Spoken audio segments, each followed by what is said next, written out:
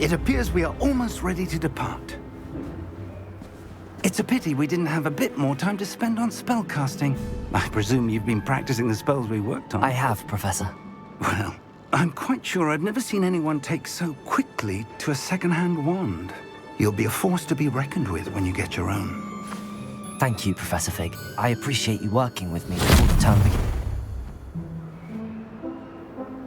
Oh, Eleazar! George, glad my rather cryptic description of our location did not thwart your finding us. I've apparated to more vaguely defined destinations than this. Though I confess I may have miscalculated slightly on my first try. Gave quite the fright to some theatre-goers in the West End. It's been much too long. When I received your owl, I must say I... Best not speak here, Eleazar. Of course. Why don't we speak en route to Hogwarts? We have a start-of-term feast and a sorting ceremony to get to. Wonderful idea! As long as your young charge here doesn't mind me tagging along. Not at all, sir. After you. Ages since I'd been to the castle. Would be good to see the old pile of rocks.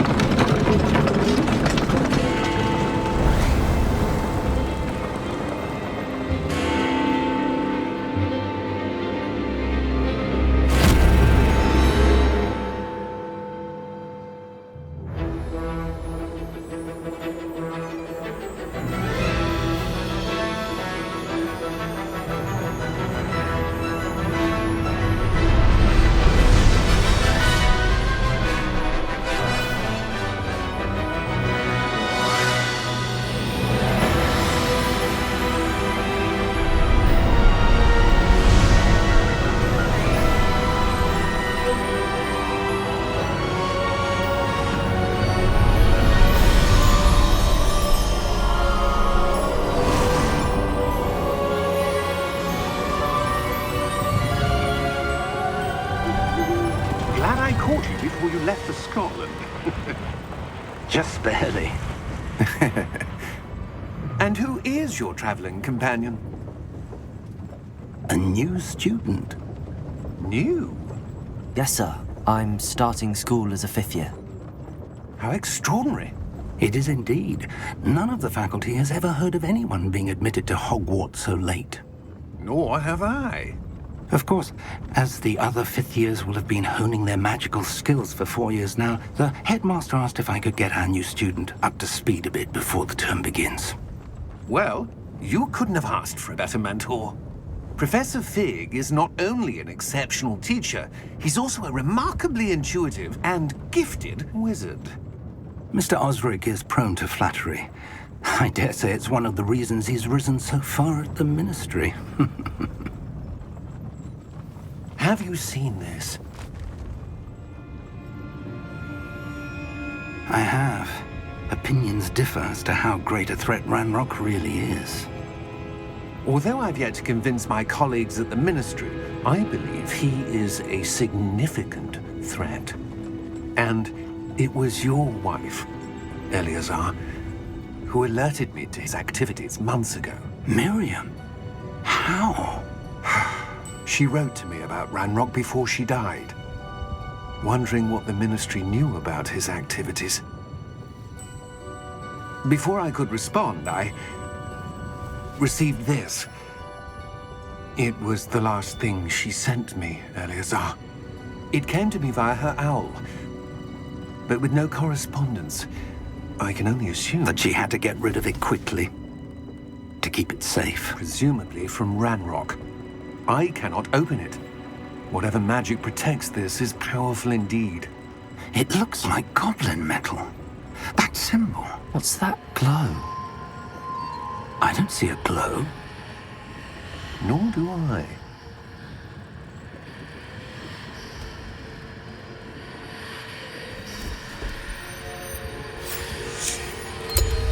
Merlin's beard. How did you... Wait! We do.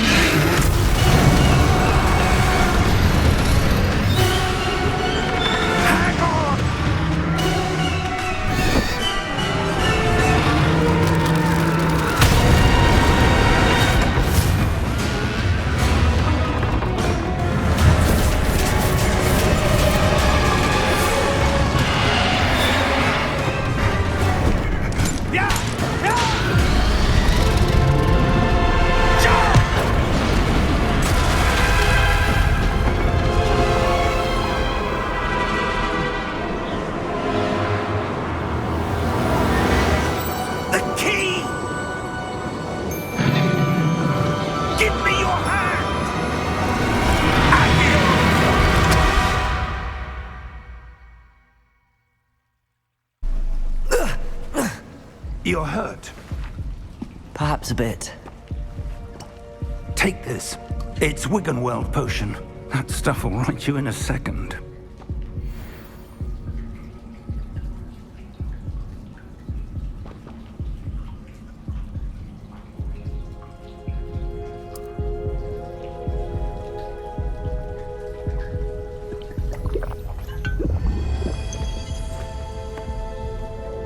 What happened?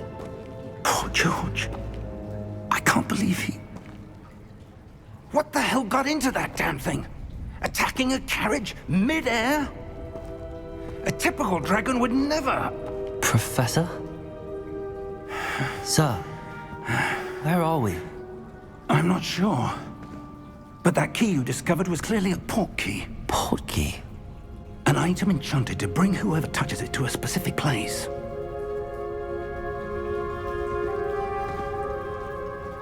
I'm feeling better, sir, if you'd like to look around a bit. I would. But stay close. We've no idea who created this port key. Or why.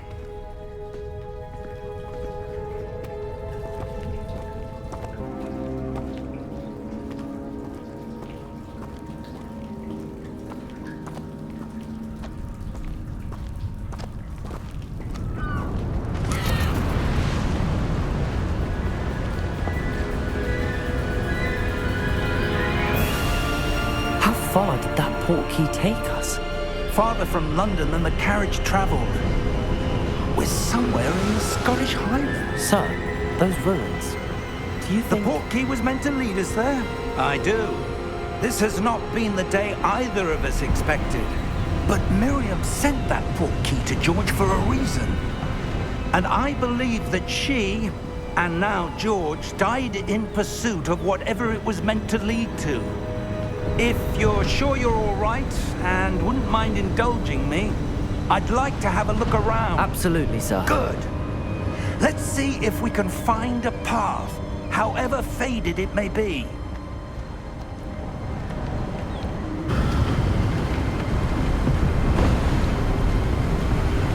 Steady yourself! Reparo!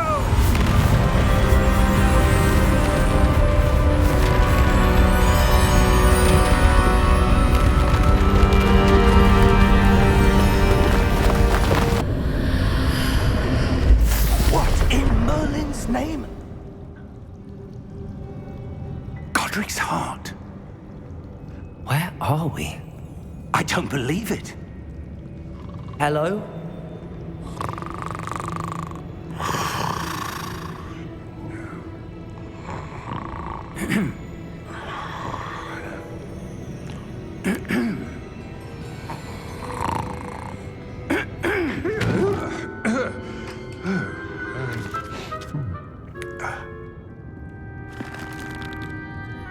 It can't be.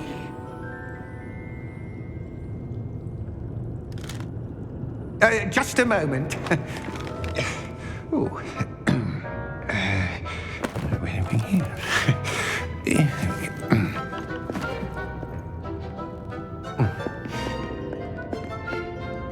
Welcome to Gringotts Wizarding Bank. Vault number 12, I presume. Precisely. The key? Your wife's port key. Oh, yes, of course. This way, then. Stay close.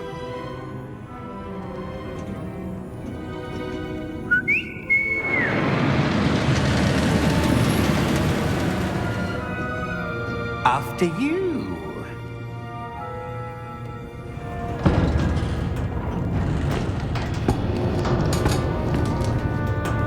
Keep your hands inside the cart if you don't wish to lose them.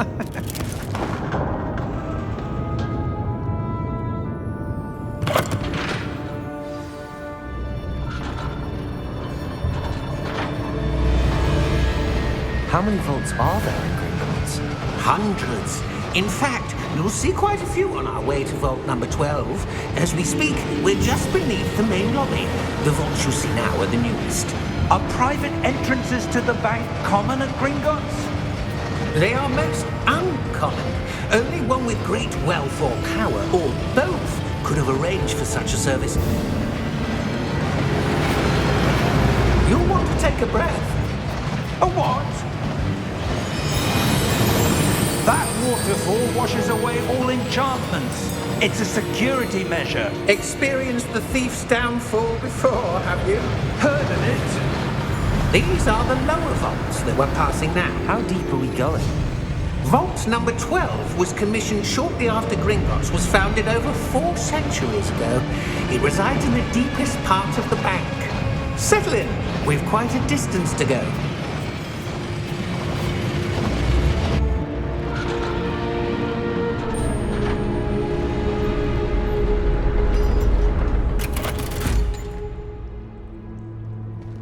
Vault number? Vault 12. Momentous day. On your way.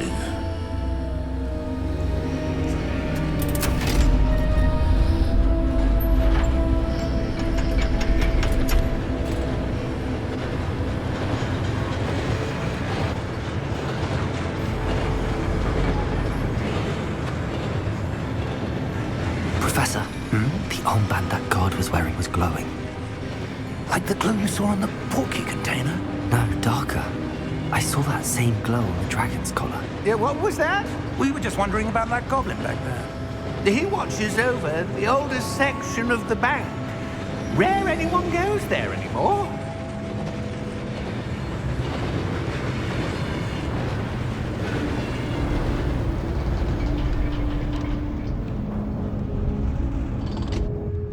Here we are.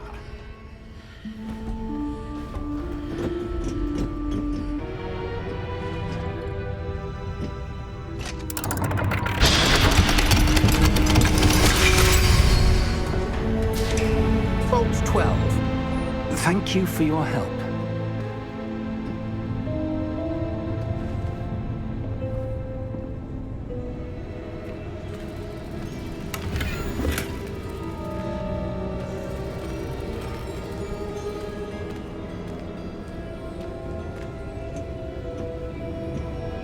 What do you suppose we should be looking for? I'm not sure. Sir, I wonder if you The might... instructions for Vault 12 indicate that I am to grant access to the holder of the key and then close the door. Wait! Best of luck. Professor? That was certainly unexpected. Let me think.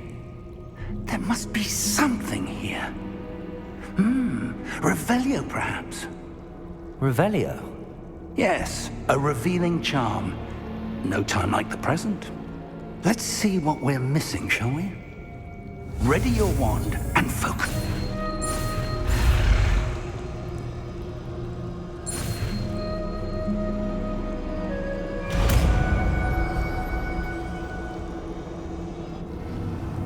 Revelio.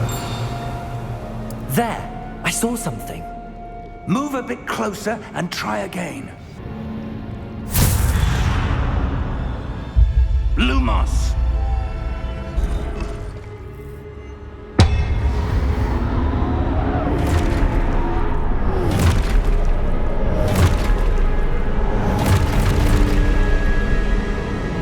Look out!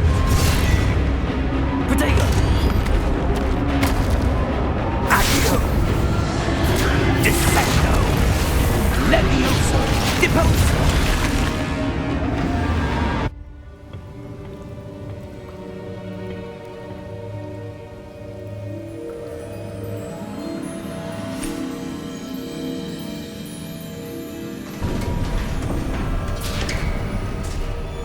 There you are.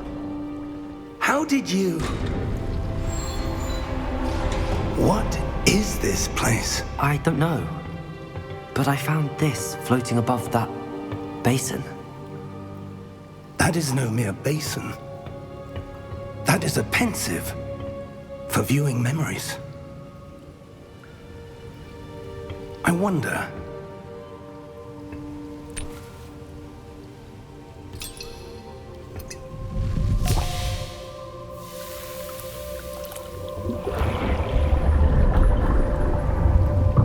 Follow my lead.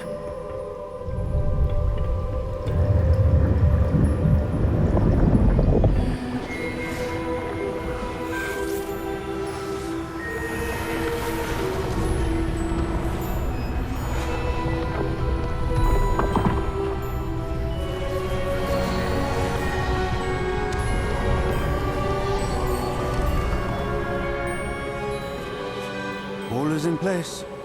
The portkey is well hidden. Perhaps too well. I wonder if the path we've created... May be impossible to follow. It will only be impossible for one who cannot see traces of ancient magic as I can. Your ability to see what others cannot will not be enough, Percival. We are entrusting the one who embarks on this path with powerful secrets, with knowledge others will do anything to obtain. Yes, and if we are correct, Charles, the witch or wizard who completes the trials will have proven themselves worthy of that knowledge, and the responsibility that accompanies it. We've done all that we can.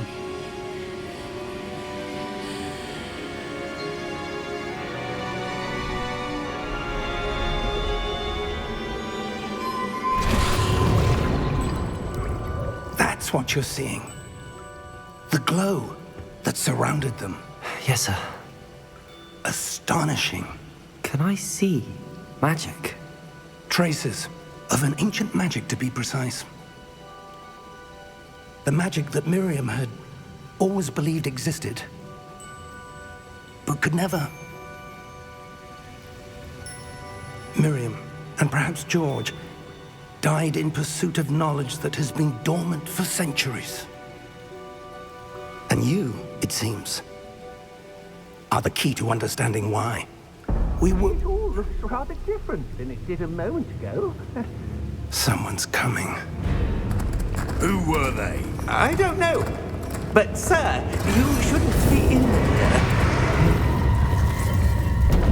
I was right. Ranrock. Seems my reputation precedes me. I was beginning to think no one was ever going to visit Rackham's vault. And why are you here? No need for that. Just give me whatever it is you found here and we can let bygones be bygones. Sir, they had the key to the vault. Choose your next words wisely. I only meant that the instructions to Vault 12 were quite clear. Sir, I must insist. I was to grant access only to one with the key, and you didn't have.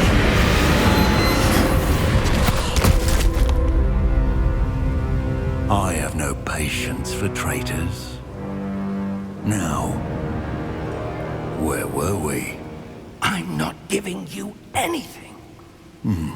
Well, perhaps your young friend here will be more helpful.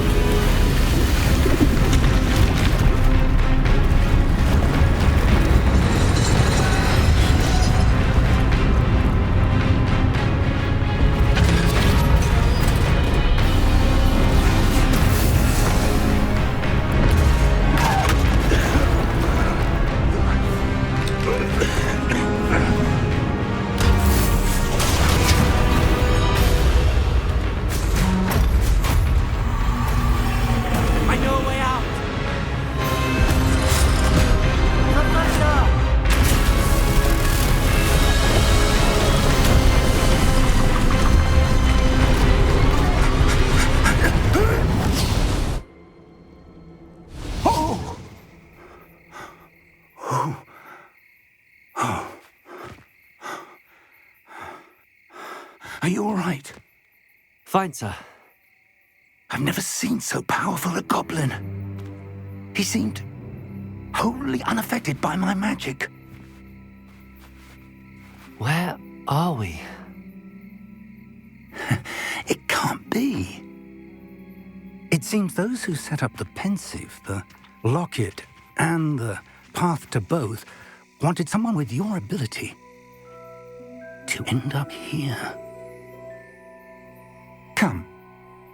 We have a sorting ceremony to get to.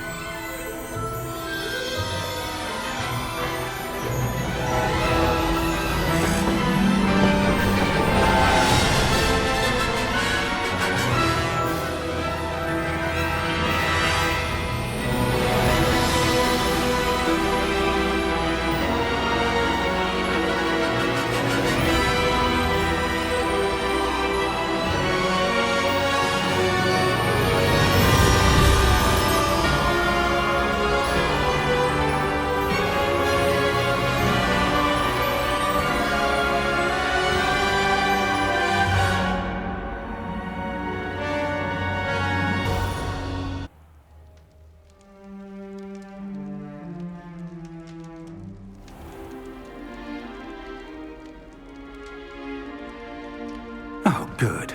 We haven't missed the sorting ceremony. I'm no expert, but that seems more appropriate. Now, I need to study this locket as soon as I can, but first I must contact the Ministry. They need to know what happened to George and be warned of Ranrock. For the moment, I ask that you keep all that's happened this evening between you and me. Of course, sir. Thank you. Ready for the sorting ceremony?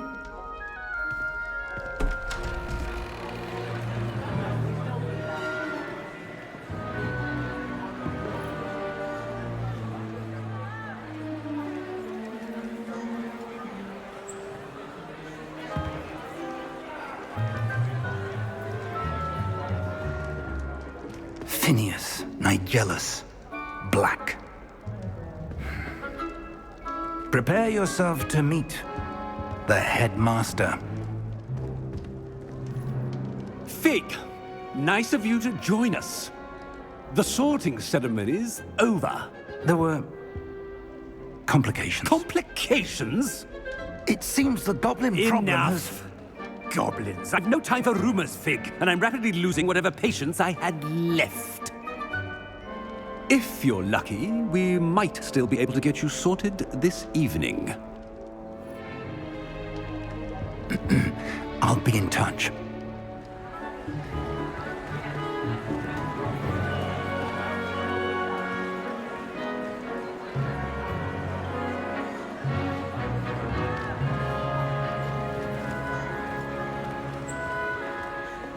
Professor Weasley, we've one more to be sorted. Welcome. You're just in time. Have a seat.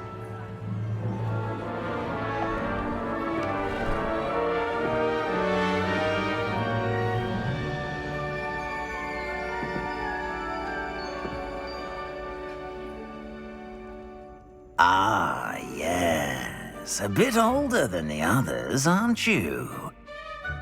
You come here with preferences and preconceptions. Certain expectations. I'm looking forward to exploring Hogwarts and the world beyond the castle and grounds. Indeed. Much can be gleaned by having an adventurous spirit, but your professors have a great deal to teach you as well. I wonder... I detect something in you. A certain sense of... what is it? A sense of loyalty? I believe myself to be a true friend. I know I value that trait in others. You do not give up easily, do you? you're undaunted by challenges that lie ahead, and your loyalty to a friend delayed your arrival here this evening. Perhaps you belong in Hufflepuff.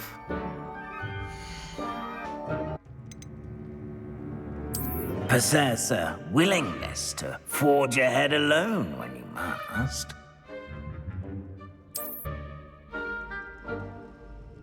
Better be Gryffindor!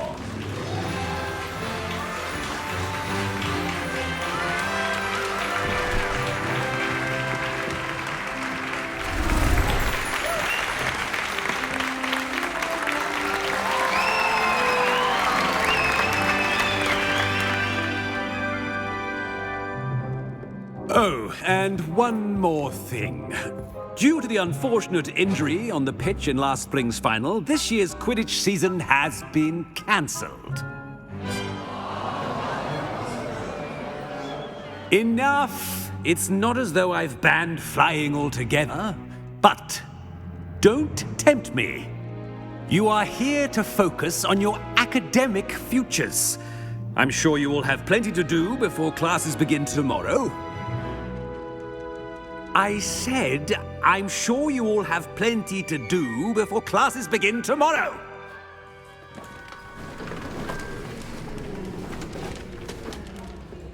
Quite an entrance. It's lovely to meet you. Professor Weasley, would you be so kind as to show our new student to their common room? I shall see to it, sir. As I was saying, I'm Professor Weasley. Pleased to meet you. Nice to meet you as well, Professor. As Deputy Headmistress, it is my distinct honor to show you to your common room. Right this way.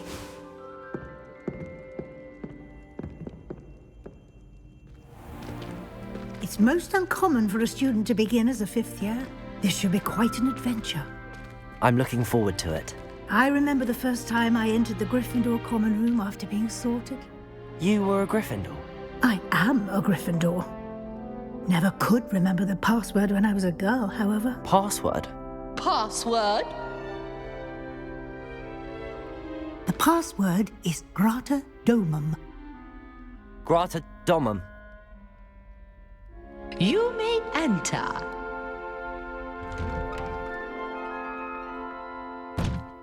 Well done. Now, go on in and get some sleep. You have a big day ahead of you tomorrow. I shall be back in the morning to collect you for your first class. Thank you, Professor Weasley. You're welcome. I hope you enjoy your first night at Hogwarts. Sleep well.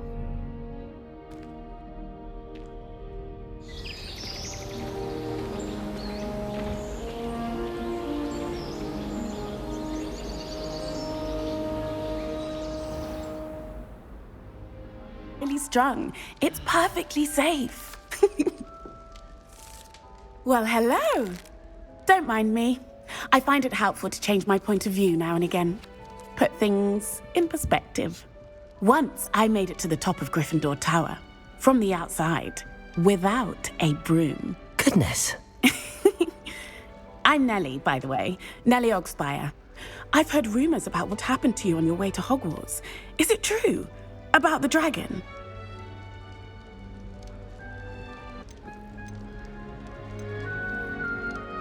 Yes, our carriage was attacked by a dragon. Crikey!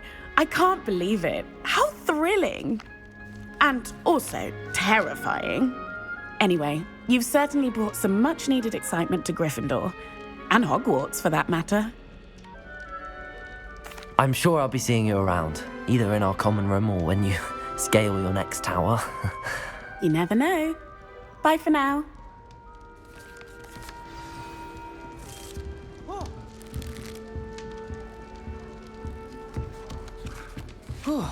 It'll be the next butterbeer. Sure you don't want to try it? Brewed it myself. Hello, you're the new fifth year. Pleased to meet you. I'm Gareth Weasley. Heard about your travels here. Can't believe it. Glad you and Fig are all right. Is it true that someone from the Ministry was with you in the carriage? Oh, yes. A friend of Professor Fig's.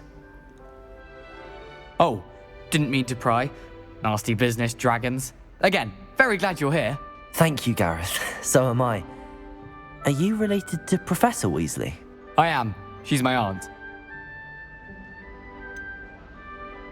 Does having your aunt here make things difficult? More than you'd think. Most people assume I can't get into trouble or be given detention. But they're wrong. Aunt Matilda tends to treat me as if I'm a first year, keeps too close an eye on me. It's all a bit suffocating, to be honest. Still, she means well, and she's an incredibly powerful witch. She'll have your back. Well, it was nice meeting you, Gareth, and thank you for the insights on your aunt. Pleasure to meet you as well. Good luck today. Yeah.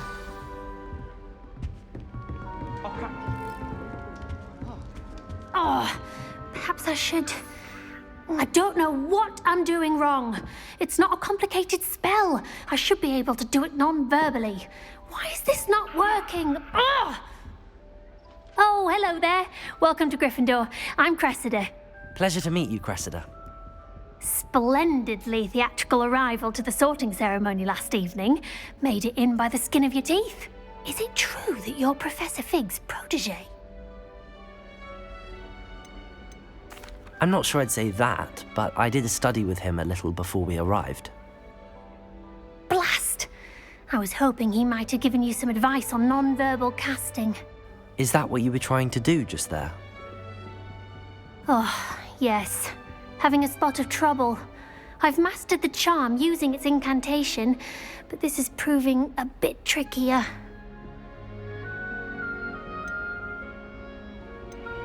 I'd say your wand work could be a bit more fluid.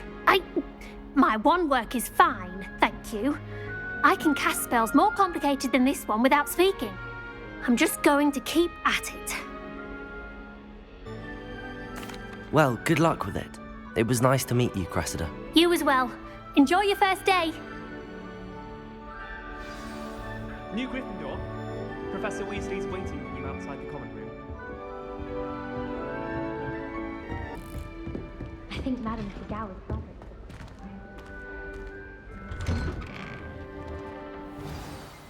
Good morning. I trust you're ready for your first day at Hogwarts? I've been dreaming of this day for a long time. Can't believe I'm here. Well, you are here. Make the most of it. You only have one first day at Hogwarts. Now, in light of your unique situation, joining us as a fifth year, you'll need to catch up with your classmates and not fall behind. Especially as you'll be expected to complete your OWLs at the end of the year. OWLs?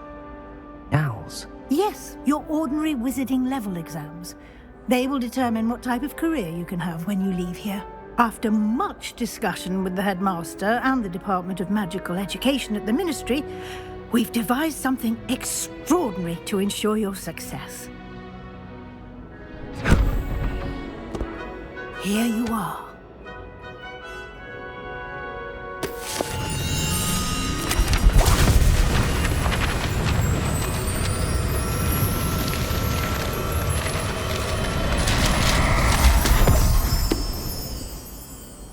What is it? It is a wizard's field guide.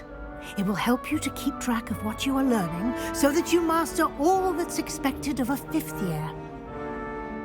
You would be wise to take full advantage of this exceptionally valuable resource.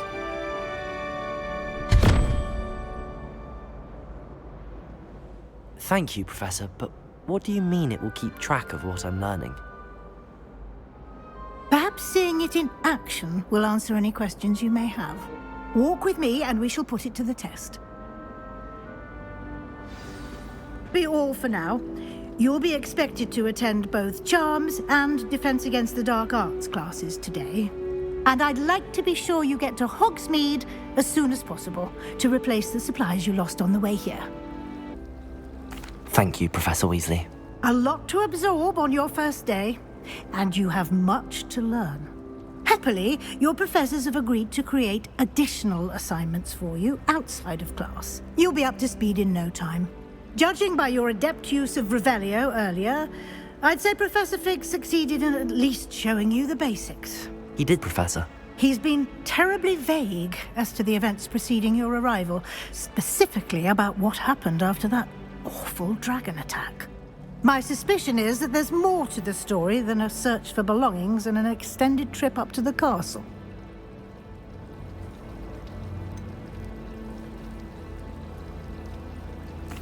I'm sorry, Professor, but I'm afraid that's all there is to it. Almost precisely what Professor Fig said. Speak of the devil, Professor Fig. Your ears must have been burning. Oh? Yes. You seem to have provided our new fifth year with a solid foundation in the basics of spellcasting. Ah, I'm afraid I can't take all the credit there, Professor. They've a rare aptitude for magic, it seems. Well, I'm just glad you both arrived in one piece. Perfectly good boats and carriages to Hogwarts, and you chose to fly in the path of a dragon. I wouldn't say I chose the dragon's path, Professor. Rather unfortunately, it would seem that it chose us. Very well. Enough chit-chat. I need to get to class myself. Might I rely on you, Professor Fig, to explain the details of the field guide's map? Of course. Thank you. Good luck today. And remember to use your field guide. It will be invaluable to you. And invaluable to me, as I'll be using it to keep up to date on your progress. Yes, Professor. Come and find me in my classroom after you've attended both classes today, and I'll explain more about those assignments I mentioned. And we'll see if we can't get you to Hogsmeade for those supplies. It's good to see you, Professor. And you. I was hoping our paths would cross today, before you immersed yourself in studies. Did I hear you masterfully evade Professor Weasley's interrogation regarding our late arrival? I did try to evade her questions, though I feel a little deceptive. That said, I'm fairly certain she suspects that we're not being entirely forthcoming. Yes, well, Professor Weasley is a brilliant and astute witch. It was right to keep the details to yourself for now. We don't know where this path we've embarked upon will lead. It may require a bit more flexibility with your time than she would approve of. And she may feel obliged to share details with the headmaster that would be better left between us. Understood, Professor. Good. Now, as capable as you are, I believe the ability you possess obliges you to be well trained. Happily, you have the benefit of an exceptionally skilled team of witches and wizards to guide you. Speaking of guides, and so that I may avoid another not-so-subtle reproof from Professor Weasley, why don't I show you the clever enchantment we included in the field guide's map? Unfold it and have a look. It's enchanted to help you find your way. This will be incredibly helpful. Thank you. Now, sounds like you've quite a day ahead, what with classes and a trip to Hogsmeade for supplies, including your own wand. You'll enjoy Mr. Ollivander. He's an exceptional craftsman and a good friend. I shall reach out when I have more information about our mysterious locket. For now, focus on your classes and pay attention. More than your owls may hinge on the magic you are able to master within these walls.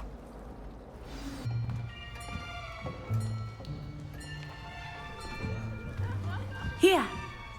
Behind you. There is an open seat here. Thank you. Hello, I am Nettie. So you are the new student. Have you met Professor Ronan yet? Shall we begin? Welcome to Year 5 of Charms. Now, this will be a crucial year in your education on the art of charm work. But I am confident that we will take hold with the passion and rigor requisite of such a challenge. Right, now, everyone, please open your textbooks to page 517. But before we begin, can anyone here tell me the difference between the incantations of the color change and growth charms? Anyone? Anyone? I am afraid it is too late to study now. My, the summer months must have really taken a toll on you all. By the looks of it, you all spent your holidays practicing Obliviate on one another. Do even remember how to perform a basic summoning charm.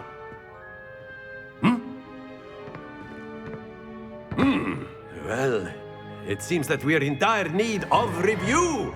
Everyone get into pairs and take positions on opposite sides of the classroom. Now let's put those textbooks to use as the blunt objects you so believe they are, and take turns summoning them out of one another's hands.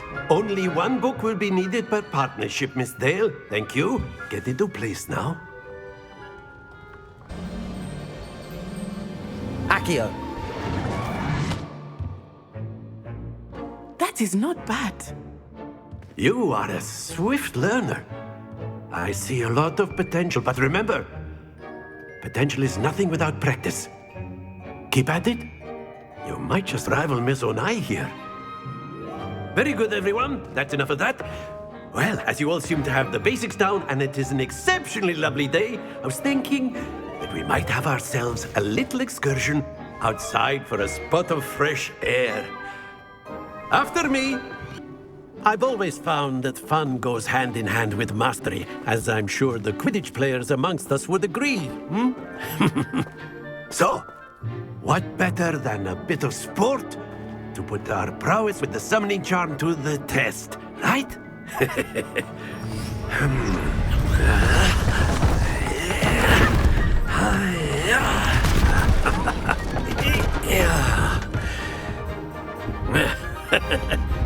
So why don't we have our newest student start us off?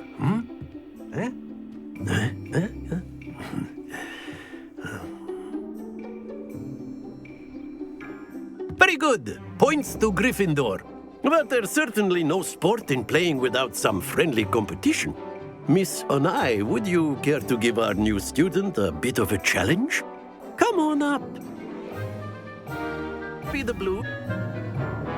Let us make this a bit more interesting, shall we?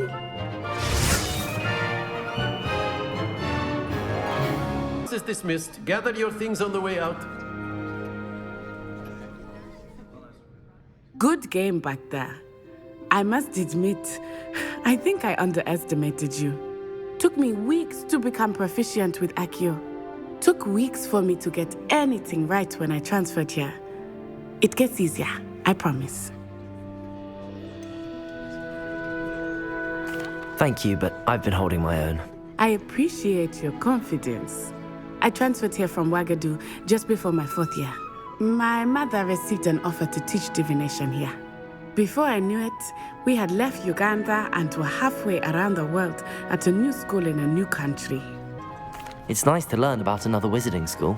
Thank you for asking. I do miss Wagadu, but I am glad to be here at Hogwarts. I think Professor Ronan wants to talk to you. Better not keep him waiting. Until next time. Of course, you can A word, use Accio if you on would. humans, if you're so inclined. You wanted to speak with me, Professor? I did. I trust your first charms lesson lived up to expectation? Well, an outdoor competition wasn't exactly the lesson I was expecting, sir. What charm is there in the expected? You did well, managing to best as gifted a student as Miss Onai. Thank you, Professor. I enjoyed the match. Miss Onai is always a fierce competitor, though I sense that she is a bit distracted of late. Now, Professor Weasley has asked that your professors give you instruction outside of the ordinary curriculum. Expect to hear from me soon regarding a special assignment that I am preparing for you.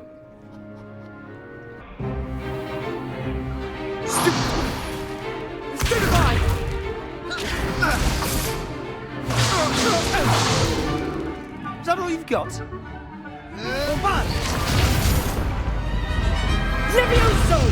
Professor Hecat! Perhaps you'd be good enough to blast each other to pieces in your own time. I get new students every year, but I only have one Hebridean black skull. It was a token from the Great Poacher Raid of 1878. No doubt you've heard of it. Now, you may be asking yourself how an old woman like me single-handedly took out the largest poacher ring in eastern Wales and lived to boast about it. Knowledge. To the wise, age matters very little. Today we will review a spell that has saved me from death at the hands of dark wizards more times than I care to remember. Levioso. Levioso? A levitation charm? Levioso! A surprised opponent is a weak opponent. Care to defend yourself, Master Pruitt? No? One thing I've learned as an unspeakable is the value of simplicity, especially in the heat of battle. Now, let's practice what we've just learned, starting with something small.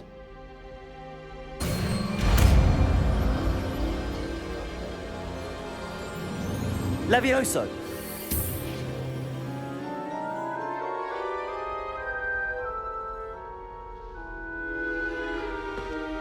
Now, let's try something a little larger.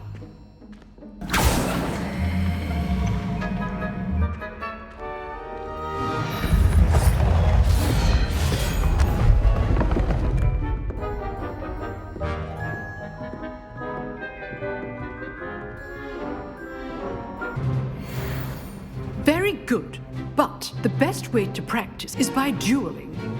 We'll start with you two. Duelists, take your marks. Time for a proper Hogwarts welcome. Now, I want a fair duel, using only Levioso, basic cast, and Protego. You may begin. Jolly lively duel. Not bad for a beginner. You give as good as you get.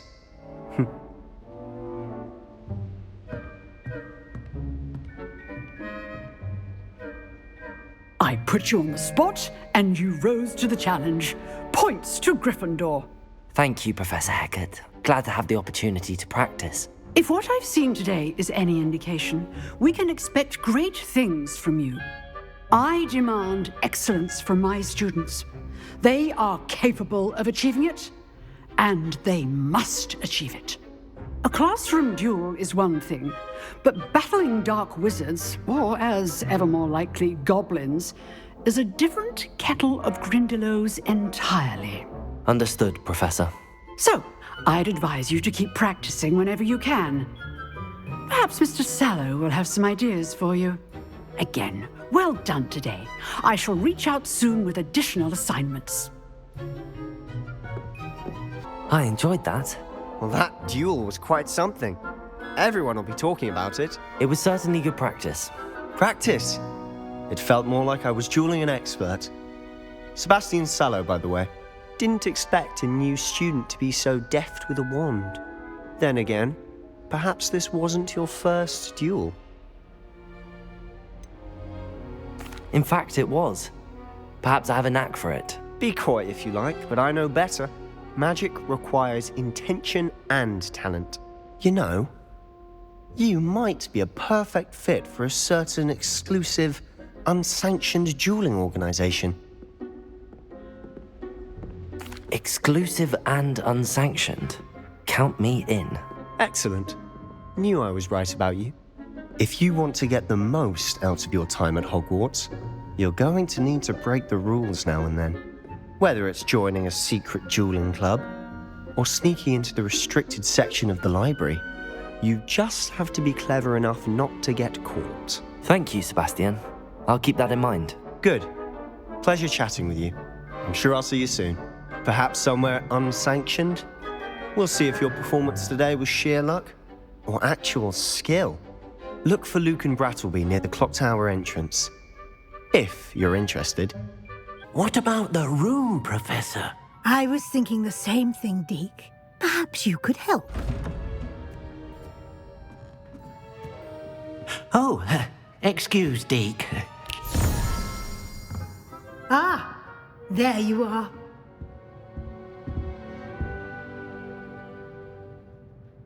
I trust your first classes went well? They did, Professor. I heard as much from Professors Hecat and Ronan. Seems Professor Fig taught you quite a bit before you arrived. I'd wager there's a good deal more to your travels here than what you've told me, isn't there? Have you and Professor Fig not discussed my training? He continues to be reticent about the details, mentioning only a few spells. Revelio, was it? And Lumos? That's correct, Professor. I see. Like trying to get a sonnet from a streeler. Regardless, you must continue to build upon what you've learned. In that regard, I've asked your professors to help hasten your progress with some extra assignments. I'm not sure I have time for extra assignments, Professor. You shall find the time.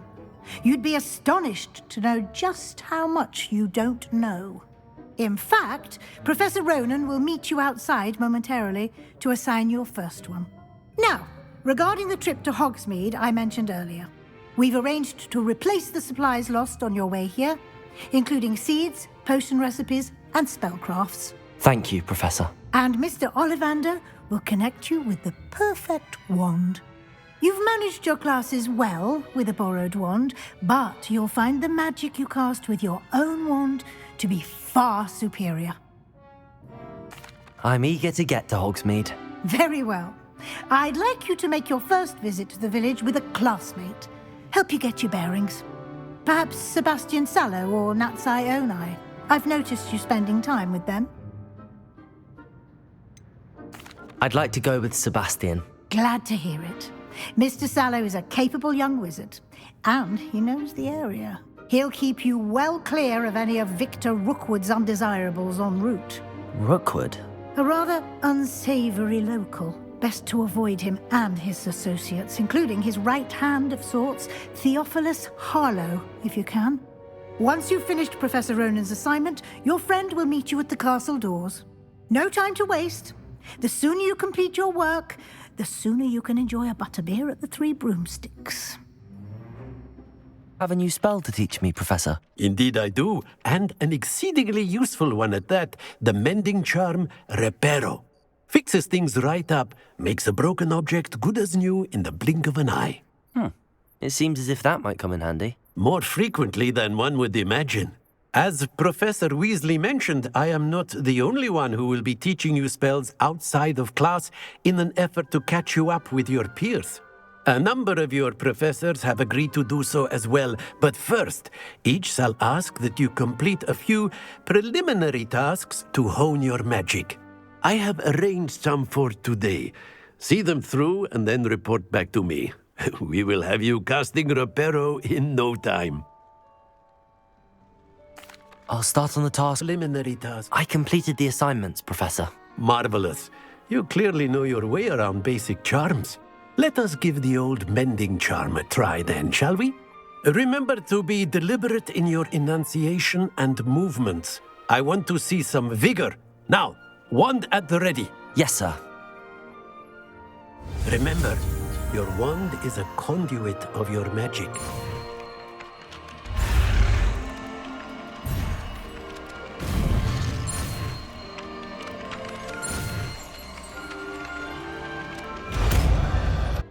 Ah, my new charge.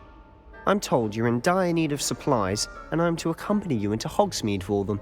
Is this your first foray into the village? It is. I haven't left the castle since I arrived. Well, I shall endeavour to be the very best of guides, then. Hogsmeade's a charming little place, self-contained too. We should be able to find you everything that you need. Shall we?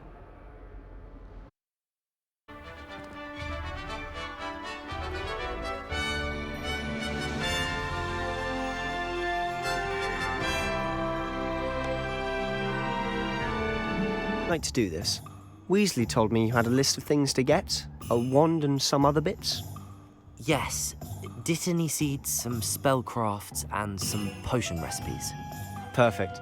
Can't wait to see what you do with the new wand. And a short list gives you plenty of time to poke around the village.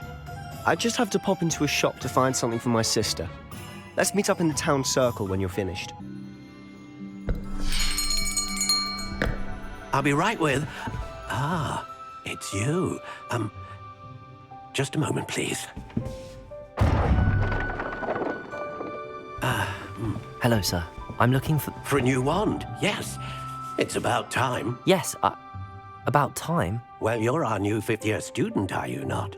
Oh, what am I saying? Of course you are. Gerbold Ollivander's the name. But of course, you'll have heard of the Ollivanders, I'm sure. Finest wand makers in the world. It's a pleasure to meet you, truly. Now, come with me. Let's find you the perfect wand, shall we? No, not you. Yes. Powerful core. 10.5 inches. You might do. Here, give this one a try. Well, go ahead, swish. How odd. Once more, come on, really swish it. Oh dear.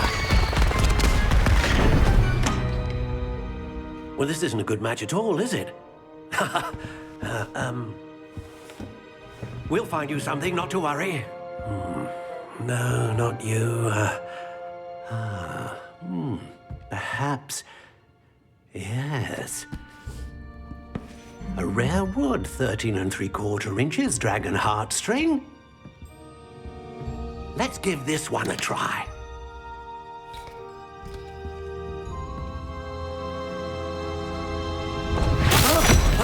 Oh, goodness.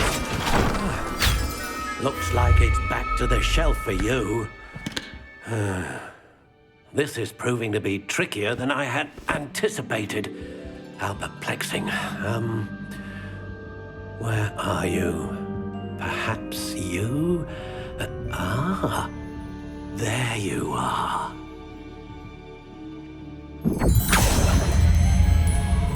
Yes, I think you might be the one. Here, take it. Think.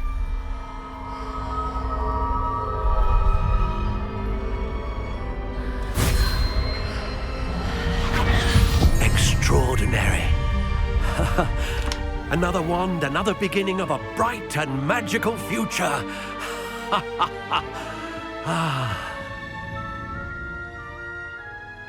Now, how did that feel? Good. Different. I sensed a sort of surge of some kind. A match.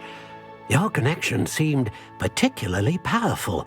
The right wand will learn from you, just as you learn from it. I'm eager to try it out. I would imagine so. A wand with a dragon heartstring core is capable of dazzling magic. And the bond between you and your wand should only grow stronger. Do not be surprised at your new wand's ability to perceive your intentions, particularly in a moment of need. That sounds wonderful, Mr. Ollivander. I'll let you get to it. Do come and see me again if ever I can be of further assistance. Pardon me, sir. I'm here for the spellcrafts Professor Weasley ordered. Matilda's student. I thought I might be seeing you soon.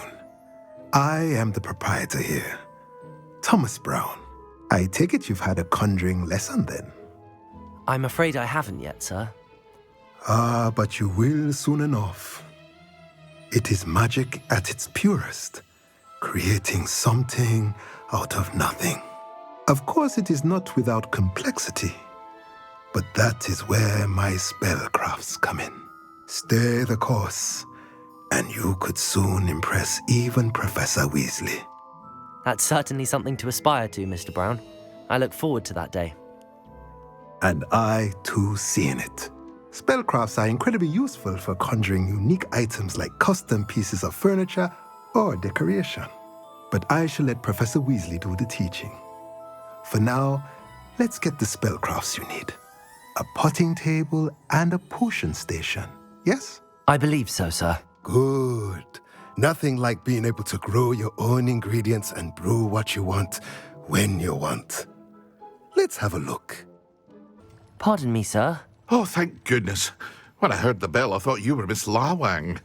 Not that she deigns to come here. Though I don't believe I've seen your face here before, either. It's my first time in Hogsmeade, actually. Is it really? Well, Parry Pippin at your service. And this is J. Pippin's Potions. Potions for all ailments. You'll have read it on the sign, of course, but Grandfather always made me say it in full. How may I help you today? Professor Weasley sent me to collect some recipes. I'm new at Hogwarts. You're the student she sent the owl about. I set your things aside immediately. I suspected if you're anything like I was at your age, you'd want your potion supplies. Is it not the most fascinating art, potion making? Rivals anything you can do with a wand, I've always said. Are potions really that versatile? They may not be as showy as spellwork, but make no mistake, they are just as powerful. They can heal, destroy, protect. You'll discover all of this soon enough. As it's your first time in, I should mention that it's not just potion recipes I sell. I also offer ready-made drafts for all manner of uses, and I unveil new ones from time to time. Pop in when you can so you don't miss out on anything. But for now, let's get you those recipes, shall we? Pardon me, sir. I'm here for the seeds Professor Weasley arranged for me to collect. Ah, the dittany for the new 5th year. I take it that's you, then. Merlin's beard. Starting Hogwarts as a 5th year. You must be positively reeling from it all. Not at all. I'm choosing to see it all as one big adventure. Well, bravo. Not everyone has the temperament to take things as they come. Name's Timothy Teasdale, by the way, and this is my shop, the Magic Neep. I keep the cart out here because I like a good chat. Can't very well be in the thick of things if I'm hidden away inside now, can I? I suppose not. In addition to seeds, I have plenty of plants. Grow everything myself. My speciality is potion ingredients. Even Pippin purchases from me. But what say we get you a packet of Dittany seeds? I officially have all of my supplies. Excellent. Did you get what you needed for your sister? I did. So I suppose the world is our oyster now. Let's see what else we can get up to.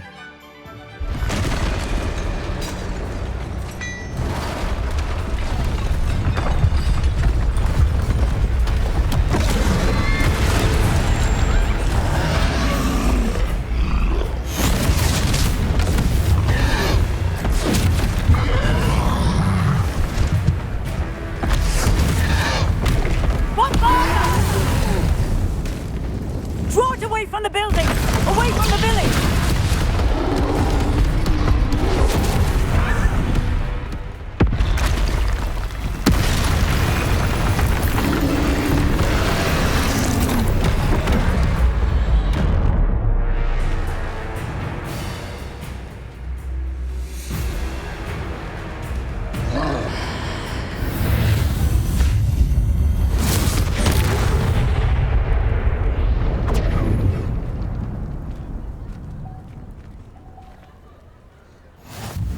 Goodness!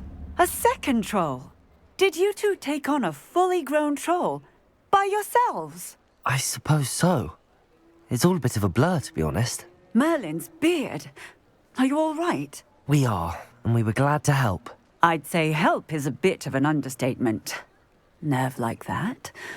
The makings of an aura, if you ask me. If you are unharmed, perhaps the two of you wouldn't mind helping me put a few things back to where they were. Of course, officer. Singer. Officer Singer. And thank you, again. Allow me to introduce myself, Augustus Hill, clothier extraordinaire. I should like to thank you for your remarkable bravery in fighting those trolls, and not to mention your help restoring Hogsmeade to its rightful state. I was happy to help. Frankly, you deserve an Order of Merlin. But I can offer you something much more useful. I own Gladrag's wizardware, and among my inventory are some unique items that afford certain protections, as it were. Life-saving protections. And as I suspect this won't be your last dangerous encounter, I'd like to give you one such set of robes, in thanks for what you did today. Thank you, Mr. Hill. That's very generous of you. It's the least I can do. Now, let's try this on for size, shall we? I'd say we've earned a butterbeer or two, wouldn't you?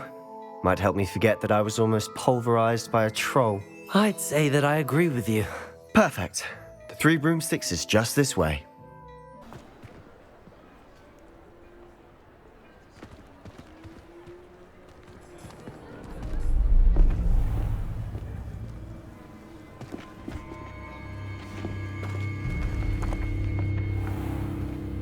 You said you could get to the child when they came to Hogsmeade. That all you needed was a distraction. I gave you a distraction. I just watched a student take down your distraction.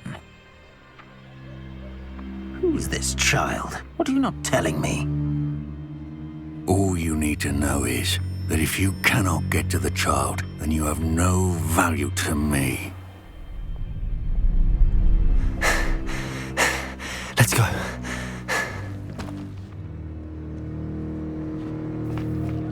Did they see us? I don't think so. What was that goblin doing with Victor Rookwood? Ranrock is working with Rookwood. The goblin from the Daily Prophet. I knew I'd seen him somewhere. Quickly, let's get inside the three broomsticks.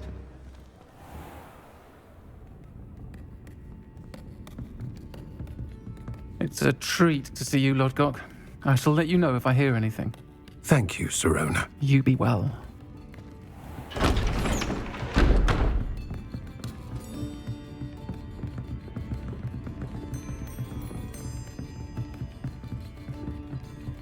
Now, what can I...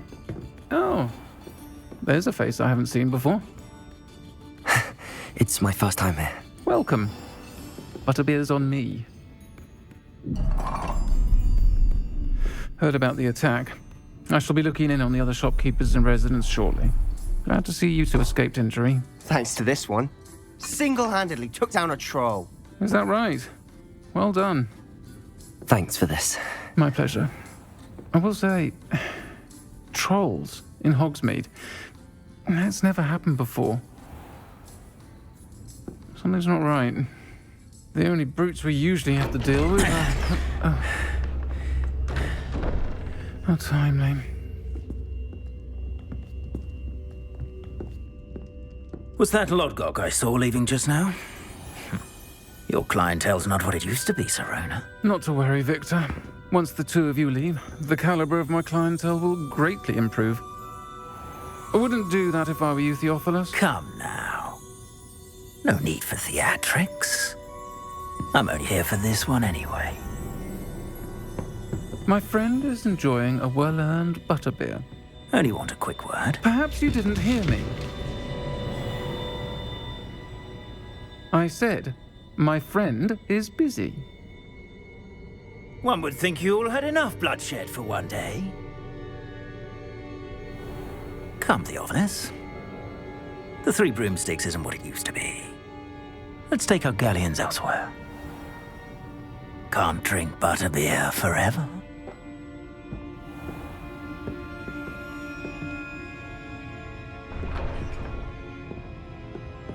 Seems you've made an unfortunate enemy. Watch your back. Rookwood and Harlow are worse than any troll you might encounter. Trolls? Ranrock and Rookwood? What are you not telling me? I promised to tell you everything, but it's perhaps best I do that later. Certainly glad Sirona was there. Told you she was one of the good ones. I can see that. She didn't seem at all intimidated by Rookwood and Harlow. I think you'll need to tell me why Victor Rookwood has you in his sights. But we can talk later. For the moment, we should return to the castle. Professor Weasley's certain to hear about the troll attack soon if she hasn't already. Don't want to risk another detention for getting back after hours. Professor, I'm glad to see you. And I you. Thank Merlin you're in one piece. I heard about the attack. Trolls in Hogsmeade? Sir, the trolls were wearing armor.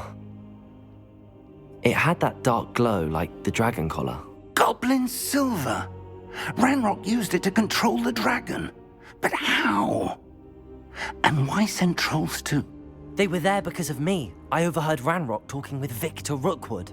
Ranrock was in Hogsmeade? With Rookwood? The trolls were Ranrock's distraction so that Rookwood could get to me. And he would have, had Sirona and the patrons at the Three Broomsticks not intervened. This is grave news indeed. If Ranrock's goblins and dark wizards are after you, they want what we found in that vault. They're after the locket. You said you discovered something in it. Yes. I discovered an inscription. When I read it aloud, this map appeared. clever enchantment. It's a map of Hogwarts, to be sure, but I do not know where it leads. It leads to the library. A restricted section, to be precise, and a bit beyond. I see traces of magic there on the map. I suspected you would see something. Shall we go? I appreciate your enthusiasm, and I'm eager to discover what we may find there as well. But if our experience at Gringotts, let alone what happened to Miriam, taught me anything, it's that the path we're on is terribly dangerous. I'd like you to work with Professor Hecat a bit before we continue. But sir, how dangerous could the library be? Perhaps we're only after a book. Perhaps we are only after a book, but we should be prepared for anything. Once you've honed your defensive magic further, come and see me. Hello, sir. You'll be pleased to know that I worked on my defensive magic with Professor Hecat. So I hear. She tells me you've taken rather well to your new wand. You must continue to work with her and your other professors to improve your skills. That said, I don't wish to postpone our visit to the library any longer. So, shall we proceed? Fig, I have work for you. Come. Headmaster, I'm with a student and my schedule Your schedule will wait indefinitely, as will your student. I would think that after all the trouble you caused me with Osric, you'd be eager to make amends. My office, 5 minutes.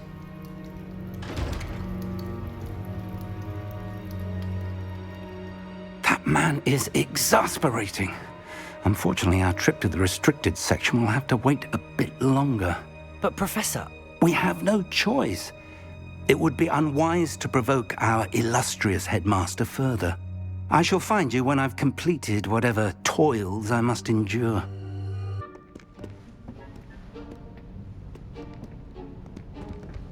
See there? That's the door we need to reach. And those annoying prefects would love nothing more than to rat on us to Scribner, so don't let them see us. Understood? I can be sneaky. Let's go. Hold on now. There's a spell you should know. The Disillusionment Charm. Good for getting places you're not supposed to be. Cast it and you'll appear as little more than a trick of the light, just as long as you keep your distance and stay quiet. You mean I'll actually be able to turn invisible? Something like that. It's not as foolproof as a cloak, but those are expensive. And spells are free. Give it a try.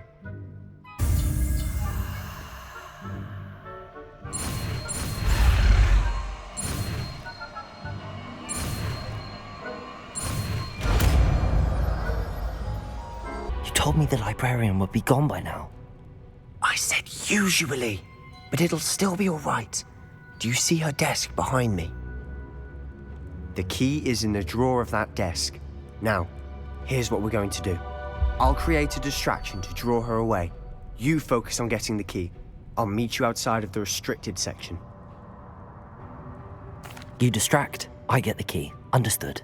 I said I'd get you in, and I always keep my word. Trust me. Who have we here? Sebastian Solo and his new little friend. Out exploring where they shouldn't be. Naughty, naughty, you'll get caughty. Peeves, don't I'm going to tell, I'm going to tell, I'm going to tell. Oh, blasted Peeves! I've got to stop him, or at least get to the librarian with a good excuse for all of this. How do I know you won't go to the librarian and blame this all on me? Why would I do that? I like having friends who are in my debt. Now go. Good luck in your search. Now, where's that damned poltergeist got to?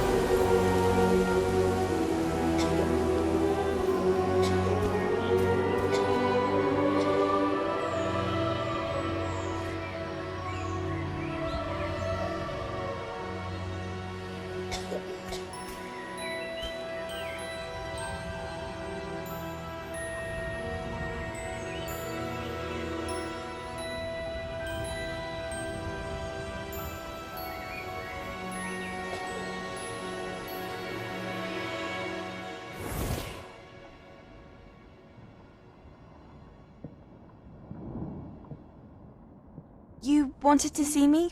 Headmistress Fitzgerald, Professor Rackham. Miss Isadora Morganach, welcome. Professor Rookwood, Professor McCaw. We understand that you are adjusting well to life at Hogwarts. I am. I am glad.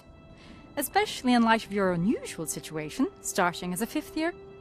As it happens, I was also admitted to Hogwarts as a 5th year.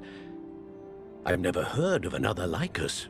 Miss Morganach, when we spoke yesterday after class, you asked about the beautiful swirls you saw years ago when we visited your hamlet. I recognized you all immediately. I cannot thank you enough for what you did. We were glad to help. And yes, I did see swirls of magic everywhere that day. My father insists it was my imagination running wild, but it was certainly real to me. It was not your imagination. Percival, Professor Rackham can see them too. But we've never known of another who could. I don't understand. What are they? The whispers or traces that appear when a particular form of ancient magic is wielded. Ancient magic? Few are capable of wielding it. Hogwarts itself is a stronghold of ancient magic. So if I can see traces of ancient magic, does that mean I can wield it too? With the proper training. But let us not get ahead of ourselves, Miss Morganach. Before I can train you to wield such magic, you must first master all that Hogwarts has to offer. A magic this powerful can do great harm in the wrong hands. It must be wielded by a select few. As such, we ask that you not speak to anyone about what we have discussed here today.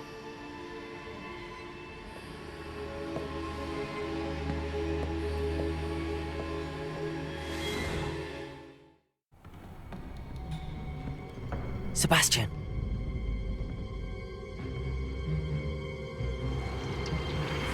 Sneaking in the restricted section again! I had thought we were through with this mischief. Clearly detentions are insufficient. I'm afraid I must take this to the headmaster. But that being said, Peeves informs me that you didn't come alone tonight. If someone has coerced you, I would have you tell me. You're a bright boy. Don't waste this. There was nobody else. I came alone. Oh, Sebastian. What will your uncle say?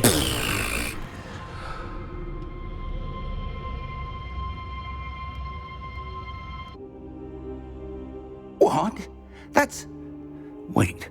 You accessed the restricted section? But how? Thinking on it, perhaps it's best you spare me the details. Fair enough. In fact, the book was below the restricted section as it appeared on the map. I want to hear everything. First, let's have a look.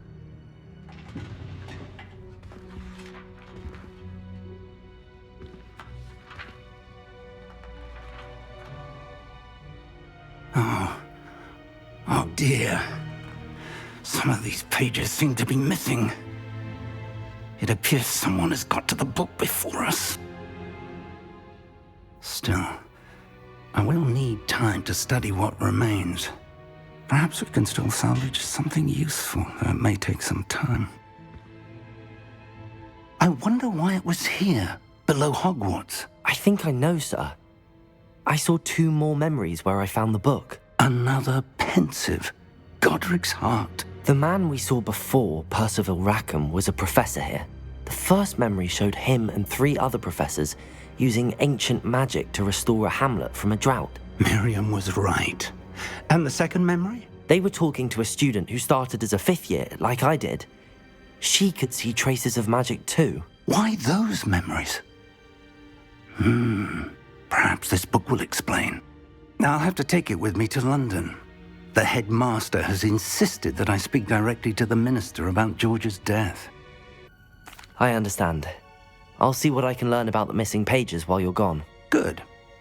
Don't neglect your studies. Your wand work is improving by the day. But you'll want to pay attention in herbology and potions. There's more to magic than spellcasting. Plenty to keep me occupied while you're gone. You've done exceptionally well. I look forward to seeing...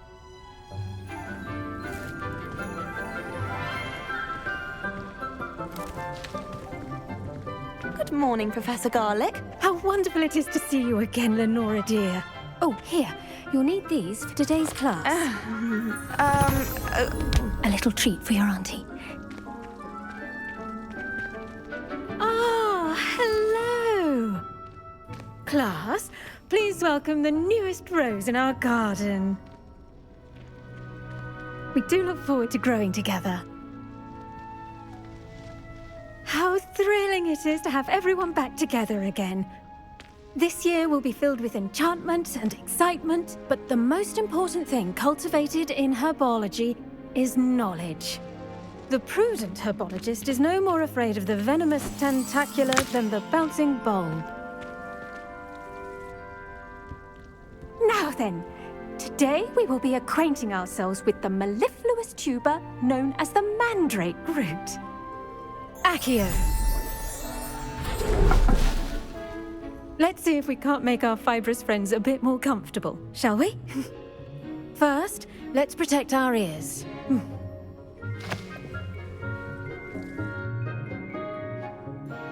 Now, everyone, grip their mandrake by the tendrils and give it a firm tug.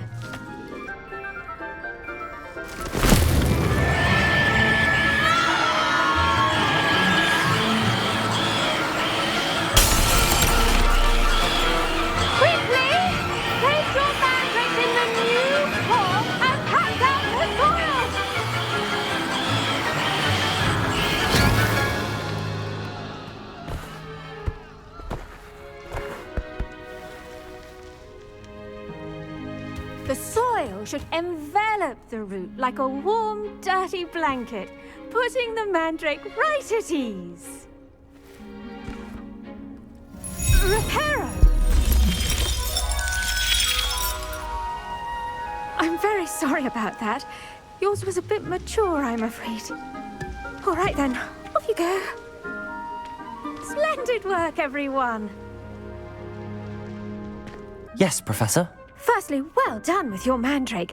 They can be rather difficult to get a grasp of.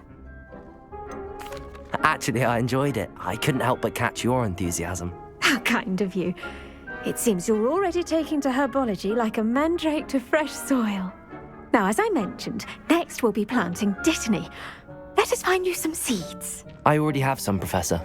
Picked them up in Hogsmeade. You visited the Magic Neep. Wonderful! A prepared student is bound to bloom. I've arranged for you to have your own potting table here in the classroom. Wasn't easy to spare one on such late notice. Plant the seeds there now, and you can return to harvest them later. Even with soil, sunlight, and a bit of magic, they will take time to grow. Once it can be harvested, your dittany will be ready to use in Wiggenweld potion. I'll let Professor Sharp tell you about that. Now, what say we branch out? Introduce you to a different sort of flora, the Chinese chomping cabbage. You'll find that some plants are better suited to uses outside of a cauldron. The cabbages do get testy without something to chew. Fortunately, I have a dummy for them to gnaw on. Be a dear and let them have a good chomping. Yes, Professor. They're in the other greenhouse. It's just at the end of the footbridge leading out of this room. Your classmate, Mr. Pruitt, has kindly offered to accompany you. Come back and see me when you're finished. Oh, and mind your fingers. They do bite. Vicious little bastards, aren't they? My kind of plants. Not like stupid booba tubers and bouncing bulbs. The kind of plants that just have your back in a fight. Not saying you can't go it alone, but, well, imagine that wasn't a dummy. Trust me, Leander. I was imagining it the entire time. You were? I mean, of course, you're, not someone to be trifled with. I see that. Dogweed and deathcap has more of them, if you're keen. Other plants too. Ones your parents wouldn't plant in the garden. You get the idea. Anyway, we probably ought to head back to class. These chomping cabbages, Professor. Remarkable plants, aren't they? I hope they weren't too much trouble. Oh, don't see any bite marks or missing digits. And good, as you do seem to be quite green-fingered. Oh, I'm eager to see your skill in the soil continue to blossom. Magical plants have so much to offer. I'm eager to learn more. I'm glad. Herbology is a bounteous subject. Tend to your garden, and it will tend to you. Huh. Well, I suppose that's everything. Do come by for a chat sometime. I so enjoy checking in with my new students.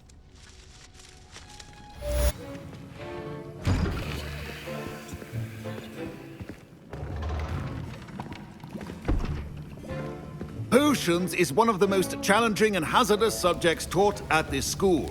As fifth years, you will be required to reach new heights of both discipline and intellect. You will begin this term by brewing a Wiggenweld potion. Mr. Takar, can you tell us why this particular potion might come in handy? Yes, Professor Sharp. The Wiggenweld potion can be used to sterilize and even heal a variety of injuries. It can heal some injuries, but not all. Points for Ravenclaw. Before today's class is completed, each of you will have brewed a Wiggenweld potion of your own. You never know when you might need it. Please begin.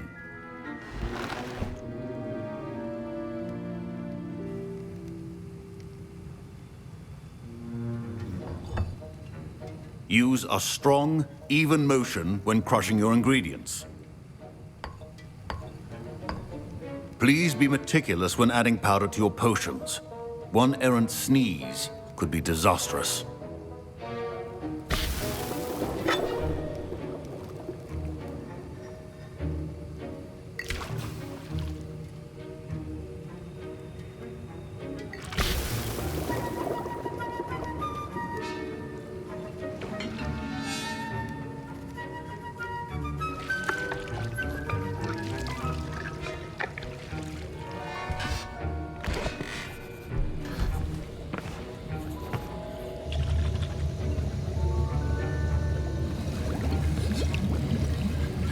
I see most of you have not forgotten how to stir.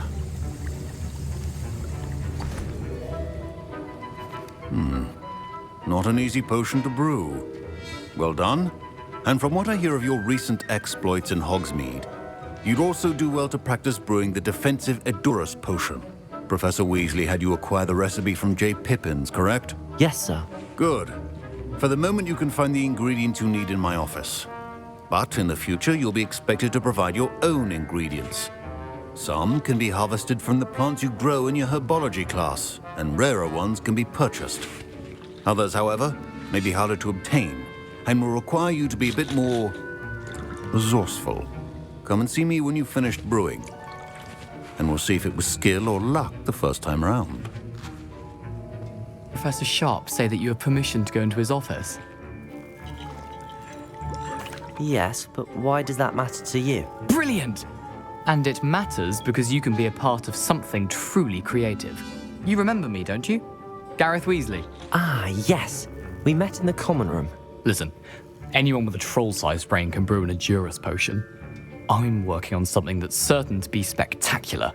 I'm just missing one tiny last ingredient that will add that extra spark. I suspect that's where I come in. You're as clever as I'd hoped. I simply need a single Fwooper feather. As you'll already be in Sharp's office with his permission, perhaps you could grab it for me. I'll get you the Fwooper feather, as long as you're certain Sharp won't miss it. I assure you he won't. Fwooper feathers aren't that valuable. Wait until you see what I'm brewing. Hurry back to me when you have that you wanted. Brilliant! Thank you! This is going to take a moment to brew. You should get back to brewing your Edurus potion, and I'll tell you when this concoction's finished. I brewed an Edurus potion as you asked, Professor. I'm surprised you had the time. You seemed rather busy helping Mr. Weasley brew chaos. I'm sorry, Professor. I was merely trying to help a friend. Taking responsibility for one's actions does go a long way with me. I shall assume that you've learnt a lesson. As for the work you did today at your own cauldron, I will say you've done well. I confess I was skeptical given the advanced nature of this class and the fact you're a new student. I'm glad I was able to meet your expectations. A rare occurrence. And you do well to remember that you're not a potions master quite yet. In addition to having a solid grasp of how to combine various ingredients, you should gain an understanding of the ingredients themselves.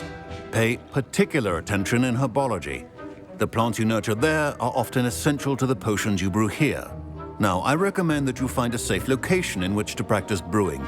You cannot leave a hot cauldron simply anywhere. Hello, Natty. How are you? I'm well, thank you. I was there, and I saw what happened with Rookwood and Harlow at the Three Broomsticks. I have been worried about you. I'm all right at the moment. If you don't mind my asking, why were they looking for you?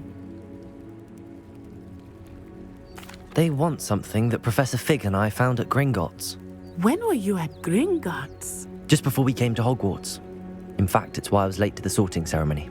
A portkey brought us there after the dragon attacked our carriage. What on earth? There's one more thing.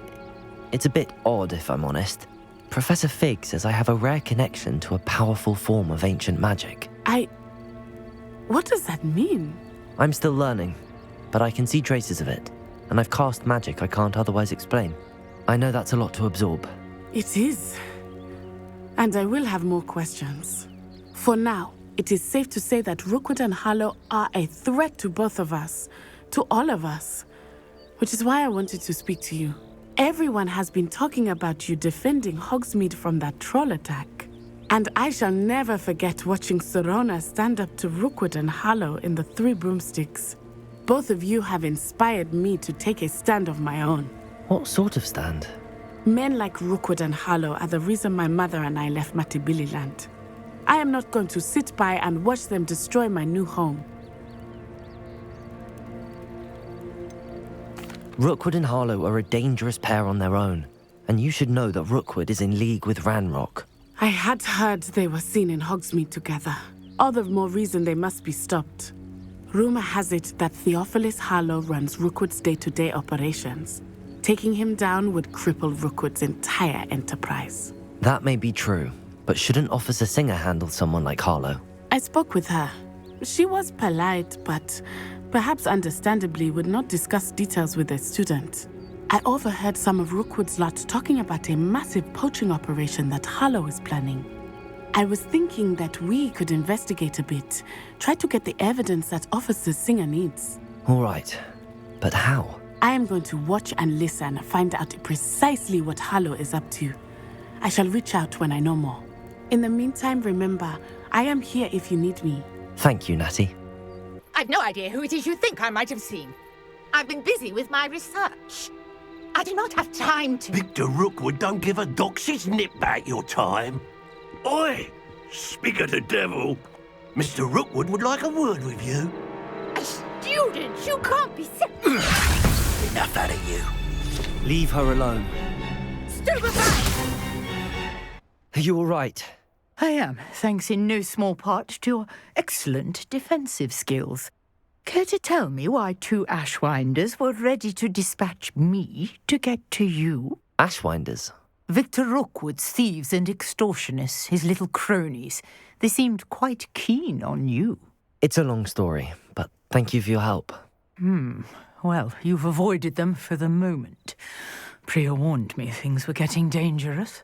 Best get moving on my research before they return. You're a researcher? Nora Treadwell at your service, historian and archaeologist specializing in Merlin's work and life. I thought that Merlin and the tales about King Arthur's court were a myth. Mere myth. You're lucky Sir Cadogan didn't hear you. Chatters on endlessly about his connection to Merlin from his portrait at Hogwarts. Merlin attended Hogwarts, you know, and I'm studying some curious fixtures he left here centuries ago. Fixtures? These vine-covered pillars, dozens of them, all around the area. I've taken to calling them the Trials of Merlin. I believe he created them as a diversion for his fellow Slytherins. He was terribly fond of puzzles and enigmas. I'm not sure old vine-covered pillars are worth studying. Well, I think anything concerning Merlin is worth pursuing, and I shall have you know No one has yet managed to figure out how they work. But I believe I have just unlocked a crucial clue. I suspect that mallowsweet is an important component in getting the trials to work. Mallowsweet? Versatile herb. Merlin repeatedly mentioned it in his writings. I had just arrived to test my theory when I was so rudely interrupted. You see, each swirl in Merlin's writing has a symbol in the centre. That started me thinking, what if... The mallowsweet is meant to be placed at the centre of the symbols. Precisely. Would you care to do the honours? We can see what comes of our little hypothesis.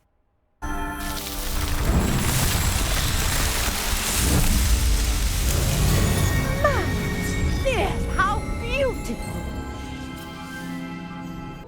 I take it we can call that a success?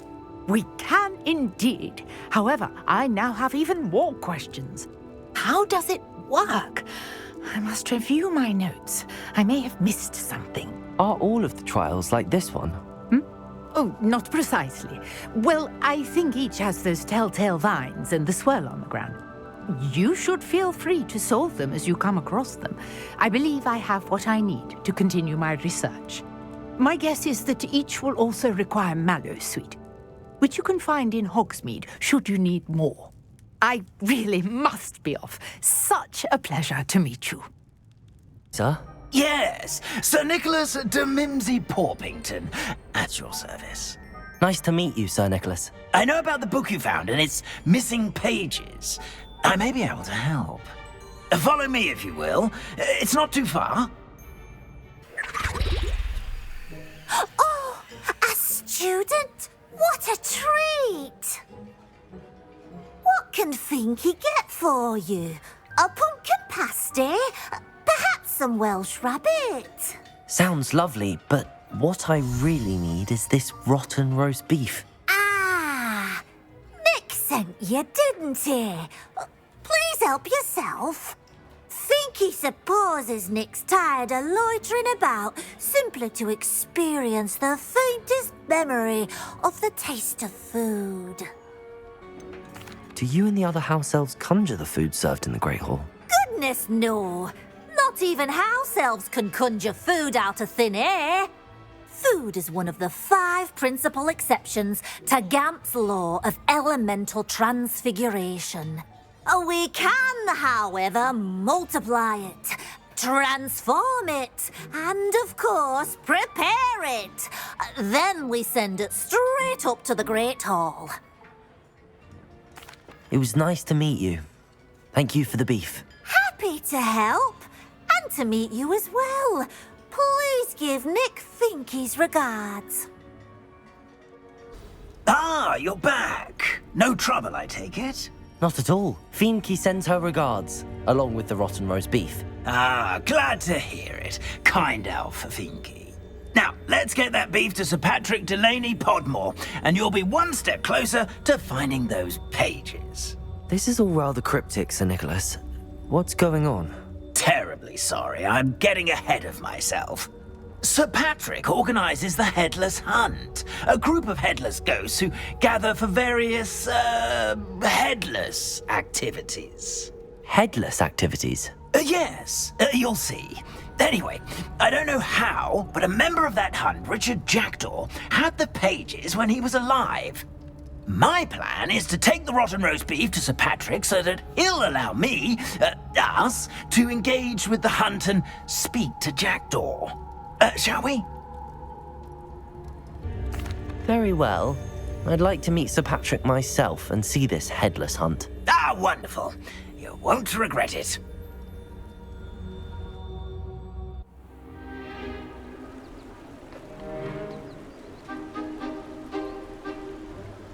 Do stay behind me. It's Sir Patrick we want. Oi, Nesta, look who's here. What have we told you, nearly headless Nick? Hello, Sir Ramsed. Do let us pass. We've brought a little something for Sir Patrick. Probably come to try to beg his way in again.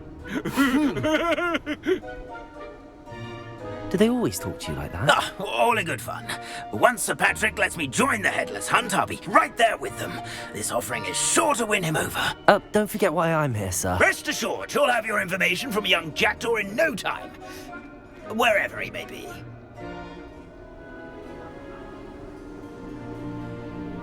What I'd give for a flagon of mead or a nice leg of lamb right about now.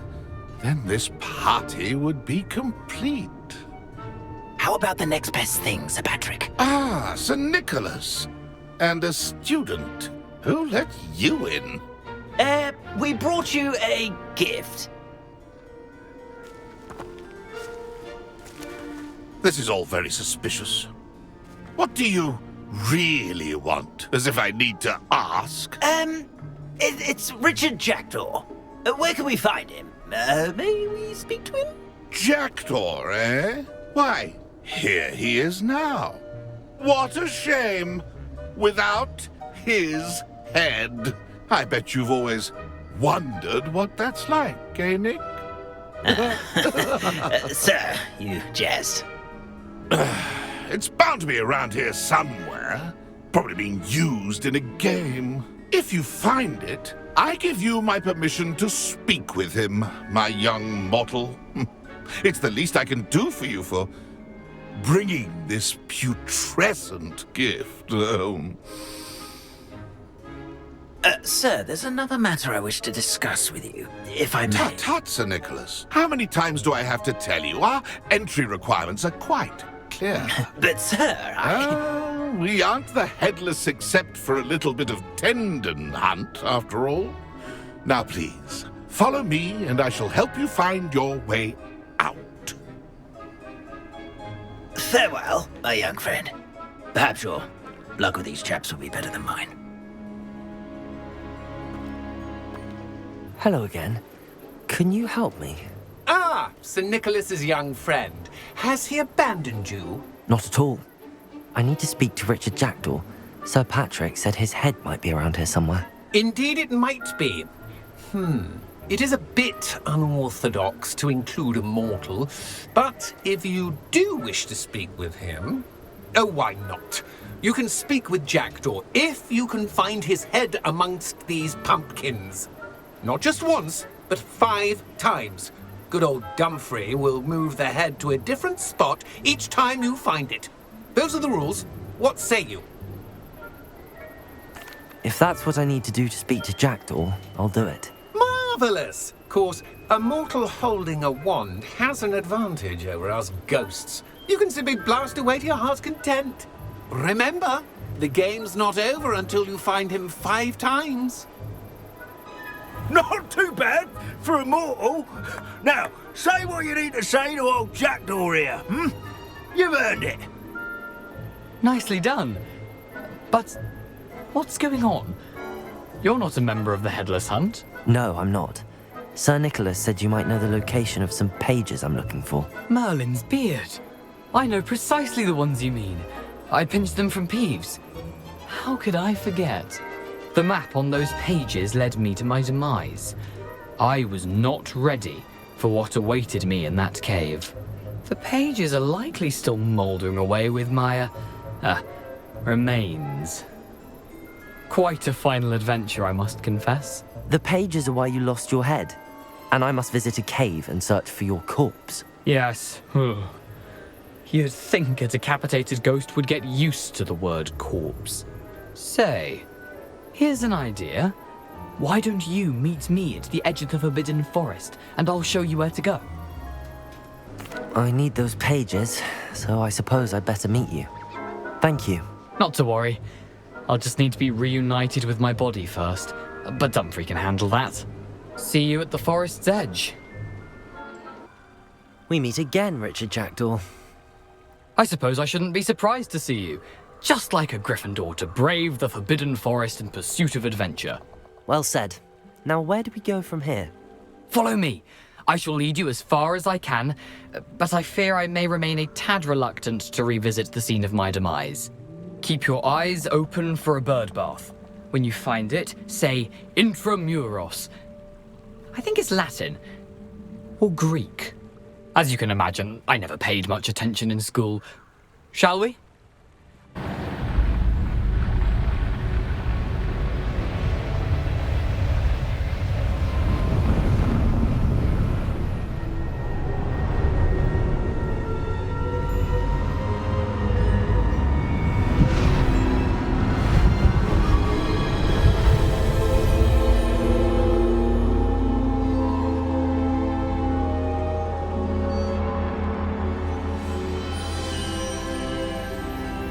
Can it be?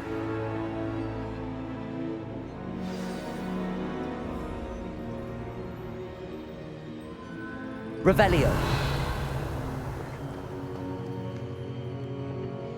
It's you. Has someone finally found our map chamber? I recognize you from the Pensives. You're Professor Rackham. I am indeed. I must confess that I am surprised to see someone so young standing before me. I'm the same age that you and Isadora Morganach were when you started at Hogwarts. You've paid attention, and might I presume you share our ability? To see traces of ancient magic? Yes, sir, I do.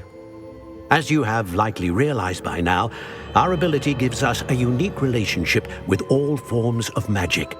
We can access expressions of magic that few others can.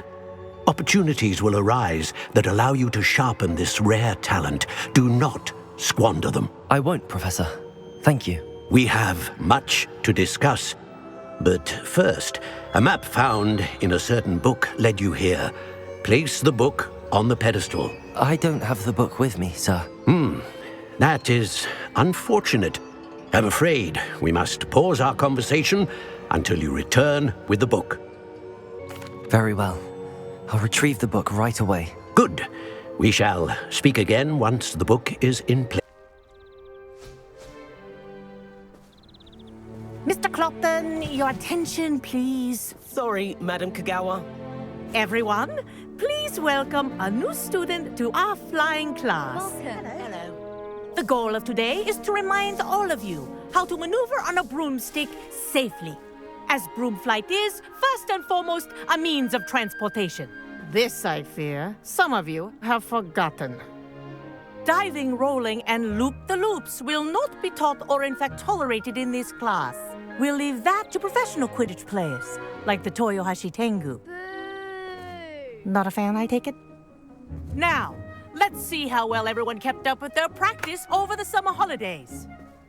For those who need a refresher, step up to your broom, say up firmly and clearly, then kick your leg over and rest your weight on the seat. Up!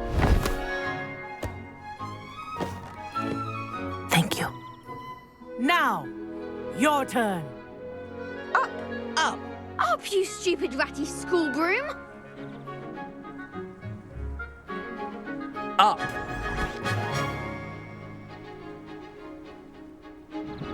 One leg over, so there's a leg on each side. None of that side saddle nonsense. A gust of wind will throw you right off.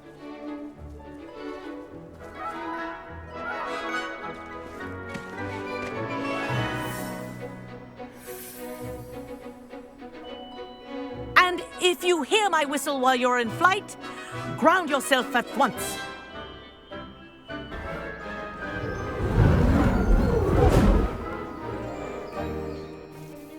I say, I watched you fly through those rings. You seem to handle yourself on that dusty school broom well enough. I'd imagine you're ready for something a bit more challenging. But I'm getting ahead of myself. We haven't properly met. I'm Everett Clopton. Am I right in suspecting that a Gryffindor like you might be interested in a high-flying adventure? Kagawa seems strict. I wouldn't want to get into trouble. Kagawa won't even notice. Besides, a bird doesn't learn how to fly by staying in the nest. Follow me. And where have you two been? Oh, hello, Professor. We were trying to get a bit of extra practice in. Hefty points will be taken from each of you for not following my instructions. Mr. Clopton, I'm disappointed in you. You're in this class because you're still not showing yourself, or frankly, your broom the proper respect. But, Professor... Enough. Class is finished for the day.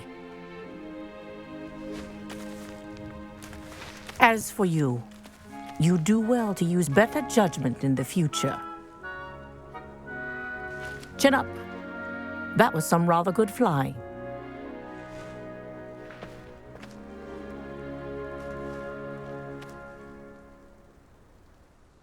Sorry about that business with Kagawa, but you have to admit, those views were worth it.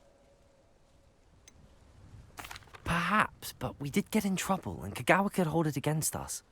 Rotten luck, that. I didn't think she'd see us. But it's no matter. You seem at home on a broom. Bet if you had a fancy model, you could fly laps around Imelda. She's Kagawa's favorite. I could show her a thing or two if I had my own broom. Hate having to return the school broom after class. Perhaps I have to purchase a broom then? If you can, you should. Wish I could. I recommend visiting Albie Weeks at Spintwitches in Hogsmeade. He's always looking to test new models. I'll keep an eye out for you in the sky.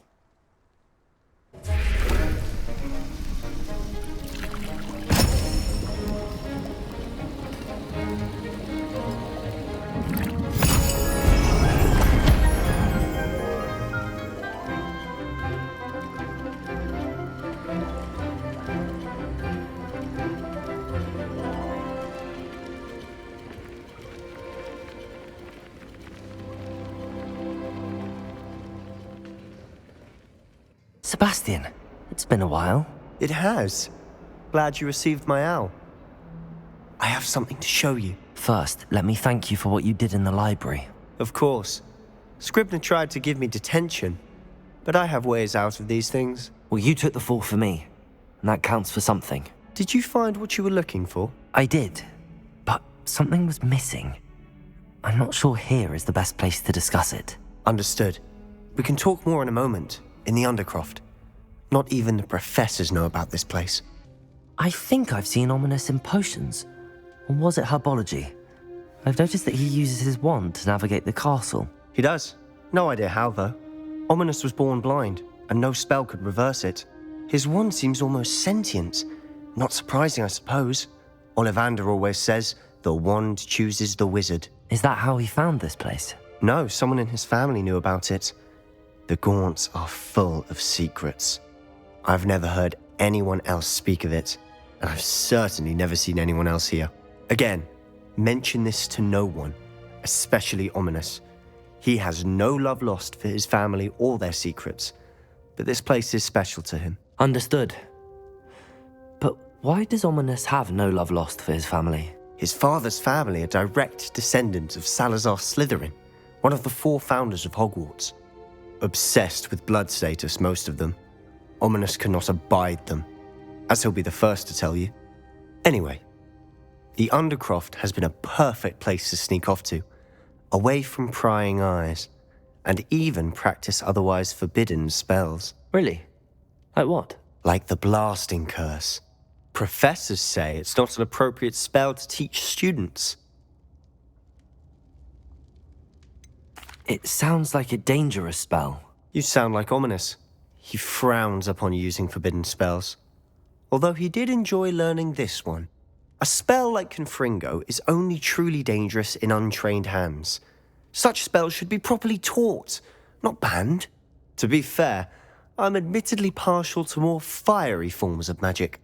But you should learn it. I can teach it to you safely here. I have to say, I enjoyed that. The first time Ominous and I practiced Confringo, we singed our eyebrows. I would have paid to see that. I swore we'd never live it down. To this day, there's something about that spell that's addictive.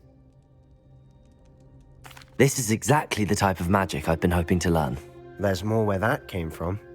Been practicing similar spells here for ages.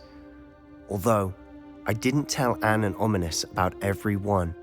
Haven't been here in some time. It's not the same without Anne. I'm sorry about your sister. If there's anything I can do... Perhaps when I next head to Feldcroft, you could come along. Meet Anne. She could use some cheering up. Just let me know when and I'll meet you. Oh, she misses Hogwarts.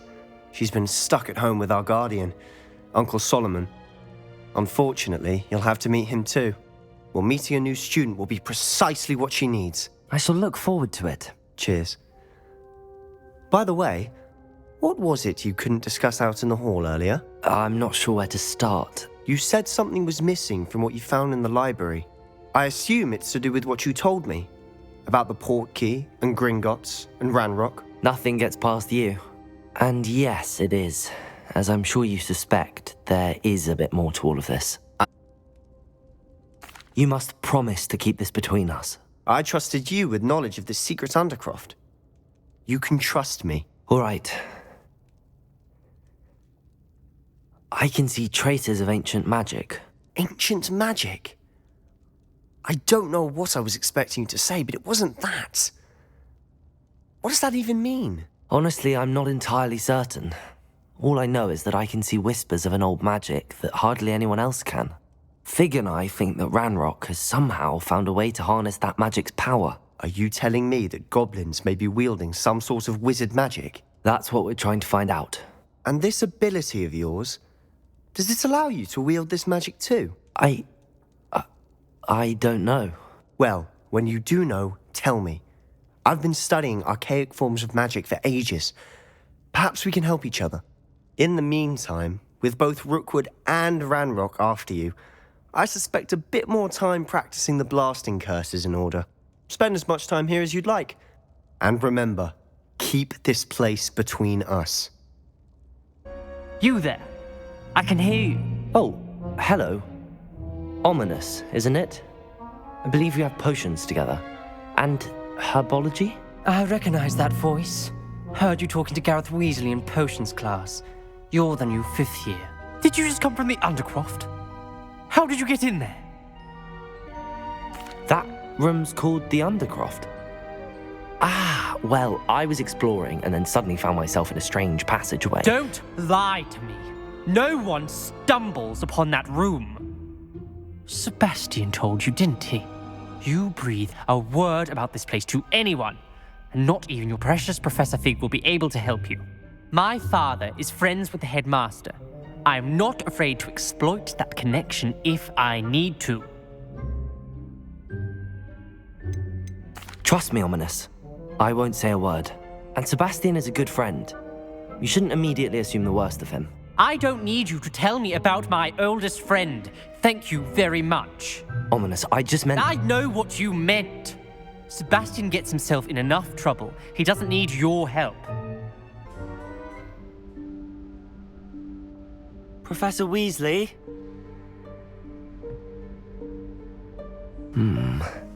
Somewhere away from prying eyes.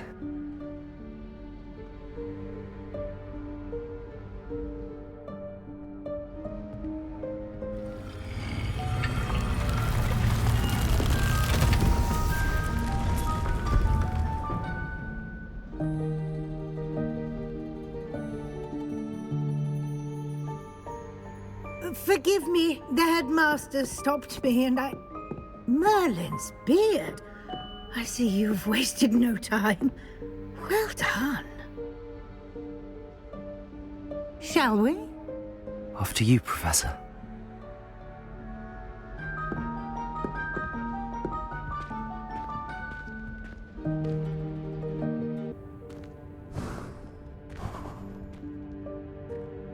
What is this place?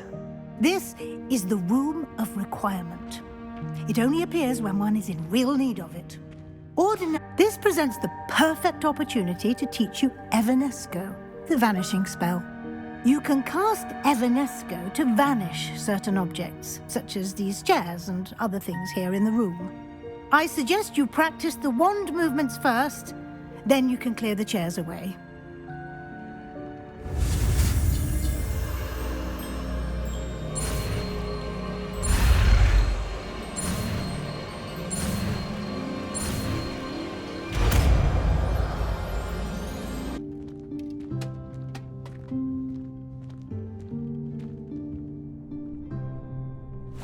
Yikes! Careful! Huh?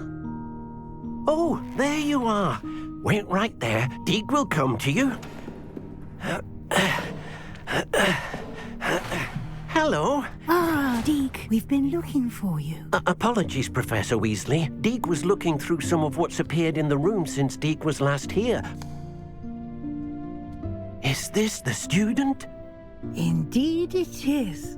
Deke is honored to meet you. Deke has been a friend since I was a second year. We discovered this room together. I mentioned you to Deke. We believe that you might be able to benefit from this room like I did. Deke, would you be so kind? Of course, Professor Weasley. The Room of Requirement will always be equipped for the Seeker's needs. It's unplottable, so won't appear on any map. Most happen upon it by accident, if ever. Deke's seen students in need of an extra file for potions stumble upon the room filled with them. You seem to have accessed it in its form as the Room of Hidden Things. I was thinking about needing a place away from prying eyes. Brilliant. Oh, that explains it then. What I need specifically is a place where I can catch up on my schoolwork without distraction. Well then, the room can provide you with precisely that. Now, it's time to focus on what you need. Just close your eyes. Imagine the room precisely as you need it. The room will do the rest.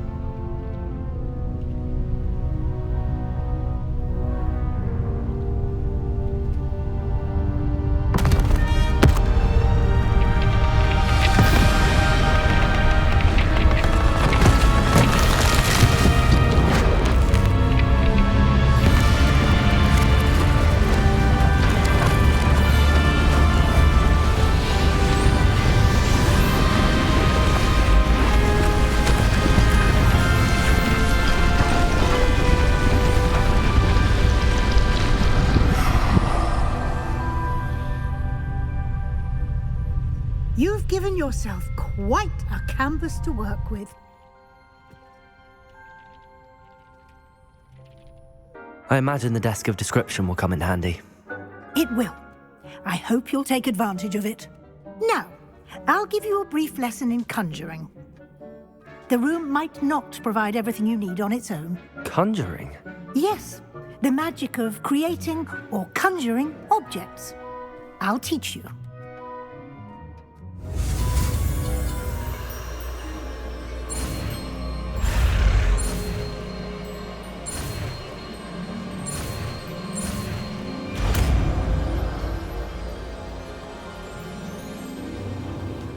Very good. When conjuring more complex objects, you'll need what's called a spellcraft. Spellcrafts are like recipes. They list the ingredients or resources needed to conjure a particular object. You should have acquired some for a potion station and potting table from tomes and scrolls in Hogsmeade. I did. Where can I find the resources I need? While resources such as moonstone can be obtained throughout the Highlands, it's much safer and easier to purchase them. They can also be collected by vanishing objects in the room, such as the chairs you vanished earlier. In fact, you should have enough resources for now. I see.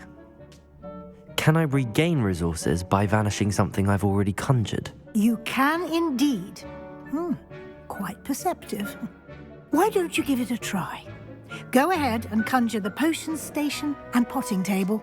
You should find both familiar, since they'll resemble the ones you've already used to study magical plants and brew potions in class.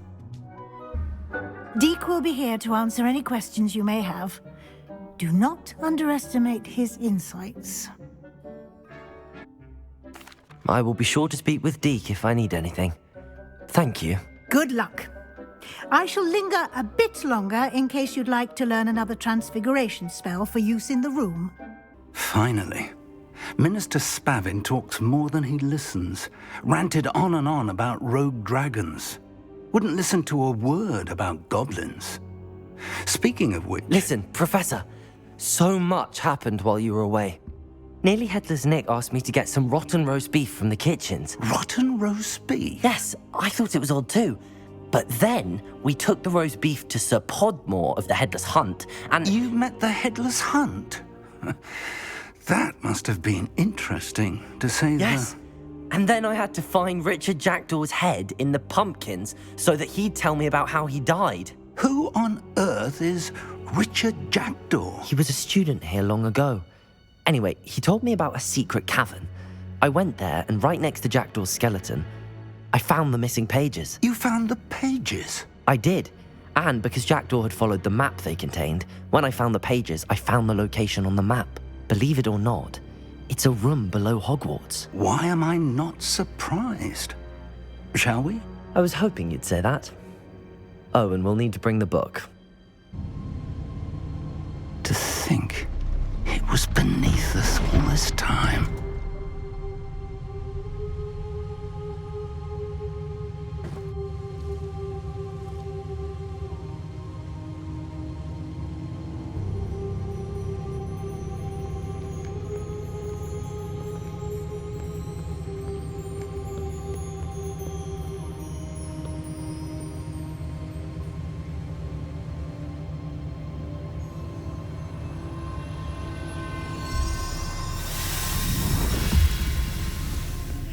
This looks promising.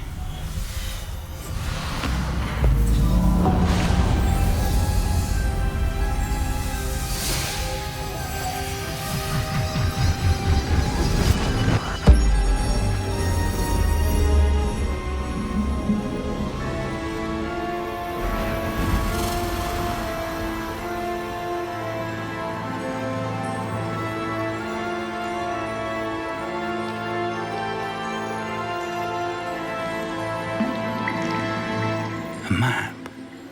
There's Hogsmeade. And over here, the Forbidden Forest. And, of course, Hogwarts. It's magnificent.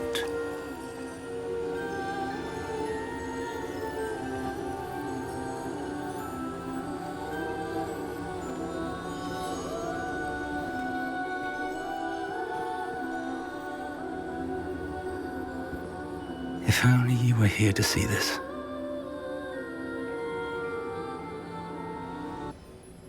How do you do, Professor Fig?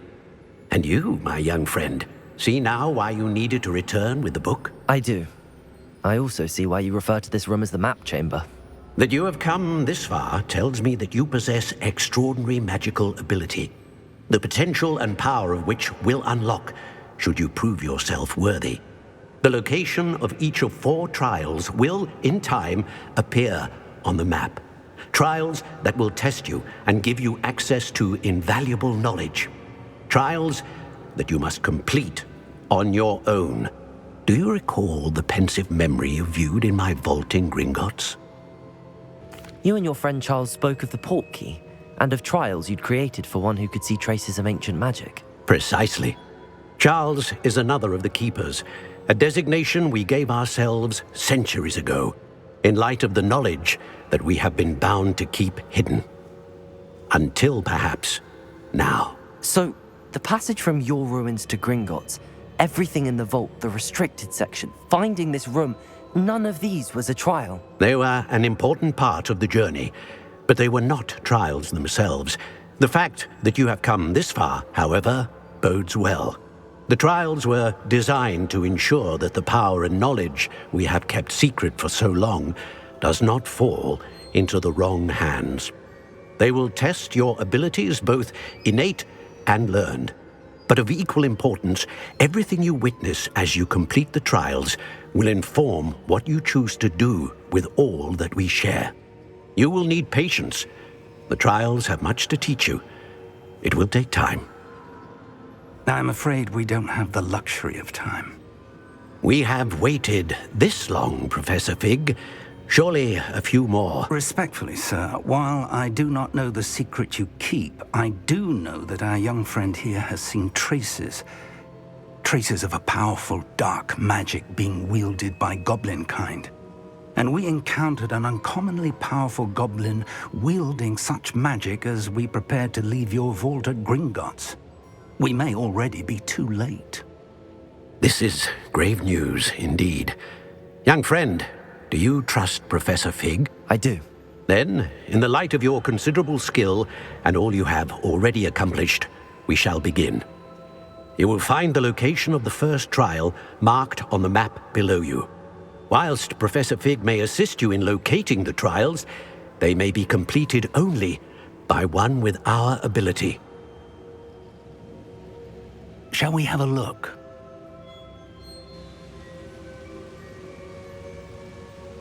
I know that tower. It's not far. You may have seen it yourself. It looks familiar. Perhaps your young friend is more well-traveled than you might think. As your mentor, the least I can do is go ahead to make sure it is safe. Join me as soon as you can. I'll find you at the tower as soon as I can. Until then, be careful. And do not tell anyone where you're going. We're not alone. We are not. Ranrock's loyalists. Around a dozen I can see, but could be more. Can't we apparate past them into the tower? We could, but we've no idea what's in the tower. More importantly, however, I'd like to know why they're here. They've set up camp just ahead. I suggest we investigate a little before doing anything else. Let's go. Did you say Sam Bakar's tower? I did. Professor Bakar is a keeper you have yet to encounter. I'm glad to see that I was correct in presuming that we would meet again soon after our last encounter, though I surmise, based on the commotion I heard, that you did not have an easy time getting to me. We did not, Professor. We encountered goblins outside the tower. That goblins were aware of my vault is disquieting enough. But if they have also made a connection to this tower, then the threat may be greater than I thought. All the more reason for us to move forward. Downstairs, near the entry, a reservoir of ancient magic, like those you've seen before, has been unlocked. Command it to access a doorway. I'm afraid I cannot say more. As Professor Fig cannot join you, he and I will, in time, see you back at the map chamber. Remember what you see. We're going to need to understand how Ranrock's loyalists knew about a tower that once belonged to a keeper. For the moment, however, you've more important things to set your mind to. A reservoir of ancient magic, I believe? Yes, sir. Then I shall leave matters in your increasingly capable hands. That said, be careful. I will, sir. I'll see you back in the map chamber.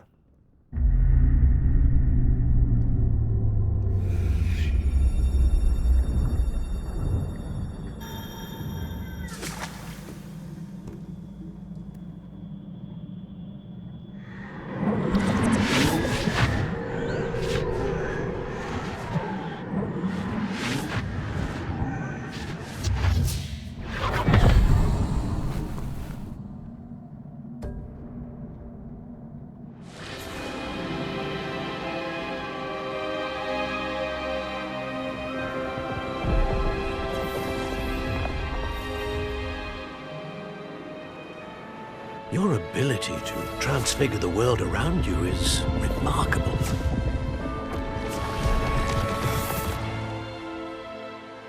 What is it? My father isn't getting better. I don't think he'll ever recover from the death of my brother. It is agonizing to see those we love suffer. The drought was years ago. But the pain of losing him is as deep for him now as if it had happened only yesterday. He doesn't need pretty pillars, he needs peace. What if I could help him, Professor? You do so much for your father already. It's not enough. I want to take away his pain. It is tempting, I know, to use this magic that you're mastering to transfigure more than the physical world. But human emotion is a potent force unto itself. Even the most well-meaning and competent witch cannot possibly know the consequences of irrevocably manipulating it. So I'm to watch as my father's pain destroys him. It is not your pain to take.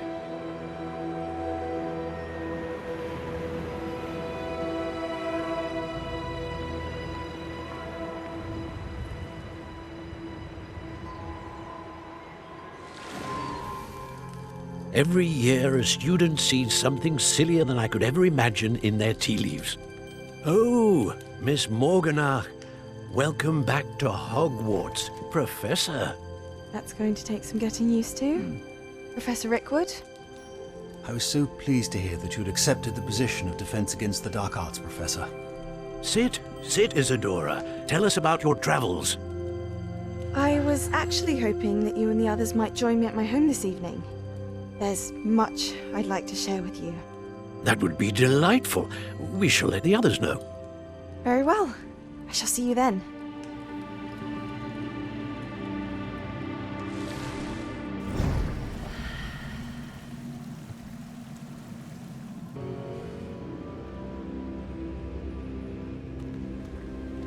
What have we here? I'm a student at Hogwarts, sir.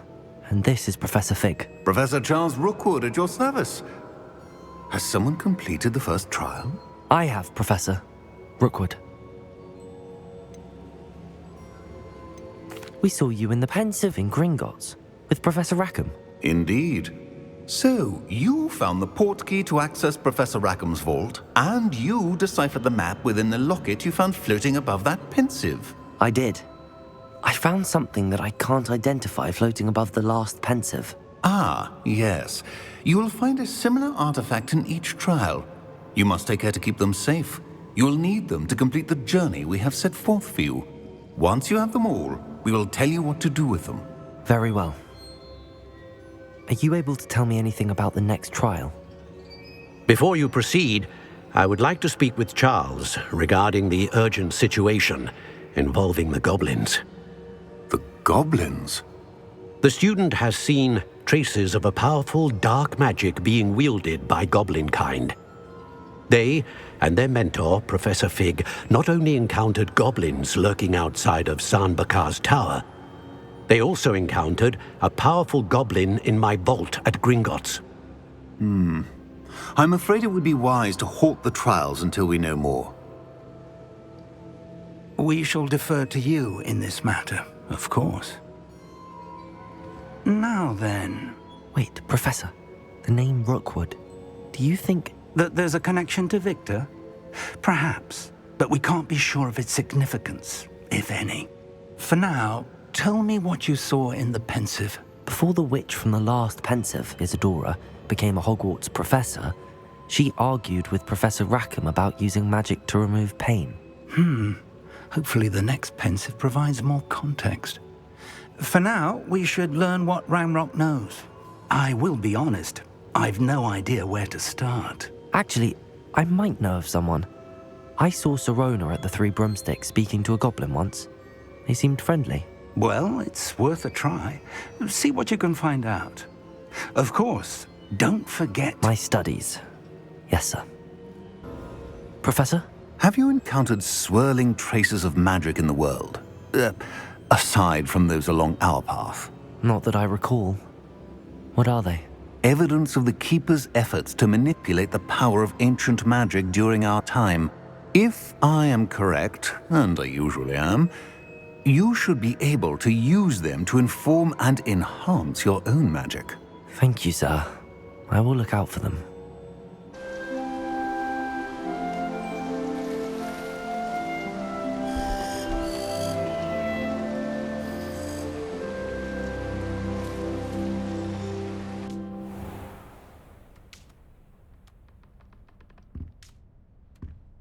Oh, I was hoping to see you again, my young friend. Gladwin Moon, Hogwarts caretaker, at your service. First, please allow me to apologize if I seemed a bit unsteady when we last met. I'm afraid I had a rather disconcerting encounter. Although I hear your visit to Hogsmeade was even more eventful than mine. I suppose you could call it eventful. I certainly wasn't expecting a troll attack. Oh, of course not. From what I understand, the village was lucky you were there. In fact, my recent visit to Hogsmeade is the reason I was hoping to bump into you. I could use your help with something. Do you see that curious statue over there? Watch what happens when that light changes from day to night.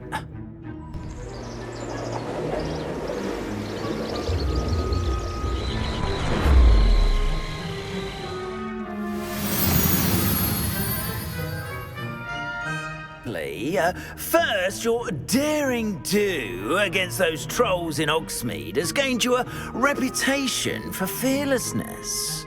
Second, as macabre and hideous as a demiguise is, most would find my fear of them unwarranted.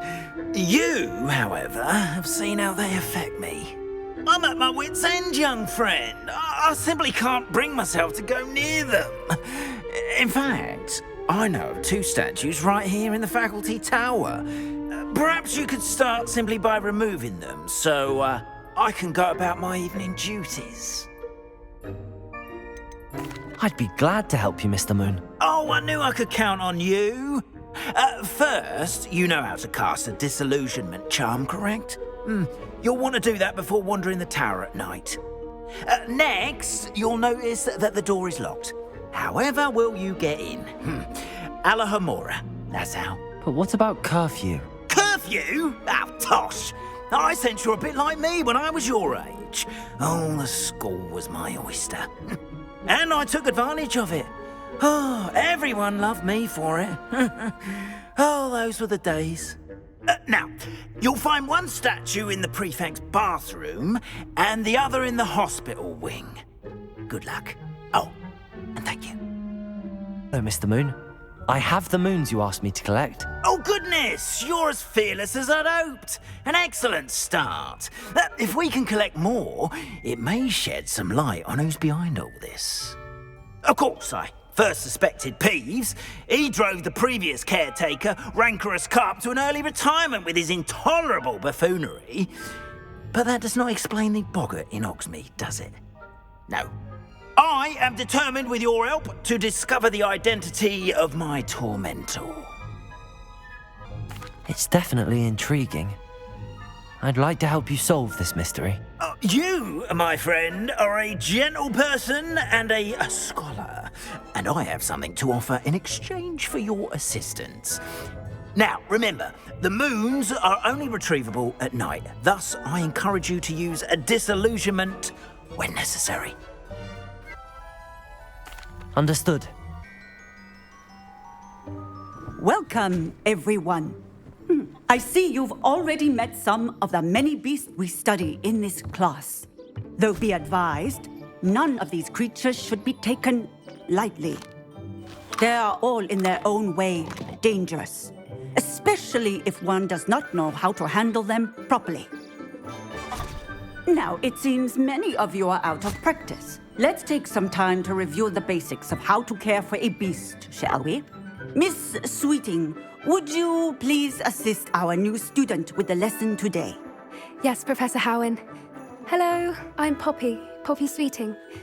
Don't worry about Professor Howen's speech. She over-exaggerates sometimes.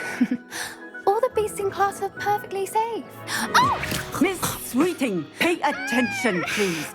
The tongue of a puffskein can be a slippery devil. Yes, Professor. Here, you can practice on Gerald. Just keep an eye out for his tongue. That's good news. He seems very nice. He is. Kindness is one of his best qualities, right after ambition. And cleanliness. Good work, everyone. Now, let's make our way to the pens and select another beast. And please, do be careful as you feed and groom them. Miss Sweeting, why don't you show our new student to the Neasels in the farthest pen? This way. The Neasels are over here.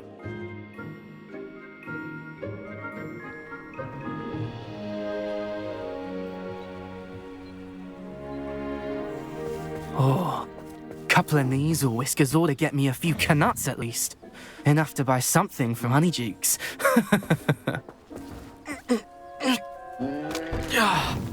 Stupid thing.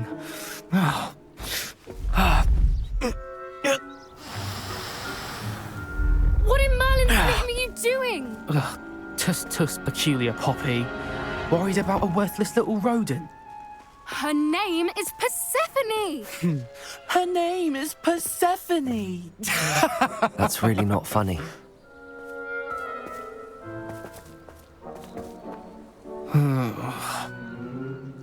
Let's go.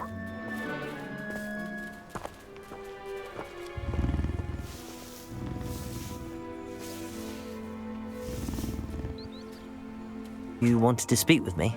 I did. How did you find your first beasts lesson? It was wonderful. I believe I'm really going to enjoy this class. Good.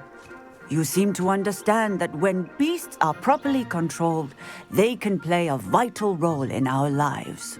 Some provide us with magically imbued materials, if cared for correctly, which does not include torturing them for whiskers.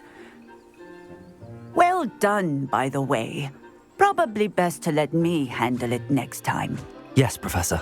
They're nearly as bad as the Savagers in Rookwood's poacher pack. Sadly, we're the ones who suffer, stumbling over dead beasts. Terrible waste of resources. Surely the poachers can be brought to justice by someone. The Ministry, perhaps? An optimistic idea. Now, why don't we focus on more immediate matters that we can control?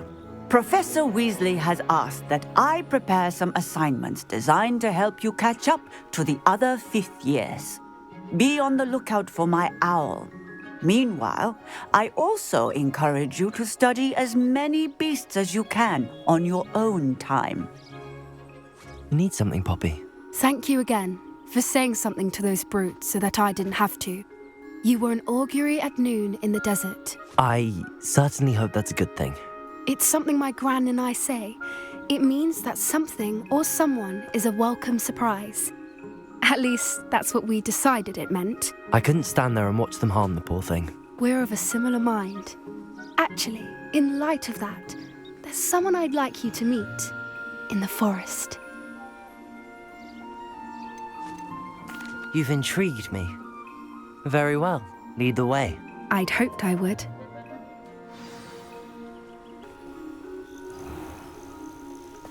Stand back.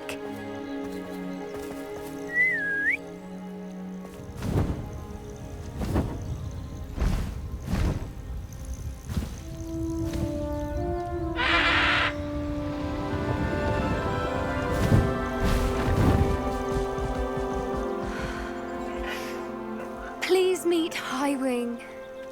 Isn't she just magnificent? Go on, introduce yourself to her.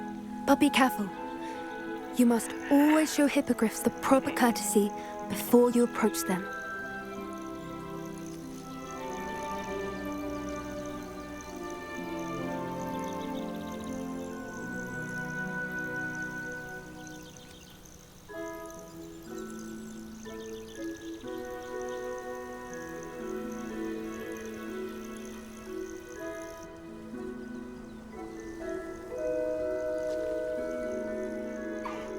I knew it!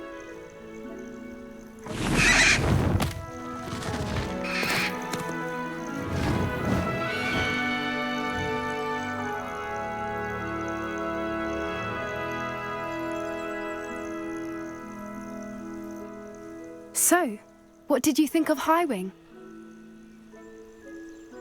I thought she was brilliant. Can't believe you introduced me to her.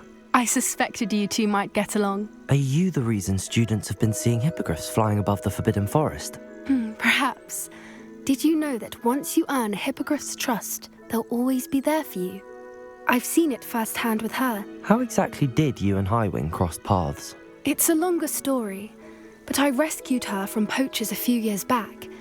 Got her to safety and, well, she was fine until recently. You may have noticed that poachers are something of a problem in the area, so I worry they could get her again. And I might not be there next time. Professor Howin mentioned the poachers as well. She seemed to imply that we couldn't rely on the Ministry to help. I don't often agree with Professor Howin, but on that, I fear she's right. The poachers' influence is growing.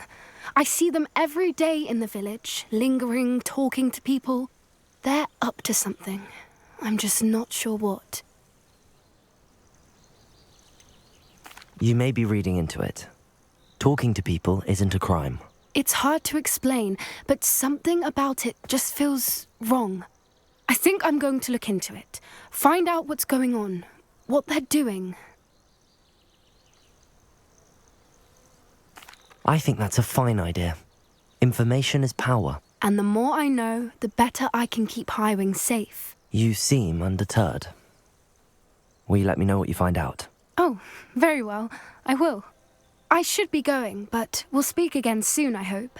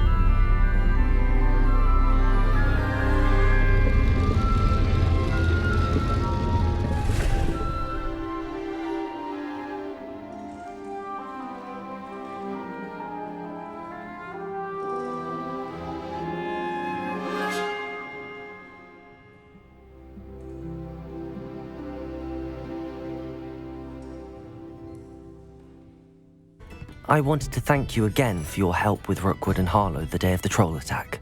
Sirona, please. And I was happy to help.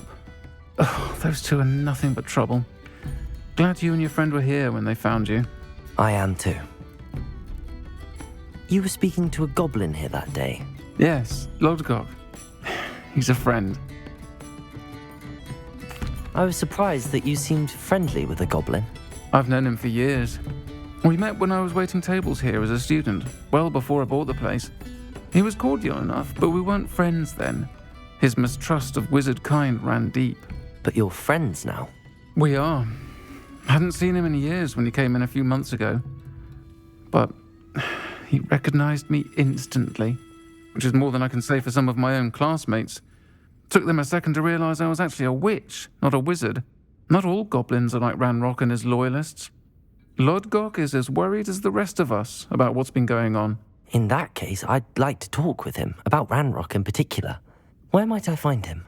I assume your interest is to do with the rumours I've heard about Ranrock working with our friend Rookwood. It is. If he's not here, you might find him doing business at the Hog's Head. He's a trusted metal trader. You should mention that we spoke. He can, understandably, be wary of witches and wizards, even ones as young as you. That said, if you're looking for information on Ranrock to help rein him in, you'll find an ally in Lodgok. Thank you, Sirona. If you find Lodgok, please give him my best. I don't know what you've done to make such powerful enemies. Hello, Lodgok. Sirona said I might find you here. She did she? Did she send you with news? No, actually, I wanted to speak with you. It's about Ranrock. Now I remember. The 3 broomsticks. Day of the troll attack. You're the student he's after. I am, and I need to know what he and his loyalists are up to so I can stay a step ahead. Let's say I did know. Why should I trust you? Sirona trusts me, and she thought our interests may be aligned. Well, if Sirona trusts you, very well. I may know of something that could help us both. A way to get Ranrock to confide his plans to me. I'm listening. Years ago, a heinous witch stole a sacred goblin relic. Rumor has it that it now rests in her sarcophagus, in a tomb accessible only by wizard kind. Ranrock and I had a falling out a while back. The relic could well repair the chasm between us. Retrieve the relic if you promise to share Ranrock's plans with me. We will have to trust each other. I, that you will not abscond with the relic, and you, that I'll share what I learn. Gather whatever supplies you may need, and meet me near the witch's tomb. I wish you luck retrieving the helmet. As a wand carrier, you should have an advantage. Now, before you set off, do you have any questions? It all seems clear to me now that we're here. I do hope our alliance proves fruitful. Again, I wish you luck. The sarcophagus had been raided. I found no helmet, only a dead Ashwinder. Damn! They got here first. We need to get it before Rookwood uses it to further ingratiate himself to Ranrock. I saw one of their campsites not far from here, but I fear you must go in alone. My fighting days are behind me.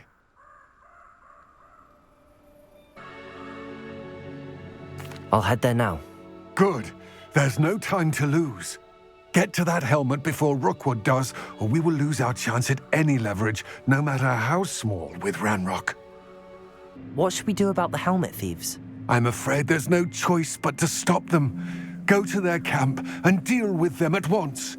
Get to that helmet before Rookwood does, or we will lose our chance at any leverage, no matter how small, with Ranrock. Well done! This is sure to impress Ranrock. The helmet shines even more brightly than I imagined. The etchings, the contour of the profile, remarkable.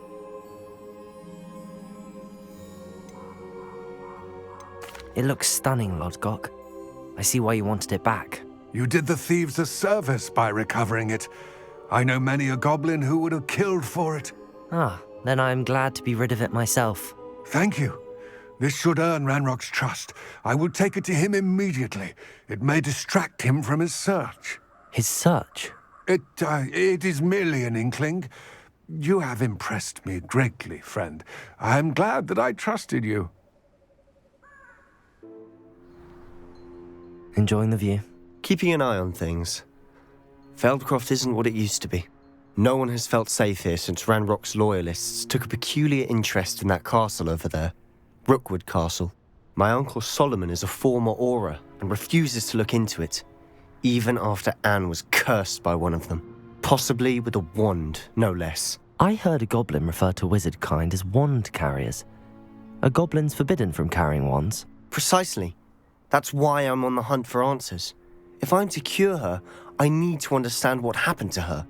Anne was always the most mischievous of the three of us. Which is saying something, knowing me and Ominous. I'm hoping a surprise visit from me and a new friend from Hogwarts will help lift her spirits. Bring back the Anne I used to know. Come on, I'll take you to my uncle's.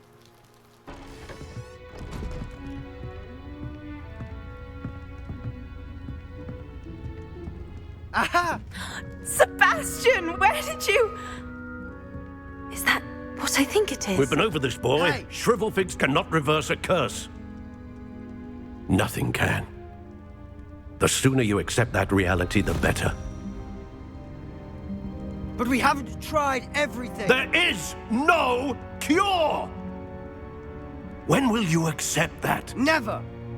I can never accept it. Now look what you've done. I'm sorry. Leave.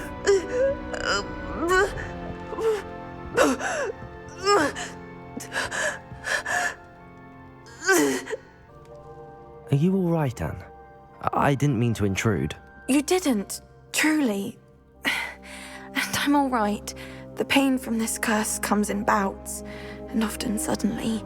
It's not anyone's fault. It's nice to meet you, by the way. You must be the new 5th year Sebastian told me about. I am. Sebastian and I met during a rather lively duel in Defense Against the Dark Arts. Oh dear, Professor Hecat. She's a powerful witch. And she knows how to keep students like my brother, and me, in line. I do miss Hogwarts, but I wouldn't mind being in Feldcroft, really, if it wasn't so dreary now. Between the goblins at the castle and my uncle fighting with Sebastian whenever he's home, it's not the cozy retreat it once was. Sebastian mentioned something about your uncle being an ex-Auror, but refusing to go after Ranrock's loyalists. I must say, I wasn't prepared for him to be as angry as he was. Uncle Solomon is frustrated by what happened to me, and by Sebastian for thinking he can fix it. They both mean well, I know they do, but my uncle is right. This curse cannot be undone. I can feel it. Sebastian cannot take away my pain. Perhaps you can help him to understand that. I'll do my best. I can promise to speak with him about it. Thank you. His search for a cure is futile, I'm afraid. I'm getting tired. I should probably rest. Thank you for stopping by. Excuse me, Mr. Sallow. Oh, yes, Sebastian's friend. I apologize on behalf of my nephew. He doesn't know when to stop. I was about to check on Anne. Did I see you come from the house? How is she? She's all right.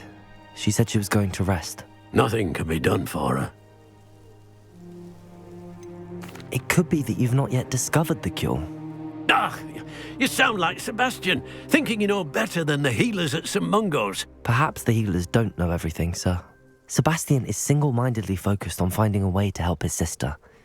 If there is a cure, he will find it. Your faith in Sebastian is misplaced.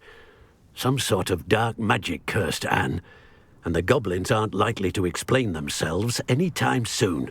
Giving her hope is cruel. The only thing to do now is keep Anne comfortable and stay out of the Loyalists' way. With all due respect, sir, hope could keep Anne's spirits up. You may mean well, but I know what's best for Anne and Sebastian. They are my stubborn brother's children. Especially Sebastian. If you really want to be of help, you'll make sure Sebastian does what he should do, not what he wants to do. He's no idea the harm he could do if he doesn't... How are you doing, Sebastian? You got a first-hand glance at what I'm dealing with. I apologize for my uncle.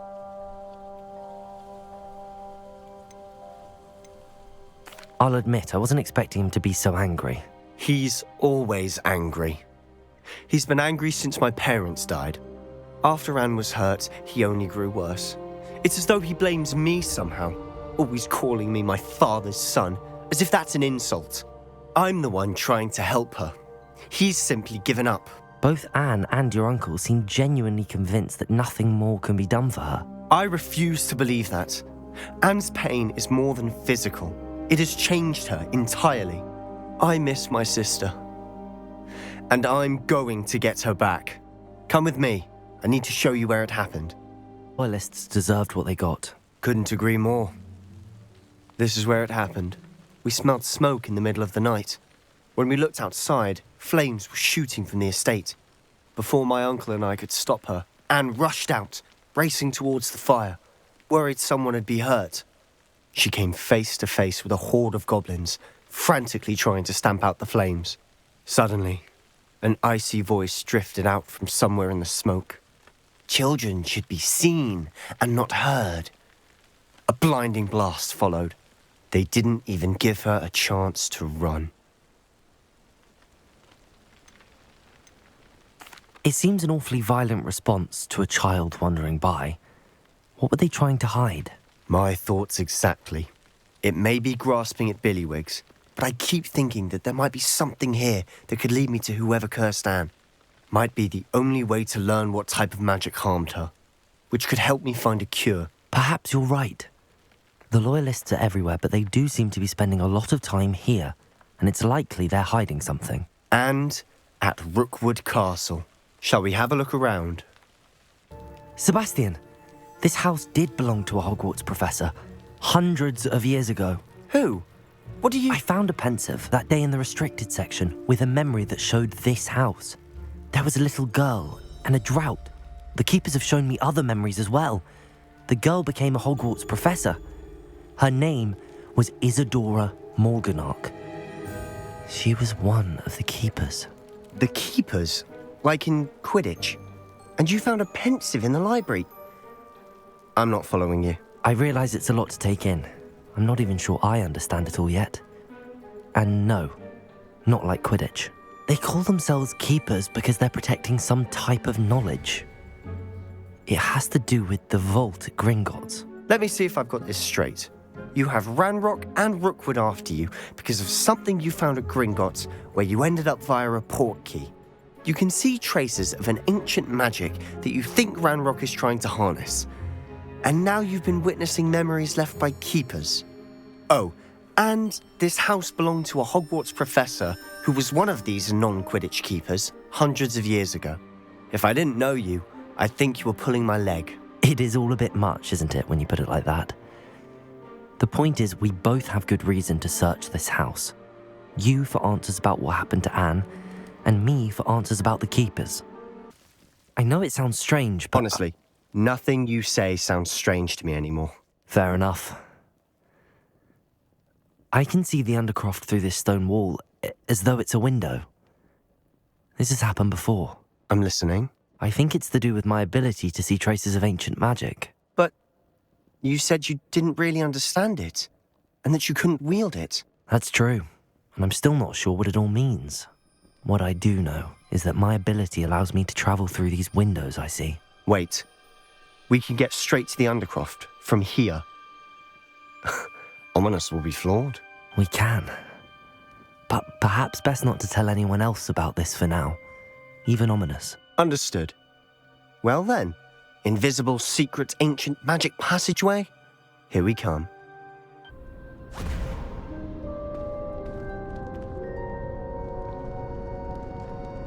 Why would the door lead us here? Sebastian, look.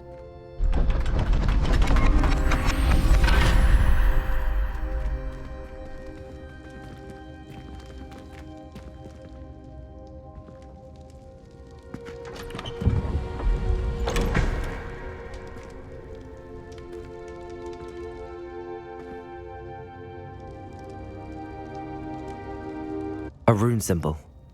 I've seen similar symbols used by the keepers. I've been thinking. A keeper lived in that house centuries ago, and Ranrock and his lot have been searching there. You said that goblins may be wielding some form of this ancient magic. Do you think Anne was cursed by ancient magic? I can't be sure, of course, but I don't think so. I didn't see any traces of it around your sister. Very well. But that doesn't mean it's not ancient magic. There's still so much we don't know about it. True. Perhaps this triptych will lead us to answers. Then we'll have to unravel what this all means. But now I need to see Ominous. Don't worry, I won't tell him anything. Did I mention that, apparently, Salazar Slytherin had a secret scriptorium here, in Hogwarts? You did not? Sounds worth looking into. Any idea where in the castle? No idea. Ominous just learned of it. I'll let you know what I find out. I had no idea our visit to Cian would unfold into all of this. Ah, Deke is so happy to see you. Deke noticed this bag in the room the other day. You must need it to help with your schoolwork. Deke has seen one of these before. Deke calls it a knapsack.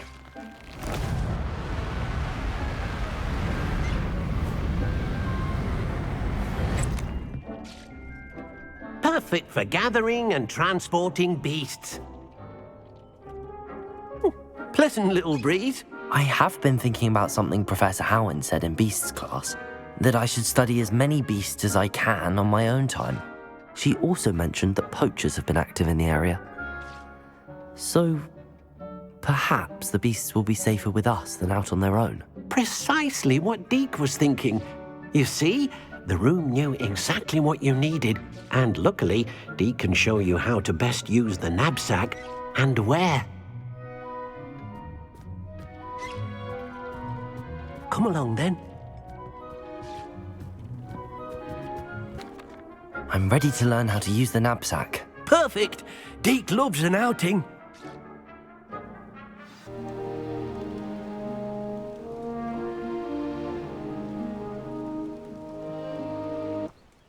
Deke enjoys coming here to watch the beasts, especially the puffle of puffskeins nearby. It will be nice to keep them safe. All you will need to do is get close, direct the open knapsack toward the puffskein, and in it'll go. All right. I managed to rescue a puffskein. You can rescue as many as the knapsack will hold. Poachers capture puffskeins and, well, Deke isn't sure what they do with them. Deke is certain they will be safer with you. Now, not all beasts will be as simple to rescue as a puffskein. Deke suggests you next find a beast that can fly. A jobberknoll, perhaps. All right. Where would I find one? Deke knows of some to the west, nesting in a large tree overlooking Hogwarts. But we must be careful. Deke has seen poachers in the area recently. Deke will meet you there whenever you're ready. Hello, Deke. Shall we continue? Oh, good.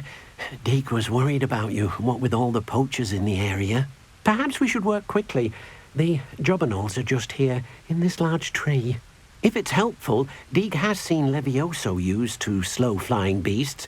Easier to get in close and use the knapsack. I've already rescued one, actually. Do you have another beast in mind for today? Deke does. A clearing nearby is home to a herd of moon calves. Just follow the footpath uphill and Deke will meet you there. Hello, Deke. Is this the clearing you mentioned? It is.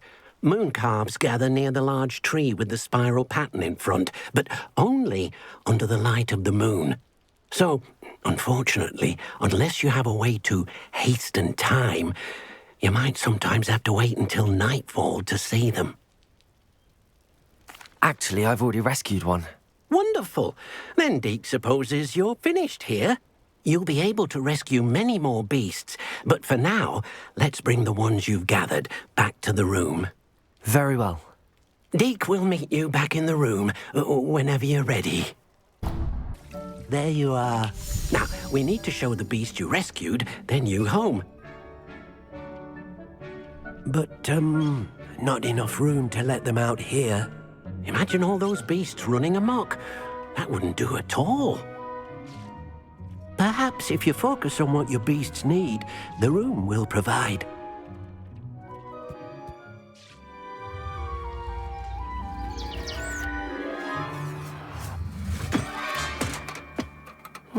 What exactly did you think of?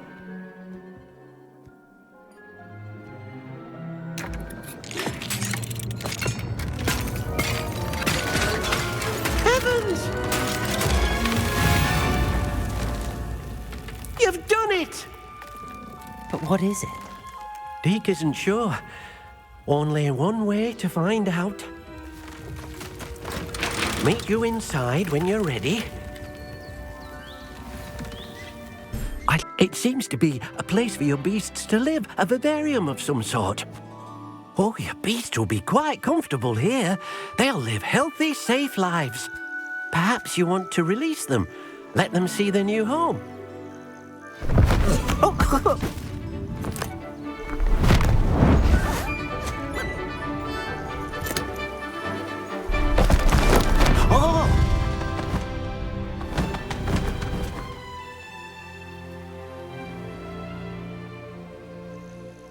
Deke thinks the vivarium will be a fitting new home for your beasts. Indeed.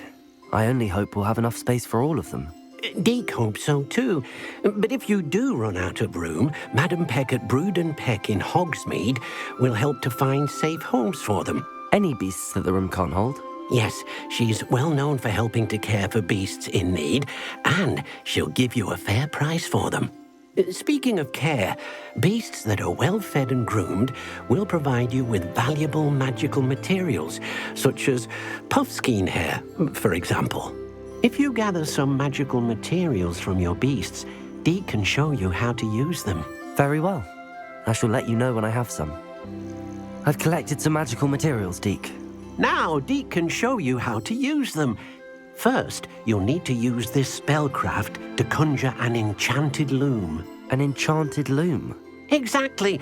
It will allow you to use your magical materials to weave magic into the very threads of your clothing, making your clothing more useful in a variety of ways. Why don't you try it? Deke thinks you'll be impressed with what the loom can do. I'll go and experiment with the loom now. I use the enchanted loom, Deke. Wonderful. Will I be able to weave even more powerful magic into my clothing with the loom? You will, by rescuing even more powerful beasts. For now, however, Deke suggests you explore the vivarium and get to know the beasts you've already rescued. Thank you for your help, Deke.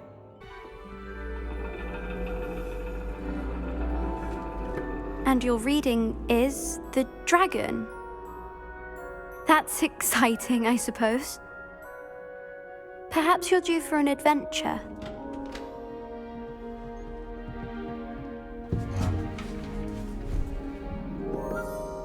Ladies.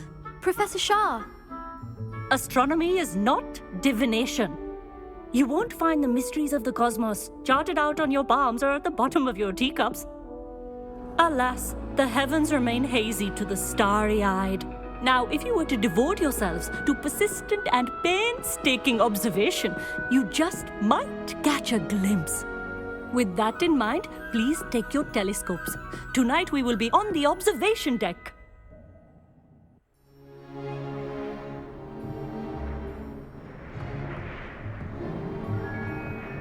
Still don't have your own? You can't be the new student forever, you know. You can share with Mr. Takar.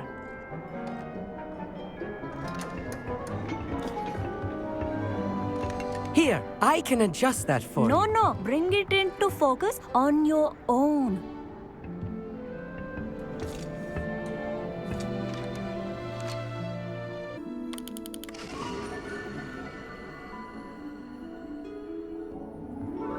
Now, I expect all of you to put in your stargazing hours outside of class. Is that clear? But, Professor, it's freezing out. Mere cold didn't stop the great stargazers of the past. Look only to the astronomy tables they erected throughout the highlands from which they gazed millennia ago on the very self-same stars above us. Is that clear?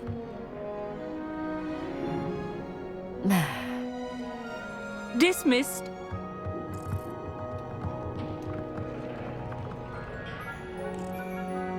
Hello. I don't believe we've met officially. I'm Amit. I'm something of an astronomy buff. Hello, Amit. It's nice to meet you. Did I hear Professor Shaw say that you don't have your own telescope? I have a spare one you could borrow for the rest of term. That's very kind of you, Amit. Are you sure you won't need it? I'm certain. It's my old one. I finally got my hands on the new Celestia Contemplar. You've heard of it, I assume? I mean, of course you have. It's only the pinnacle of all personal stargazing implements. But my old model's not too shabby either. Goblin-cut glass, first-rate optical enchantments. Hate to think such a fine instrument is just collecting dust. Well, thank you, Amit. Think nothing of it. Anyway, the telescope's in the storage room right underneath us. You can't miss it. I have some, reading to finish on the lower deck. Come find me there afterwards, and bring the telescope. There's something I want to talk to you about. I have the telescope. It's nicer than I'd expected. I would not offer a prospective stargazer a third-rate lunoscope.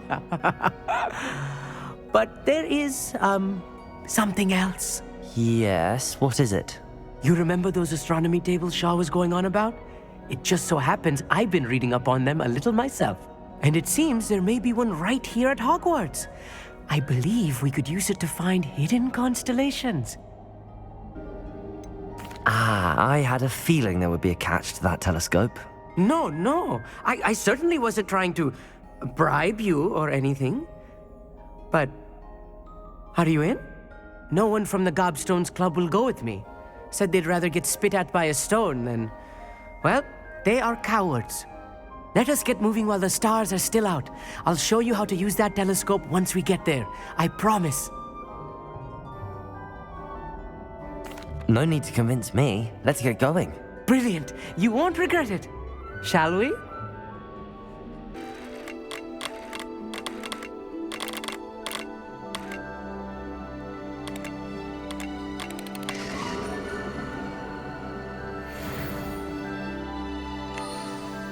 I was right about the tables. They really are gateways to the far stars, just as the book said. And your contribution was invaluable. Rest assured, you shall be credited in my memoirs one day. Whatever you say, Amit. Whatever you say. Oh, you wait. You are going to be quoted saying just that. This is only the beginning. You will find more tables like this one throughout the grounds and forest, all beckoning to be discovered by a worthy astronomer. And if I have ever seen one, it's you.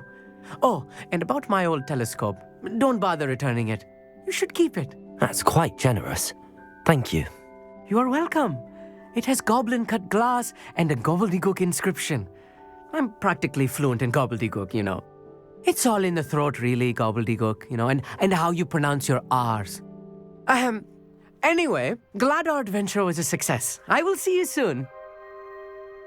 I'm glad that you received my owl. We need to stay low and remain quiet. Natty, what's going on? Why are we all the way out here? As promised, I did some investigating to find out what Harlow is up to. I followed him to the Hog's Head. I noticed him reading a letter. All I could see was that it was signed by and bore the seal of Victor Rookwood. And after you told me that Rookwood and Harlow were after you, I decided that you were the perfect person to join me in taking them down. For good. That letter is the tangible proof that Officer Singer needs. It is why I followed Harlow here and why I wrote to you. I need your help to retrieve it. I'll help you find the letter, Natty. I'm glad to hear it. First, we must access the castle keep. I'll check the main gate, see if you can find another way in. I do not see any guards, but we should still try to be as quiet as possible. Harlow is here after all. Yeah, restrain the beast!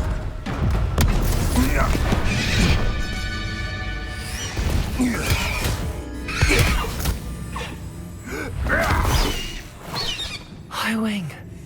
Do you know that hippogriff? Get this thing back to now! Very well. New plan. I get the evidence and you free that hippogriff. Agreed? This is our chance. Go!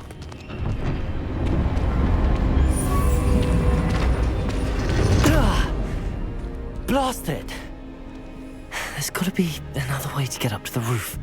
Somewhere. Yeah. Highwing, it's all right. There we go.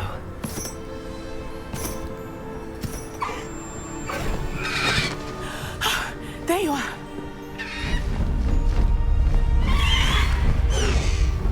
Come on. Hello, Mora. Hurry!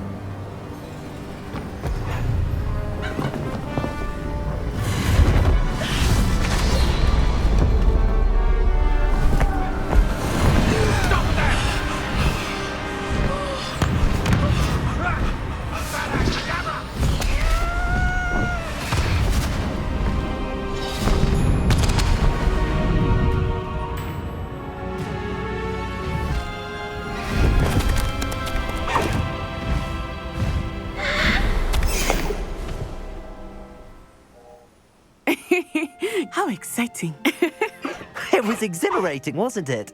I wasn't sure we were going to make it out alive. There was no need to worry. I had it all under control. Were you able to find the letter? Summoned it straight out of Harlow's hands. I will say, I did not expect to see him cast the killing curse at us. He won't forget this. Be on your guard. Of course. What did the letter say? That Rookwood's looking for a phoenix. Not sure where he will find one. But it also included Harlow's orders to inspect that castle for the poachers. Enough to connect Harlow to the crimes. I shall deliver the letter to Officer Singer. She'll have to do something when she sees it. Now, tell me, where did you meet these hippogriffs? I've only met Highwing before. Poppy introduced us. Poppy Sweeting knows a hippogriff. Of course she does. Poppy will be relieved to know that Highwing's safe. I came to the right person for help. My mother will be worried. I must go. Seek me out soon. I shall have much to tell you.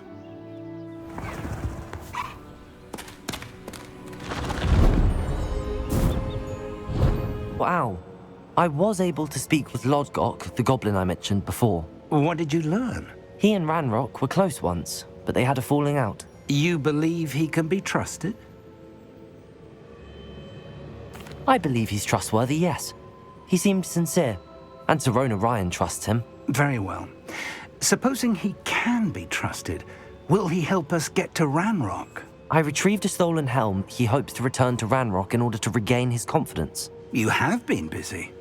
Let's hope your efforts result in our learning something about Ranrock's plans. Lodgok did mention that Ranrock is searching for something, but he couldn't say what. Perhaps that helm will yield some answers. Ranrock is searching for something. I feared as much. I've heard an unusual amount of activity, goblins and wizards, I surmise, when visiting my portrait at my castle. Rookwood Castle? My former residence, yes.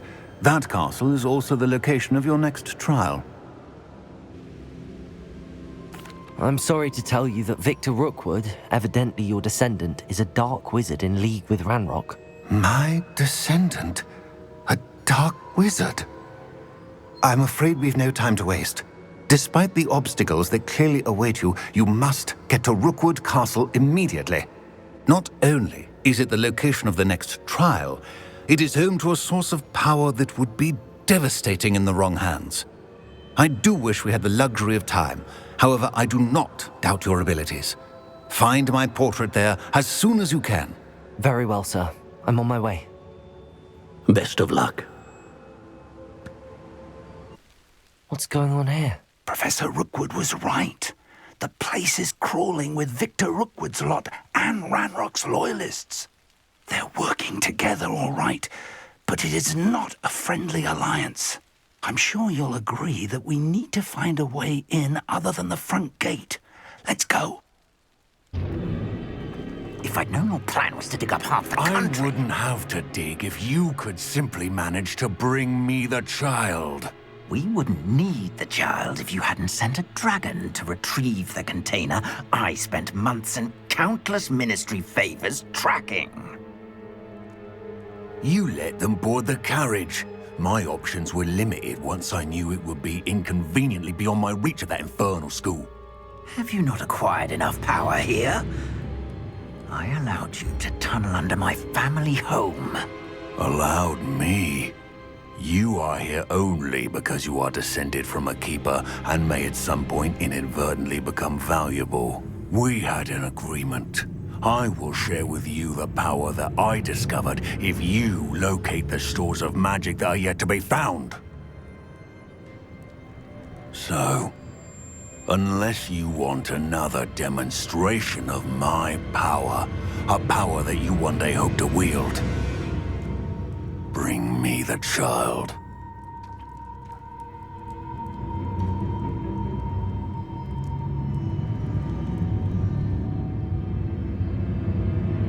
We already knew they were after you, but now we know they're digging for stores of magic.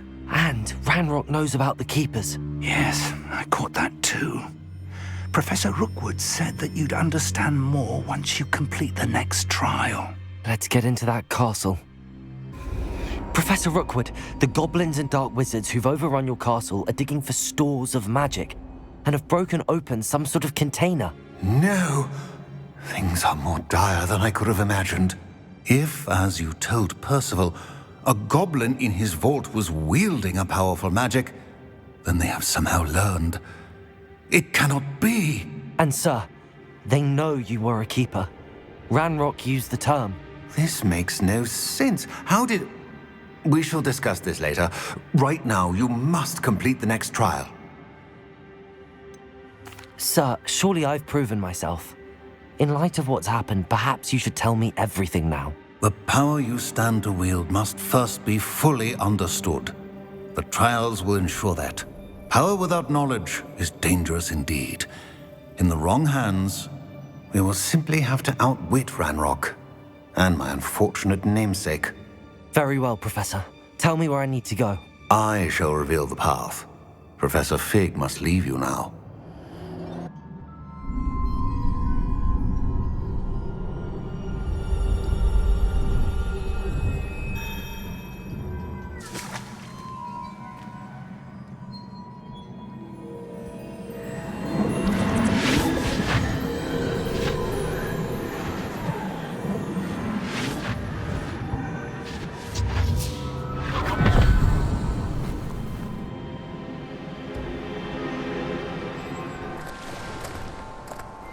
I must say I'm curious to hear of Isadore's travels. Do come in.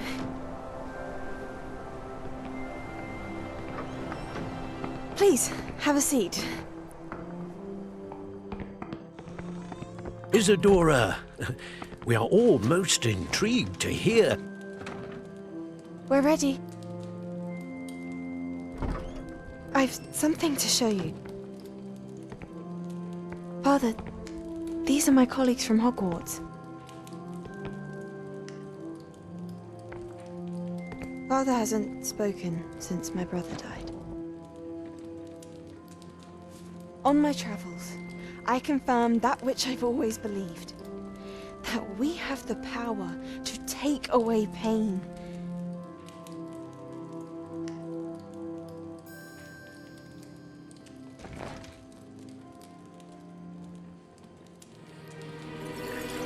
Isadora.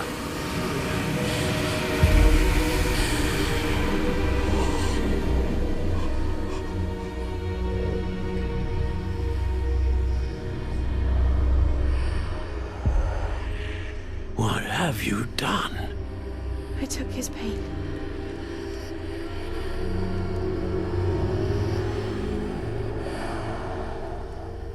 This is uncharted magic, Isadora. You can only see what has been sealed in the jar, and we do not know what power that may hold. But the traces of that magic are different from what I've seen before. Thank you.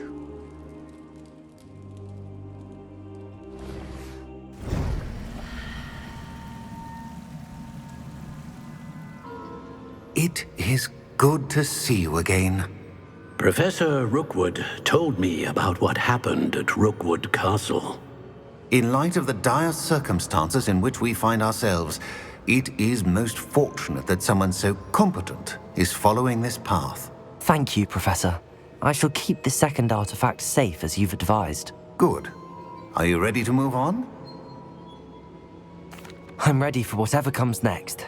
In that case, introductions are in order. Allow me to introduce former Hogwarts headmistress, Neve Fitzgerald.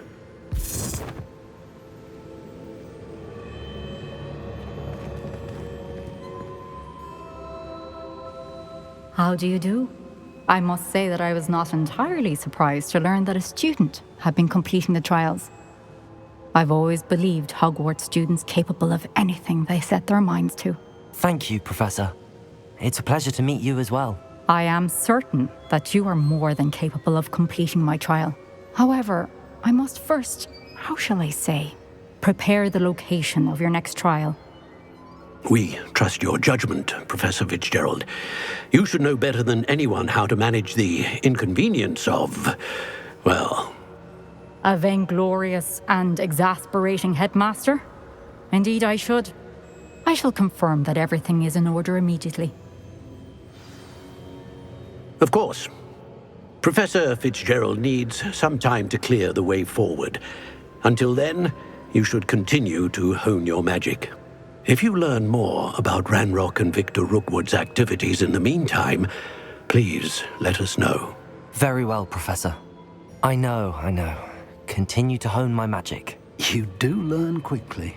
Hopefully you will soon hear from Lodgok as well, and we shall learn how he fared with the helmet you retrieved.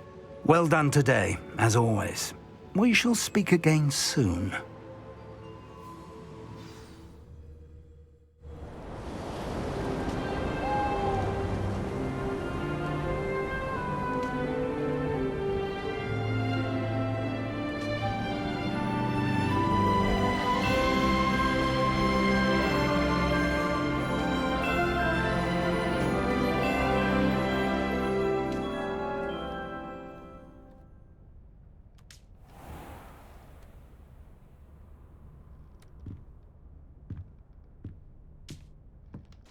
Highwing's fine. I'm keeping an eye on her. She's safe, Poppy, I promise. Good. Whatever the poachers are up to, I want Highwing far from it. You said you had news about the poachers, and that some of it had to do with me. It did. I overheard them talking in the Hog's Head, and did you know that they have orders from Victor Rookwood to capture you on sight? Does this have anything to do with Rookwood and Harlow coming for you in the Three Broomsticks after the troll attack? It does, somewhat. But at the moment, I'm more concerned about what else you heard the poachers are up to. Fair enough. But I hope you'll let me know if I can be of help, especially after what you did for Highwing. Does the name Horntail Hall mean anything to you? I'm afraid not. Why? What is it? The poacher's best kept secret, apparently. The name came up twice, but they never went into detail. I also overheard one of them bragging about all the gold they're making, at the expense of innocent creatures, undoubtedly. The poachers spoke of this area, and I thought if we searched around a bit, it might give us clues as to what they're doing. If you ever meet my gran, this trip never happened. Not to worry, Poppy. If I ever meet your gran, I shall not speak a word of this. I normally tell her everything. She might be my best friend after Highwing, but she knows how I feel about the poachers. I think she worries I'll do something ill-advised. Whatever gave her that idea? An entire castle to roam, yet you choose to wander here. Please, we don't want any trouble. We're simply passing through. Do you take us for fools? That we do not notice more and more of your kind around here, in league with the poachers? We aren't involved with them. If anything, we want to see them stopped. I hope for your sake that is true. Our kind is swiftly losing patience with the poachers and those they work with.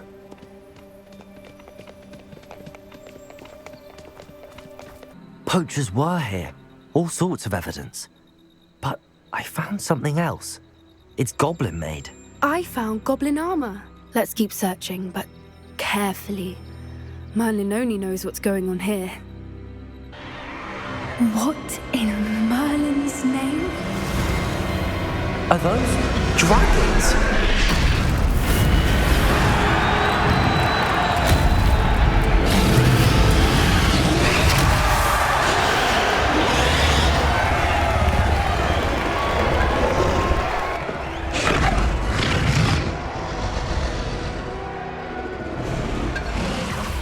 It's a dragon fighting ring.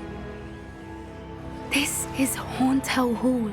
The name makes sense now, and the secrecy. No wonder the poachers were in Hogsmeade so much. Likely taking bets and spreading the word, given how crowded it is here. How could they possibly enjoy this? The centaurs have every right to be disgusted with wizard kind. There must be more dragons here. The poachers are far too greedy to run a fighting ring with only 2 dragons. We should take advantage of most eyes being in the fight and look around. But be discreet. You especially can't afford to be spotted.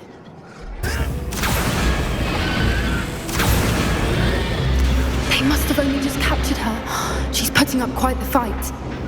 Not a fair one, though. Not with her chained up like that. Let's even her on, shall we?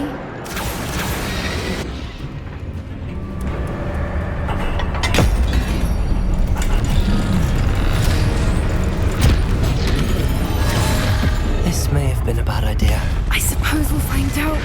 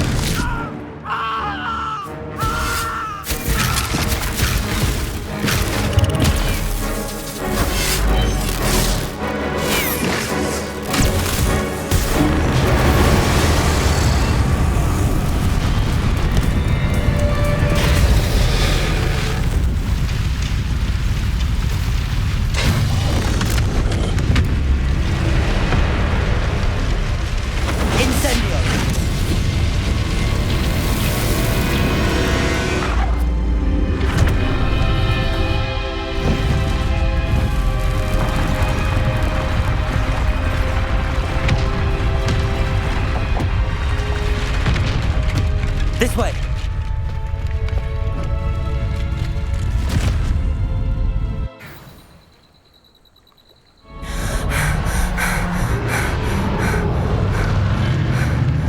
That was a Hebridean black. I'm guessing the egg we have belongs to that dragon. I don't think she knew they had her egg. She wouldn't have left without it. What now? She didn't exactly leave us a calling card. I don't know. Nothing about this day was expected. Not the goblins, and definitely not the fighting ring. The last thing I planned on was a dragon egg. And the poachers saw us, which cannot be good. We aren't helping ourselves standing here. Let's get to safety. We can sort this out later. You're right. If there's anything the poachers are good at, it's tracking their prey. And right now, we're it.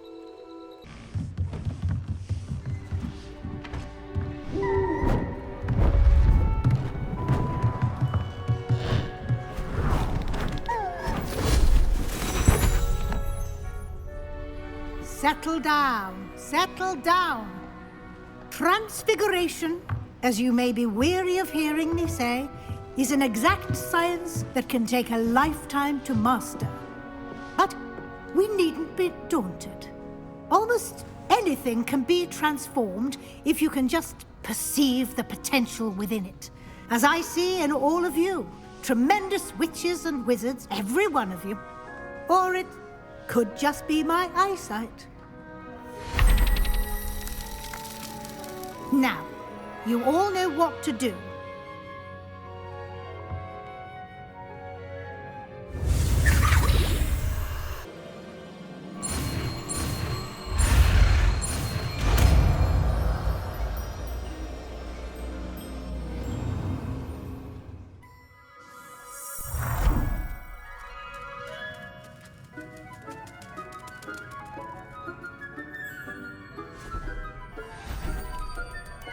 Beautifully done. You wanted to discuss my progress so far this term, Professor? I did. You seem to have had no trouble in getting up to speed, and frankly, excelling in your schoolwork this year. Thank you, Professor. The extra assignments have been helpful. As I suspected they would be.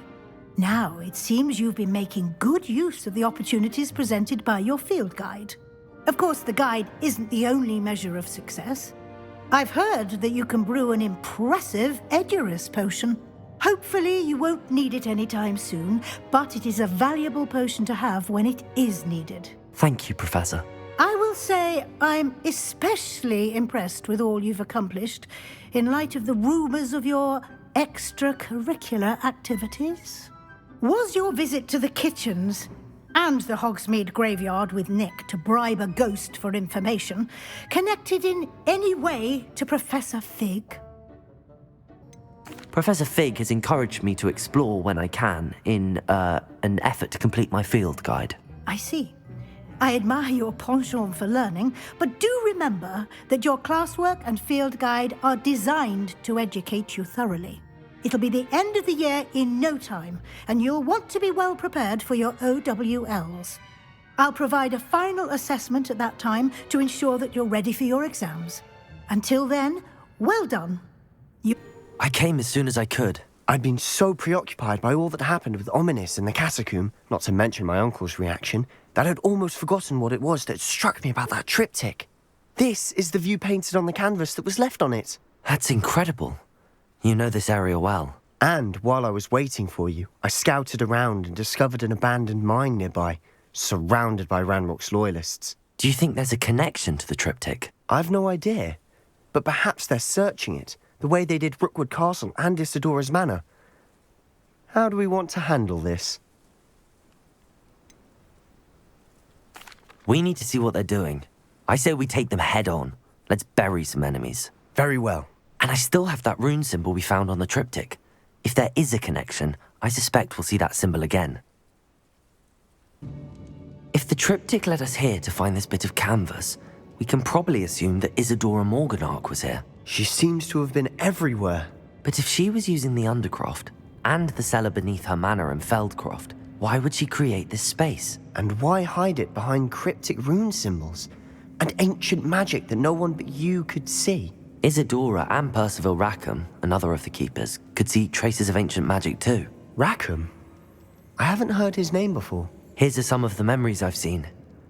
I don't think he and Isidora saw eye to eye on how this magic should be used. This is all rather baffling. Let's take the canvas back to the triptych. Perhaps the answers are there. I know that coast. Ranrock has taken over a huge mine in the surrounding area. Marrenweem has suffered for it. It's as bad as Feldcroft's become. Should we head there now? We should wait. Why? All this time, we've been a step behind Ranrock. I may know someone who could help us get ahead. Who is that? Someone who knows Ranrock personally. They asked me not to mention their name to anyone. A goblin? Tell me I'm wrong. You know goblins cursed my sister to shut her up. Said she should be seen and not heard. I do, but not all goblins are... Not all goblins what? Have you forgotten Feldcroft? Have you forgotten the mine we just went through? No, Sebastian, I haven't. You're not listening to me. Why would I listen to someone so ignorant? Perhaps your uncle was right about you. You don't know when to stop. Oh, I do know when to stop. Do I recall you saying that you speak gobbledygook? I did. I do. Speak it. Is this to do with the goblin I saw you with in Hogsmeade? It is. His name is Lodgok. We could use your help with something. He's waiting for me near a goblin mine. Would you be willing to help? Of course. How exciting. Well, might this be dangerous? I think he simply wants to show me something that involves gobbledygook. If it helps, he's a friend of Sirona's. Good to hear. Good to hear. If Sirona trusts him, then I feel much better. Lodgok is waiting. Shall we go? Of course. I just want to check the pronunciation of a couple of key terms first. So I will meet you there. Who speaks gobbledygook is meeting us. Before he arrives, perhaps you could tell me why we're here? Of course. Unfortunately, presenting Ranrock with the Helmet of Urtkot did not have the effect I'd hoped.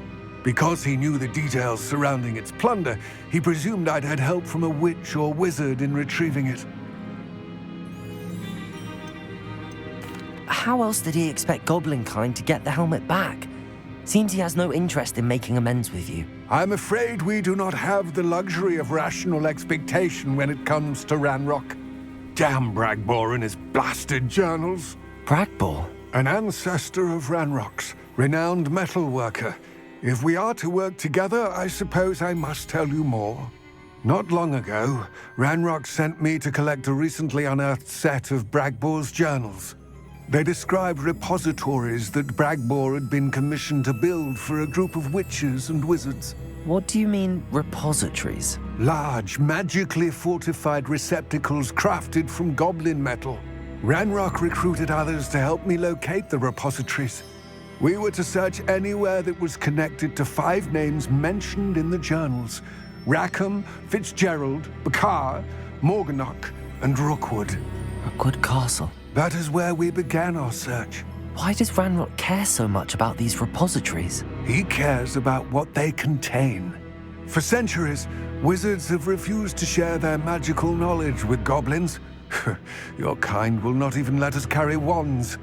Thus, many goblins, myself included, have spent our lives mistrusting wizard kind.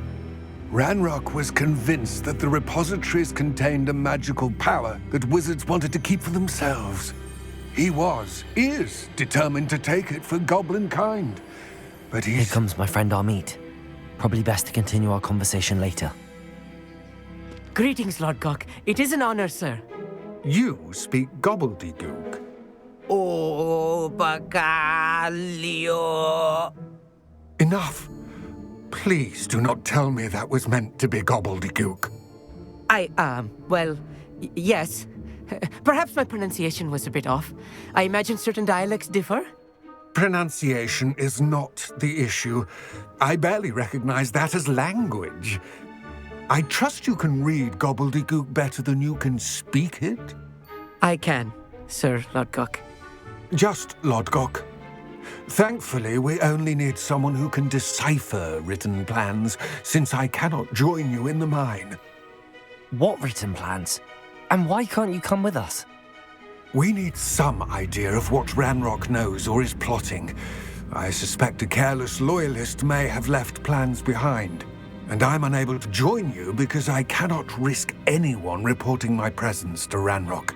All you need to do is not be seen, either by the eye above the enchanted door or a loitering loyalist.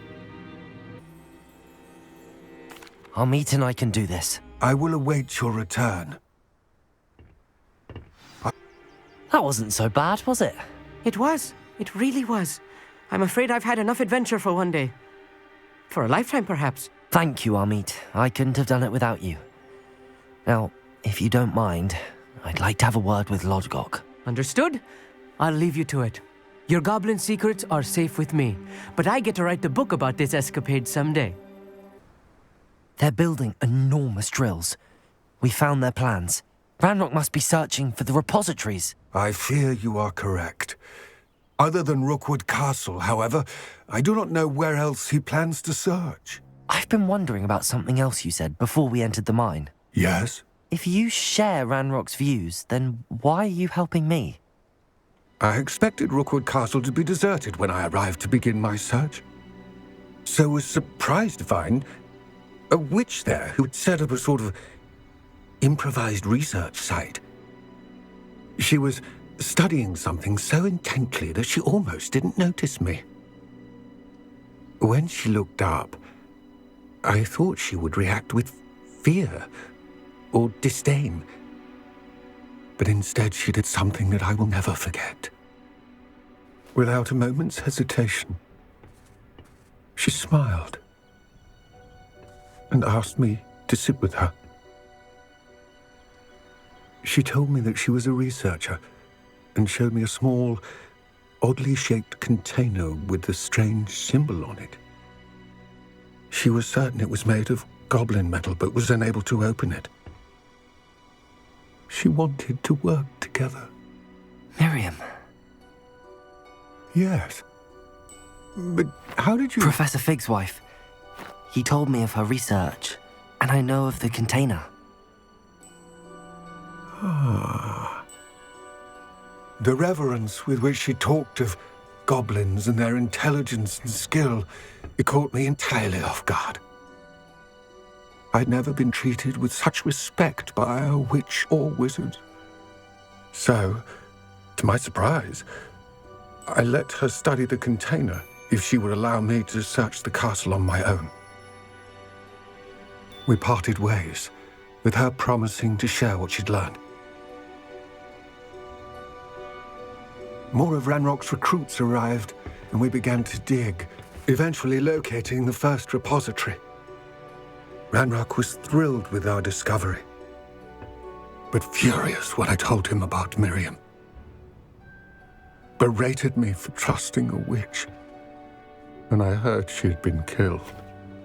You think Ranrock murdered her? I don't want to believe it, but I don't know. After that, something shifted in me. I had seen how the power from the repositories was transforming Ranrock, transforming all of them. I could no longer remain a part of it. Thank you, Lodgok, for telling me this. I tell you all of this so that you understand what is at stake. Ranrock never found all of Bragbor's journals, but the ones he did find suggest that Bragbor at some point built a repository far greater in size than the one beneath Rookwood Castle. What you've discovered here today worries me deeply. If Ranrock learns of the location of that repository, I fear we shall be destined for a great war. I will find out what Ranrock knows. Watch for my owl.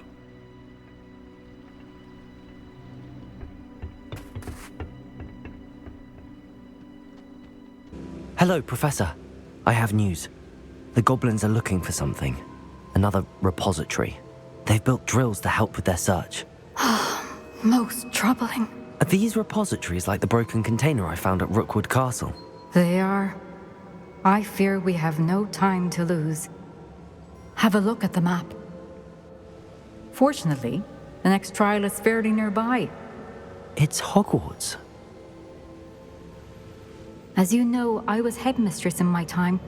My portrait hangs in the headmaster's office. In fact, I witnessed Professor Black learn of your arrival. And I'll confess that I wondered about you. Wait, is the next trial in the headmaster's office? It is. I had hoped that when the time came, the occupant of that office would be of help to us. Unfortunately, this headmaster seems wildly unconcerned with anything but himself. You'll need to access the office while he's away. I understand. Very well. I'll find some way to get in. Good. I shall meet you in my portrait there. Until then. Professor Fig, the Keepers have shown me where the next trial is. Has something changed? Lodgok and I have learned that the goblins are searching for another repository, like the one we saw at Rookwood Castle. And I discovered that they're building massive drills to help in their search. Professor Fitzgerald seemed very concerned. I see. Ranrock clearly knows even more than we suspected. And sir, there's something else. Lodgok knew Miriam. He knew Miriam? They encountered each other at Rookwood Castle. She was doing research. That's where she found the container with the portkey. He liked her so much that he let her leave with it, despite orders from Ranrock. I don't know what to say. She could win over almost anyone. I want to hear more of this. And, in fact, I'd like to speak with Lodgok directly. But we've no time now. Where is the next trial? Believe it or not, it's in the headmaster's office. Incredible. Very well, you'll need the password to get past the stone gargoyle. The headmaster's house elf will know it. I don't know the headmaster's house elf. Will he even speak to me? I imagine he's loyal to the headmaster. He is. So you'll need a disguise. I have just the thing. A polyjuice potion. You'll look and sound like Professor Black. Wait, doesn't polyjuice potion require a bit of the person you want to change into? And take ages to brew? It does. So how do you already have polyjuice potion to change into Professor Black? One never knows when such a thing may come in handy. Let's just say I felt the need to be prepared for anything after my fruitless trip to the Ministry on his behalf. Now, time is of the essence. Drink up and I shall explain more.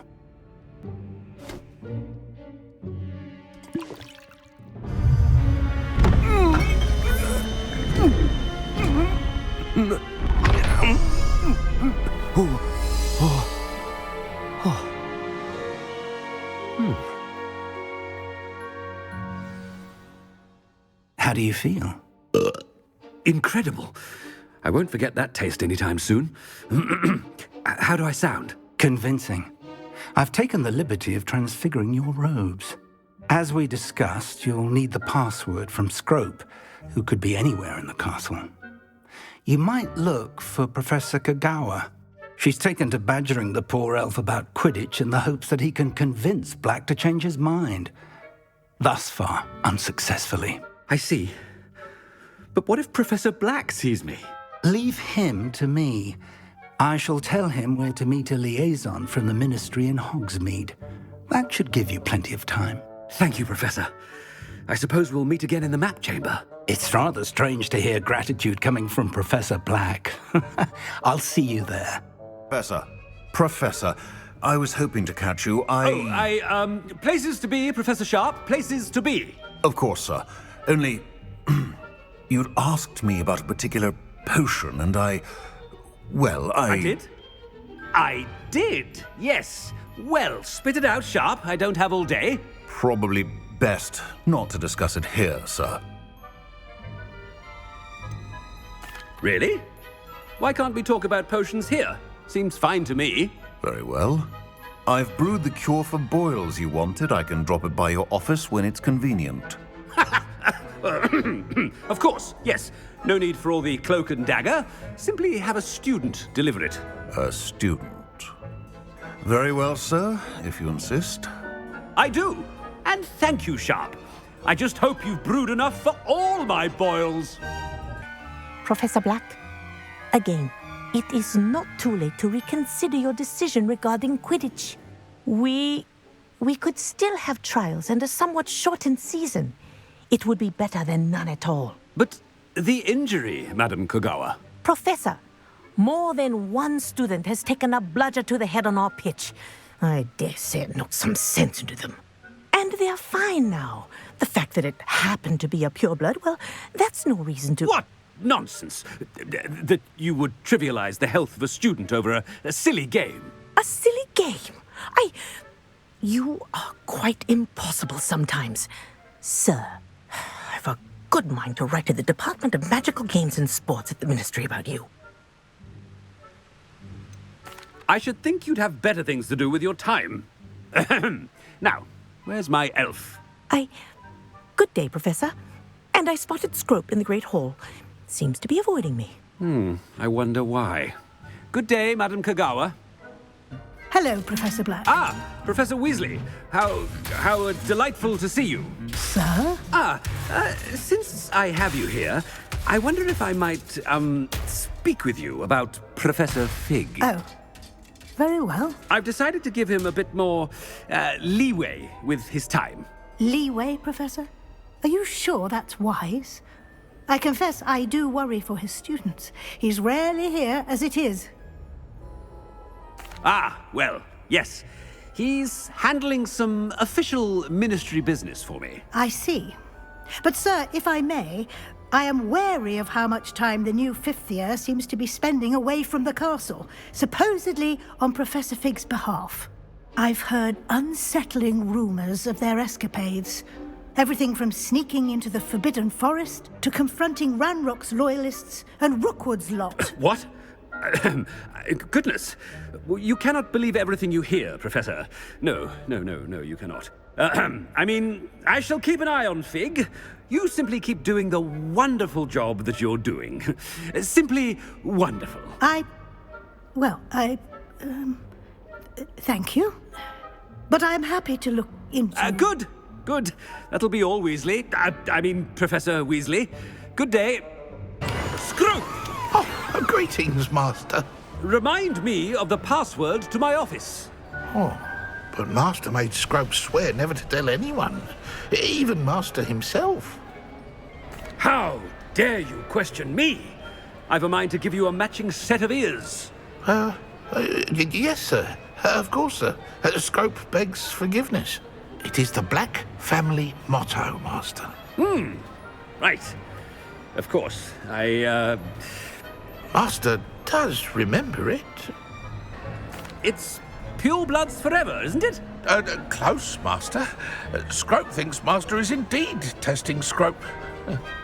It is always pure. Obviously. And, of course, as Master knows, in French.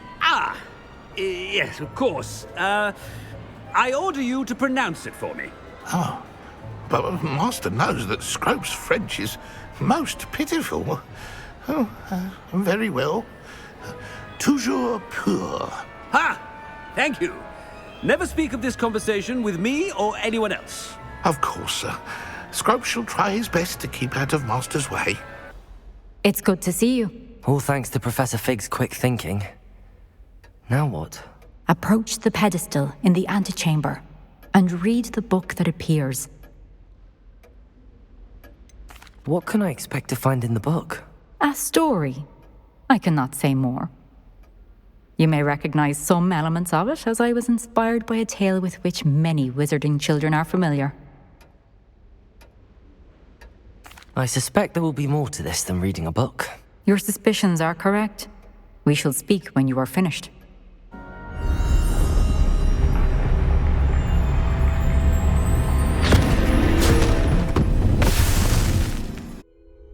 Where am I? Professor Fitzgerald? Can you hear me?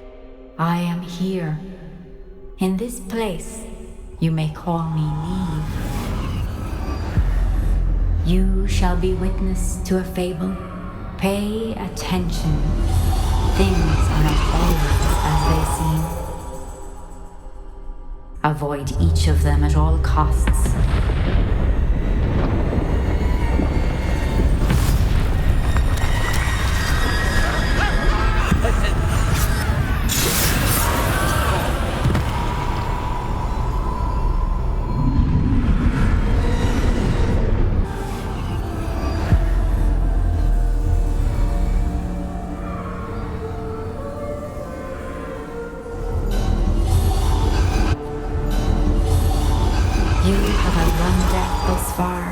But have yet to find me. Keep searching, but this time you will be unable to hide. Wield the wand you see before you. Do not squander its extraordinary power.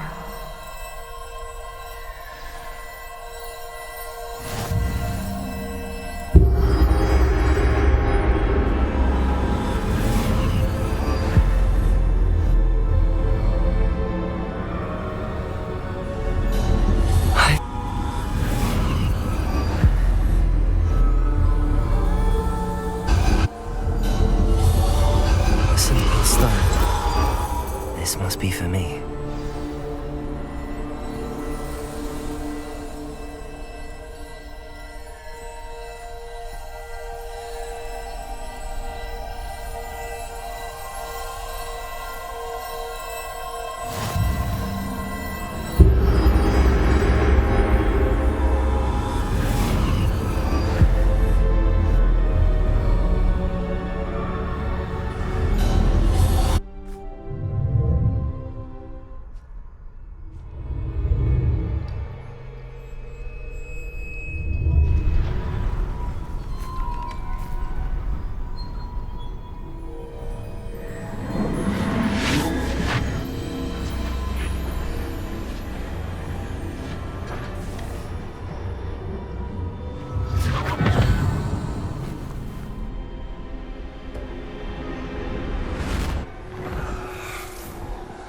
Isadora, what you did for your father was remarkable. Well, wasn't it? And Percival needn't worry about the strands of emotion or the traces that this magic leaves. I found a way to contain all of it. You haven't stopped. Goblin silver. You spoke to a goblin about this. Don't worry, he has no idea what we're containing. We don't know what effect any of this may have. The emotions, the dark traits. You sound like Percival. And as it happens, I do know.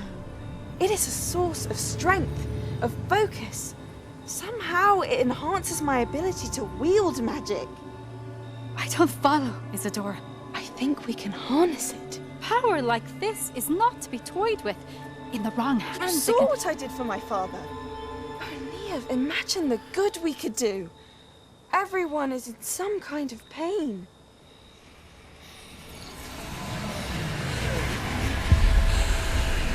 What are you doing?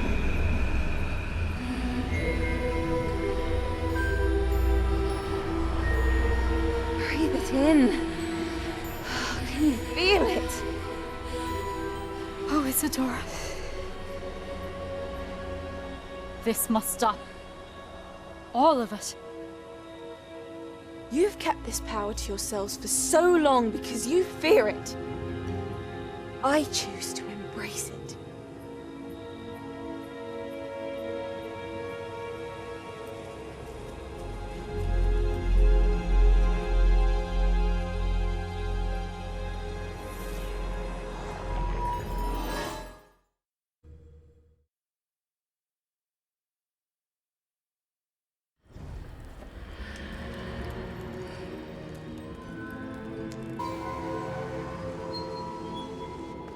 Is it true?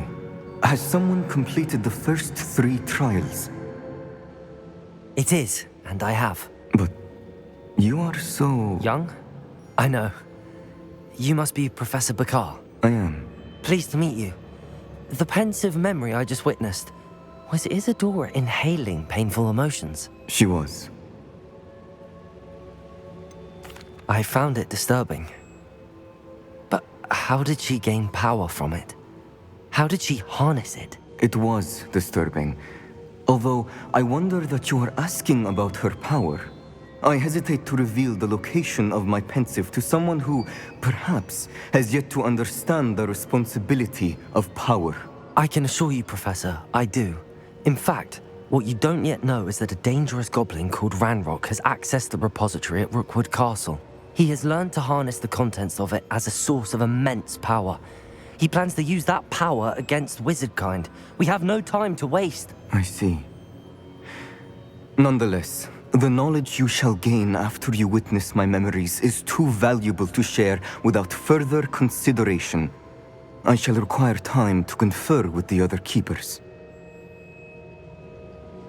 It seems we have no choice but to wait, frustrating as it is. I heard what you told Professor Bakar. Isadora was inhaling emotions to gain power? She was. And she pulled emotions, as she did from her father, from Professor Fitzgerald, without permission. Monstrous. What's more, she said that she found a way to store the traces of magic she extracted in goblin silver. The repositories? Possibly. There's something I didn't get a chance to tell you earlier. Ranrock has been digging at locations tied to the 5 names he found in the journals of a goblin metalworker named Bragball. 5 names? The Keepers, and who else? Isadora Morganac? Precisely. That's how he's been one step ahead of us. Gringotts, the Tower, Rookwood Castle. If the Keepers won't tell you where the next trial is yet, I say we at least maintain a watch on Ranrock. Perhaps he'll lead us to more information. Perhaps.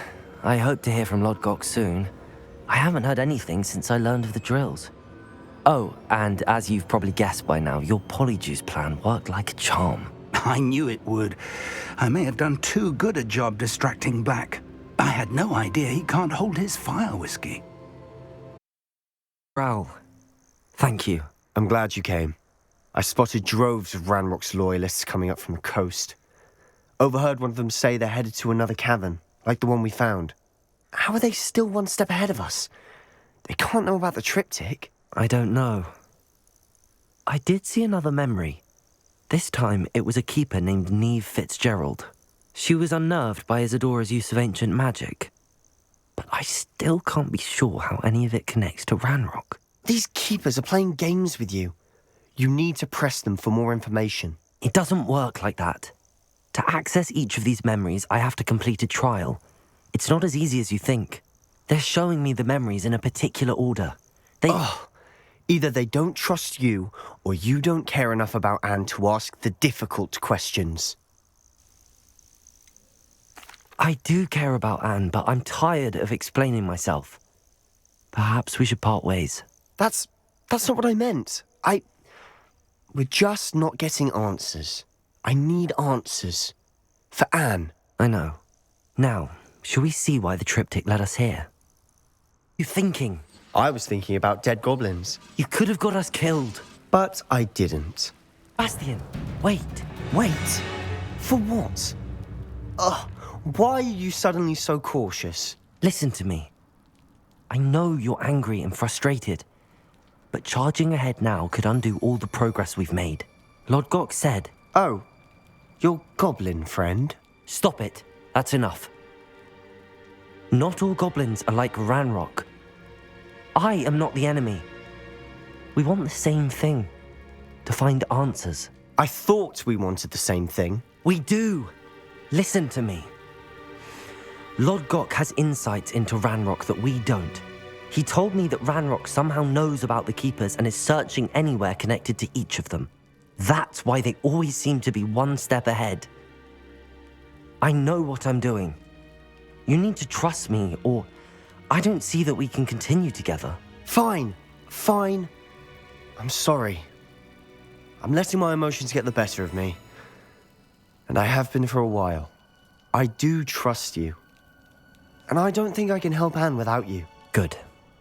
Ranrock clearly knows more than we thought. We need to be careful and do this right, not just go charging in. We have our work cut out for us. We need to work together if we're going to find the final piece to the triptych.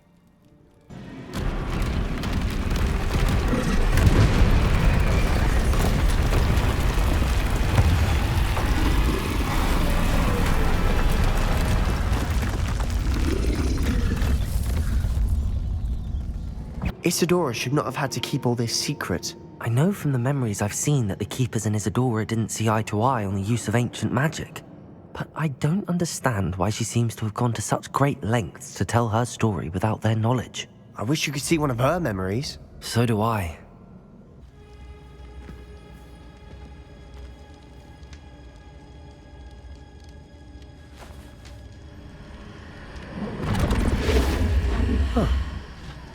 Another pensive.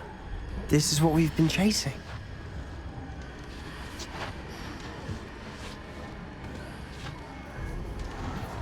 I wonder... What is it? Let's find out.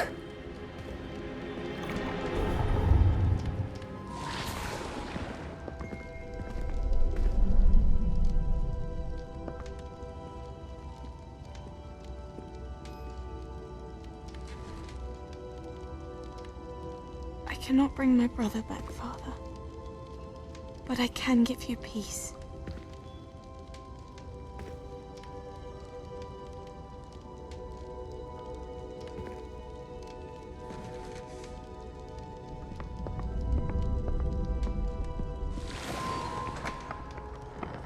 Please, have a seat. Isadora, we are all most intrigued to hear. We're ready. I've something to show you. Father, these are my colleagues from Hogwarts. Father hasn't spoken since my brother died. On my travels, I confirmed that which I've always believed. That we have the power to take away pain.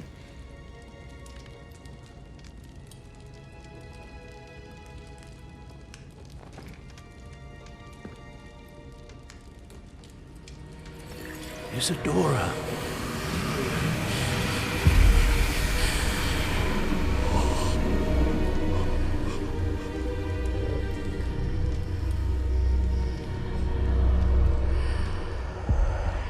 What have you done? I took his pain.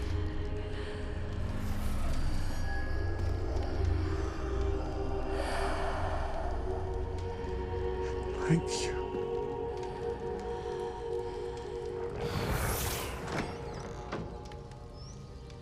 That worked. It did indeed. Of course it did. It's goblin silver. I need something much bigger. All right. It would help if you could tell me more about what it is you're storing.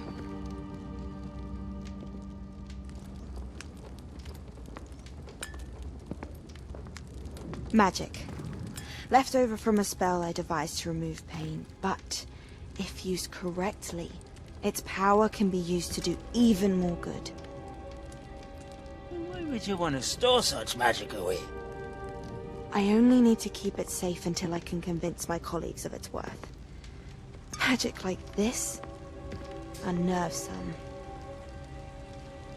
Not everyone's ready to wield such power. Perhaps not. Someone will be.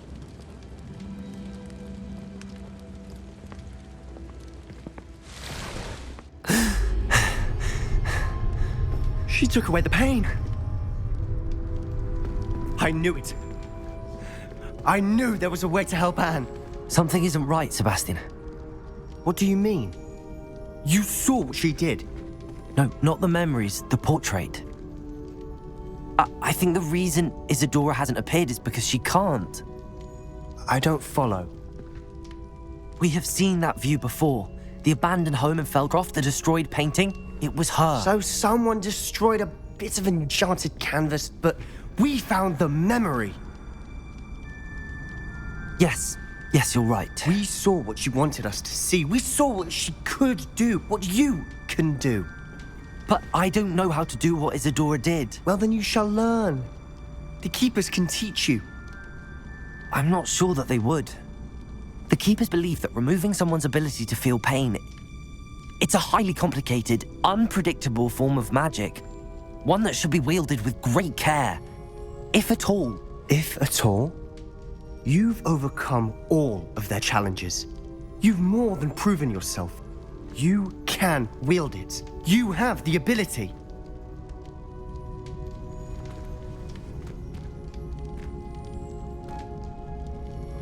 Please, talk to the Keepers. If not for me, then for Anne.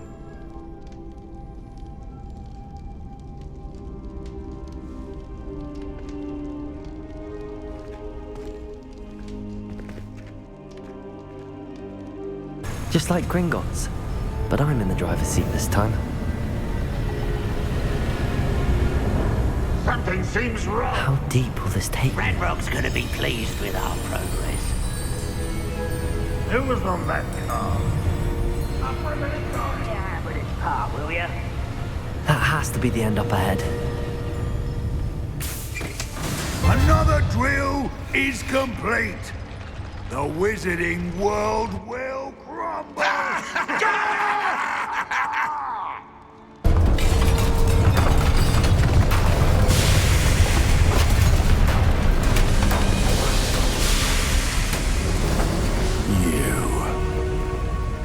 That is unfortunate. No matter. build another. I found this one lurking outside. Lord Gok, come to make amends, little brother. I came to stop this. What is this you've brought me?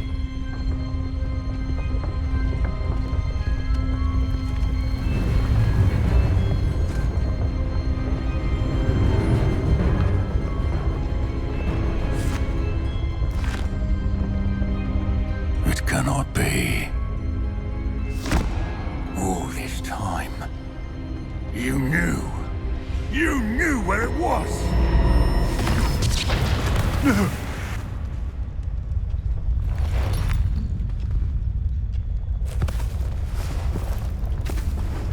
You're right. I'll never understand you, Lord Gok. So gullible. That witch did not consider you an equal. She, like all wizard kind, sought only to use you. You're wrong, Ranrock. The young ones are especially deceitful. They are taught to hide their disgust for us, as they exploit us. Astonishing that our ancestors ever trusted each other. All this time, looking everywhere for the final repository, searching in vain for Bragbor's last journal. Wasted my time, chasing a child. And my little brother knew where it was all along. But now, I don't need you. I don't need any of you. I was bringing it to you. You are a traitor to our kind! No! Avada Kedavra!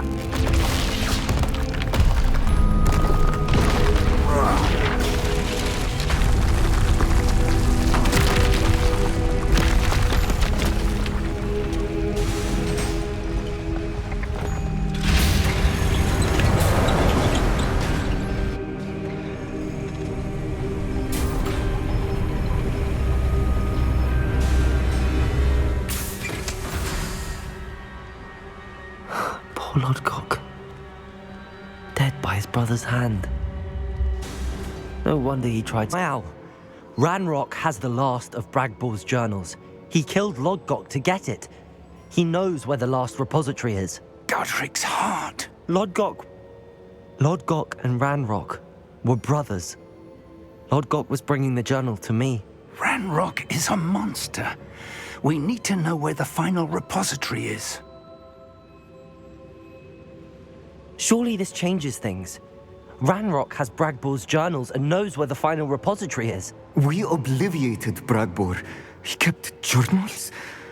Why would he have documented all of this? He didn't know what we were containing. Isadora told Bragbor about the magic when she asked him to build a container for her. I've seen her memories. Isadora left memories for someone to find? You know what she did? Her memories showed what she did for her father, which I also saw in Professor Rookwood's Pensive. And a conversation with Bragbor in which she expressed frustration about the limits being placed on her use of ancient magic. Based upon the memories they have seen, I believe our young friend is well aware of the grave circumstances in which we find ourselves. The next trial will involve an exceptional level of magical skill and a nuanced ability to interact with beasts. Find a face of stone and tendrils. I should advise you that you must engage with any beast that is part of the trial on your own. Professor Bakar will meet you in his pensive room. An exceptional level of magical skill? Nuanced ability to interact with beasts? I suppose we should begin our search for a face of stone and tendrils, whatever that may be. Very well. Professor Weasley has been keeping an eye on me. Perhaps we should meet there, so she has no reason to raise concerns with Professor Black. I shall see you near the coast. Perhaps then you can tell me a little more about the memories of Isadora that you witnessed. Is that a... It is. I believe I know what must be done. Is the head sculpted there? That's a head. I can't say that I do. It appears to be a fearsome beast known as a graphorn. And the prints carved into the ground lead me to believe that a graphorn will somehow open the way forward. That's what Professor Rackham meant when he spoke of my needing an ability to interact with beasts. It would seem so. I do know that the last of a long dynasty of graphorns lives nearby. They call him the Lord of the Shore. I suspect you'll need to bring him here. What happens next, I can't say. If that's what must be done, I'll do it. Excellent. I know this area well enough. When you see the remains of a large sea creature, you're in the right place. Now, Professor Rackham made it clear that you must engage with any beast that is part of this trial on your own. So I shall wish you good luck and wait for your return in the map chamber.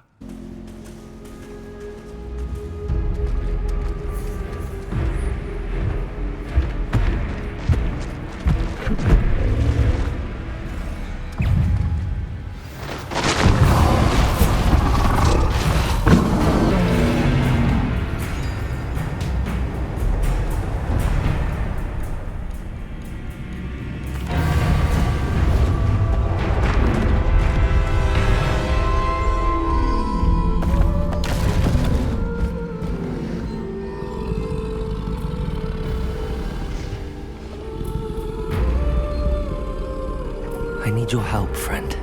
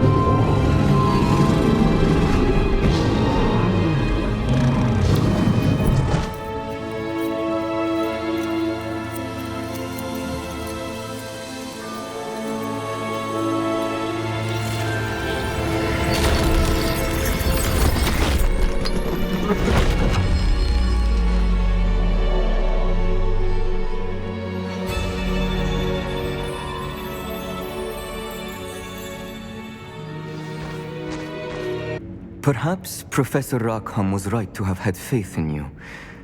I still have my reservations. Isadora, as you will see, was not who she seemed. I can only hope that you are. My memories should answer any questions you may have about the power you will need to protect. Thank you, Professor Bakar. I shall see you back in the map chamber.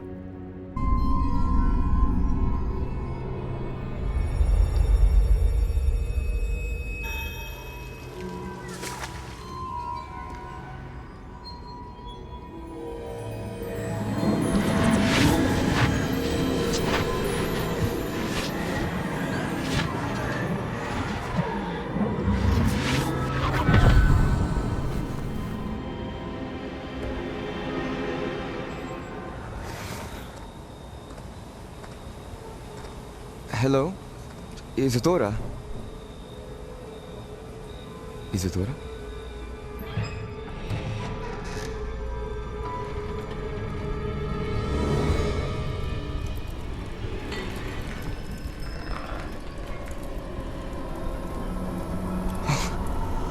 Mr. Morganach,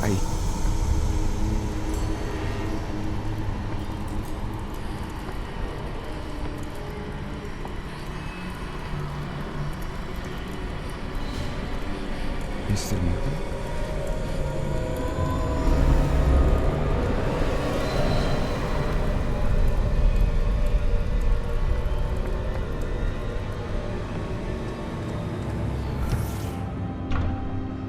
Son, I'm glad you're here. Isadora was not at her home. I know. Her father... Percival. What is it? It is as though he was stripped not only of his pain, but of all emotion. Everything is much worse than I feared. Neve was right. Isadora hasn't stopped. I've just learned that she has been wielding that magic on students. We must gather the others.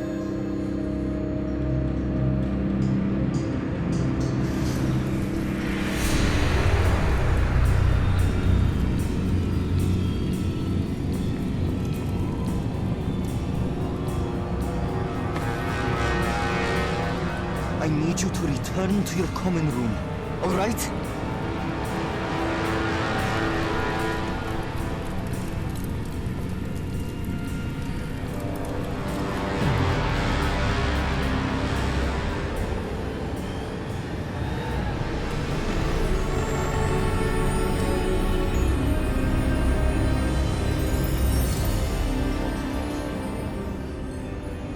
What have you done? Take a breath.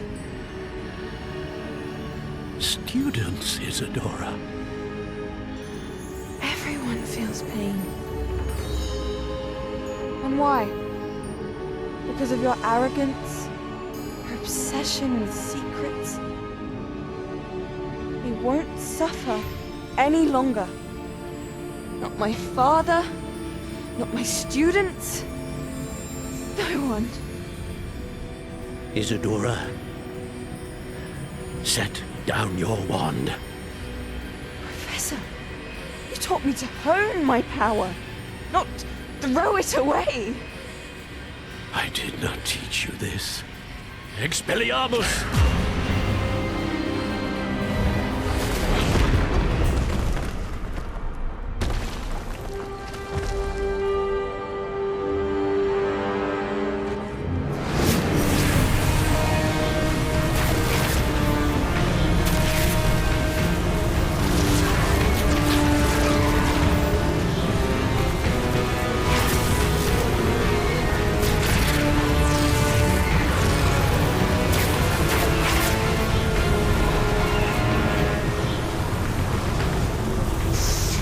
Kedavra!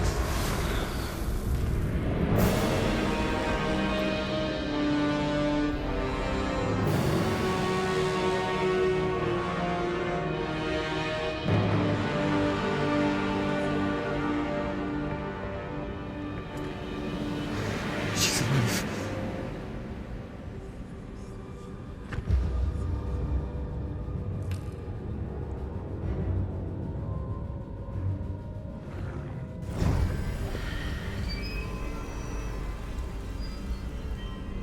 Where you fought Isadora, is that the location of the final repository? It is. You see, we could not destroy the strands of emotion Isadora had stolen from so many. So we did all that we could to keep them safe. We also realized that until they could be destroyed, the magic used to create them was a danger to wizard kind. Hence, we became keepers. Keepers of an unfathomable secret. We knew that someday, one with the ability to see traces of ancient magic might be seduced by its power. We built the trials to lead that person to us, to allow them to prove themselves worthy of the knowledge we'd kept hidden and the responsibility that accompanies it. Have I not proven myself, Professor? I need to get to that repository before Ranrock does. You have, and you will. But the repository is protected by powerful ancient magic. To enter, you must craft a special wand from the 4 artifacts you found above our pensives. So the repository is safe from Ranrock for now? If he is, as you suspect, capable of using the power of the other repository, I fear he will be able to breach our defenses. Then I must go now and craft this wand. Perhaps Mr. Ollivander will help me. Another Ollivander? I'm not surprised. As I am sure he will tell you, this wand may be used for only one purpose. Return with the wand, and we will open the way forward. I shall send an owl ahead to Ollivander. Whilst you visit him, I'll reach out to Professor Weasley. Professor Weasley? Yes. I may have made an error in judgment by not informing her of Ranrock's intentions earlier. I only hope it's not too late. If Ranrock really is going to try to drill below Hogwarts, we'll need all the help we can get. All right, Professor. I'll see you soon. You saw what happened. I never wanted to hurt my uncle. I know. I can't believe he's gone. How did things go so wrong? I didn't mean it. I didn't mean to... Oh, Anne, I was only trying to help. I can't leave now. Anne needs me more than ever. You understand. You can talk to Ominous. Make him understand. He listens to you. I need to be with Anne. Don't worry, Sebastian. I shall speak with Ominous. Thank you. You're a good friend, truly. What a mess. I can't believe it. After I last saw you, I went straight to Hogwarts. Before I had time to talk to Black, I heard from Anne. I rushed to Feldcroft and found her with Solomon's body.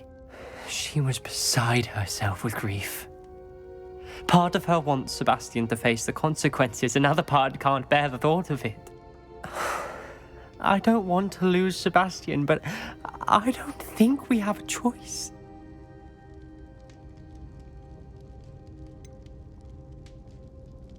We do have a choice. What good will it do to turn him in now? He clearly regrets everything. He's not going to do anything like this again. We've both heard that before. But we also need to think about Anne. She's lost her health, now she's lost her uncle. Do you really want to take her brother away from her too? I understand what you're saying. Perhaps you're right.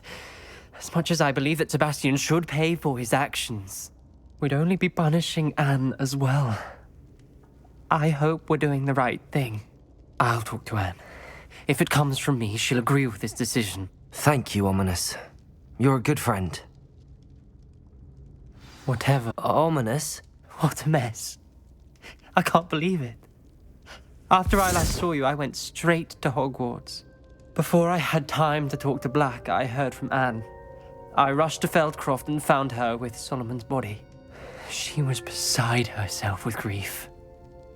Part of her wants Sebastian to face the consequences, another part can't bear the thought of it. I don't want to lose Sebastian, but I don't think we have a choice. We don't have a choice. You're right. You were right the entire time. I wish I hadn't been. If we do this, we may never see Sebastian again. I realize that, but it's the right thing to do. He killed his uncle. We've tried to justify his actions every step of the way, but this has gone too far. It has to stop. Very well. Leave it to me. I'll tell the headmaster. Farewell for now. I shall be in touch. Hello, Mr. Ollivander. I wondered if you might be able to help me with something. Yes, Professor Fig sent an owl informing me that you'd be coming. He was a bit cryptic, said you need to have a special wand crafted, that you'd bring me the materials. Yes, sir. I have them here. Oh, my. How extraordinary.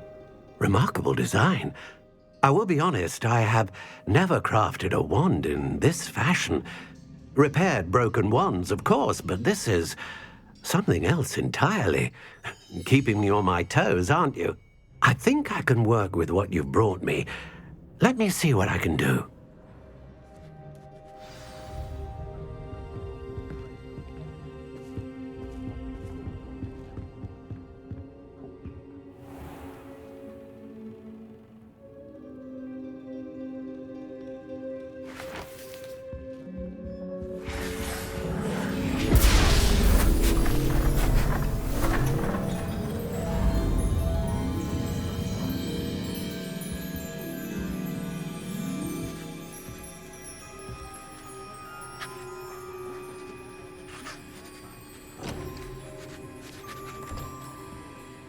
It is done.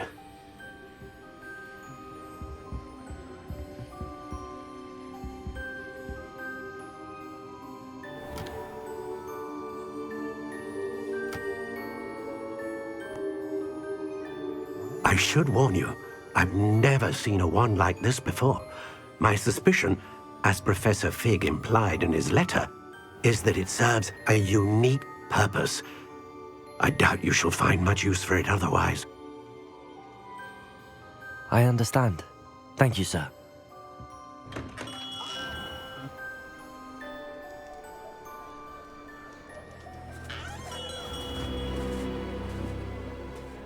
I'm afraid you're on your own.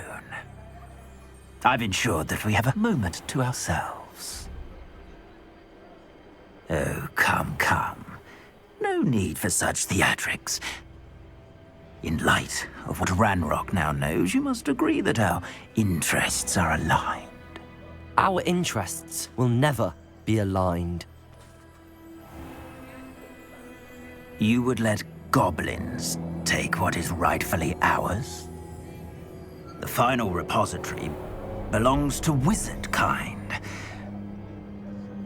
We would be fools not to work together. What's that you've got there?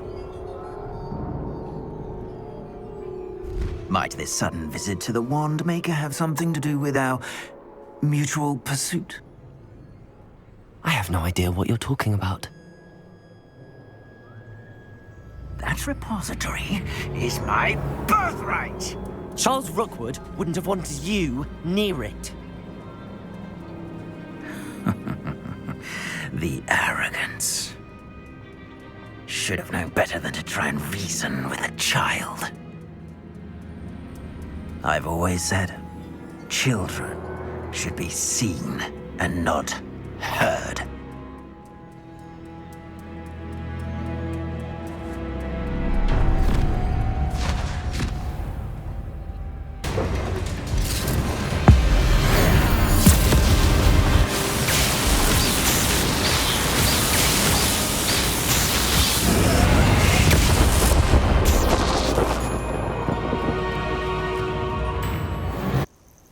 I'm ready to finish Harlow once and for all.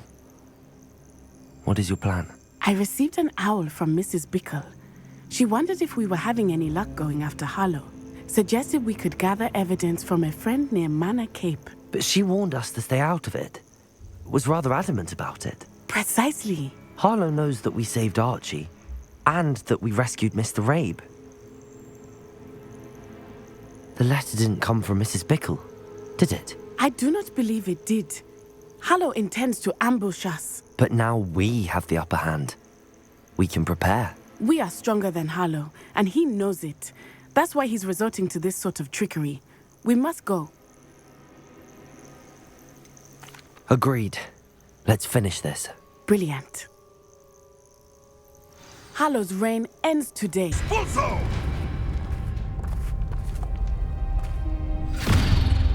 Little Nat Sione, innit? And her excruciatingly loyal companion. You two have done quite a bit of damage to my business interests. But I must grudgingly give you some credit. What was once a mere annoyance has become remarkably problematic. Fortunately, I pride myself on my problem-solving skills.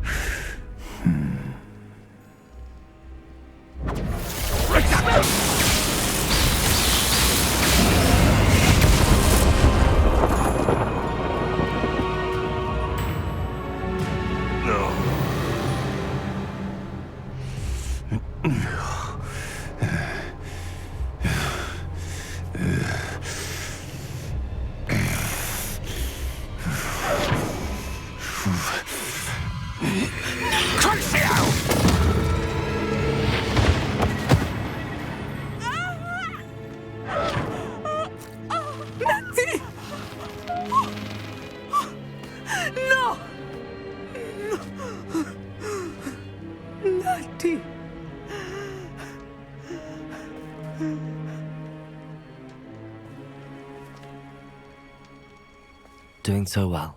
I am doing better than it appears. I am only here because my mother insisted, just to be safe. I was relieved when she told me that you were all right. What on earth possessed you to do something like that? I don't know, but what other choice did I have? You were in danger. I'm sorry, Natty. It's my fault you got hurt. What? No. Do not blame yourself for this. The moment that I saw Harlow aim his wand at you, well, You quickly made the choice to protect me. I did what I had to, and I would do it again. I could not simply stand there and let you get hurt. Then I shouldn't feel guilty. Of course not. There was nothing that you... Oh my... I cannot believe that it took me this long to see it. He made a choice based on instinct. My father, you, my friend, are no more to blame for my injuries today than I am to blame for my father's sacrifice years ago. From what I know of him, it seems there's a lot of your father in you. That's very kind of you to say. I hope that you are right. This has all been a bit much, hasn't it? Taking down Harlow and the rest of Rookwood's lot. But we have done it. Rookwood is dead, Harlow is on his way to Azkaban, and the rest of them are on the run. A few of the dregs will still be about, fighting for their lost cause. But Rookwood's enterprise has fallen apart. Everything is safer now because of us. Because of you. Thank you, but we make a formidable team. You, my fellow traveler, have enriched my time at Hogwarts beyond anything I could have imagined. Thank you. I believe your friendship to be one of the most important in my life. It's you to leave the Snidgets. If anyone can keep them out of poacher hands, it's the centaurs. And I wanted to thank you. When the poachers ambushed us, it was nice not to face them alone. Of course. It's the sort of thing friends do for each other, isn't it? I suppose so. I am glad you came to Hogwarts. It's already been my best year. I wouldn't want a repeat of Horntail Hall, of course, but I did enjoy the Three Broomsticks. Had no idea how lovely it was there. Had you never been to the Three Broomsticks? I used to spend most of my time with Highwing, and well, I don't know how Serona feels about hippogriffs popping in for a butterbeer. Highwing's the only one I would have gone with. Or Gran, of course. Nothing wrong with that. Highwing's good company. She is. Although I am beginning to see the appeal of human friends. It was nice to talk about my parents and Gran with someone. And share Highwing. It has all been a pleasure, Poppy. Do try and stay out of trouble. Don't know that I can. We've taken on poachers twice now, successfully. I rather think you've helped me develop a taste for it. And with centaurs as allies, I might actually go looking for trouble. Victor Rookwood is dead. He confronted me as I left Ollivander's with the Keeper's wand. I had to defend myself. Godric's heart, are you all right? I know you're well able to defend yourself. I've seen it often enough. But Rookwood himself... He would have killed me once he found the repository, if not before. I had no choice. You're right. You had no choice. You did what you had to do. With Harlow in custody and Rookwood gone, the wizarding community owes you a great debt. Thank you for saying so, Professor. I'm ready for what's next. All right, then. The Keepers have been waiting.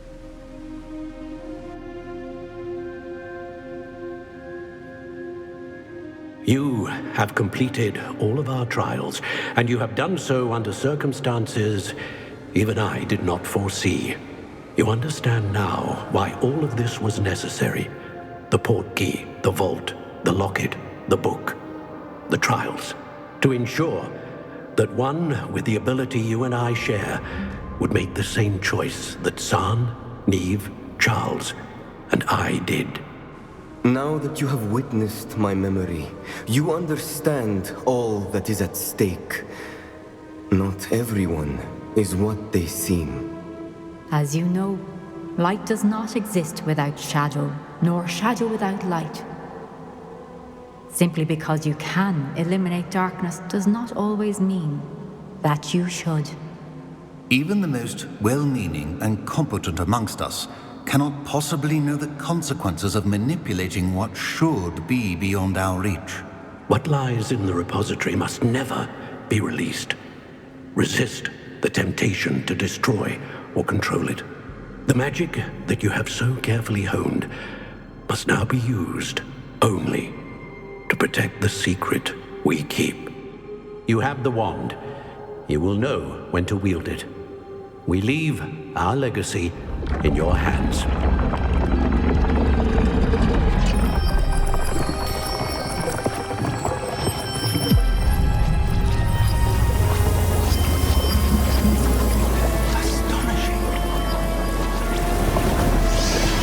That must be the way to the repository.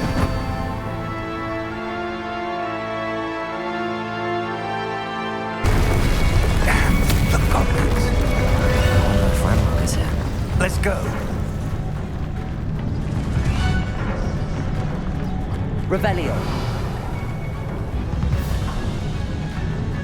If his loyalists are here, he cannot be far behind.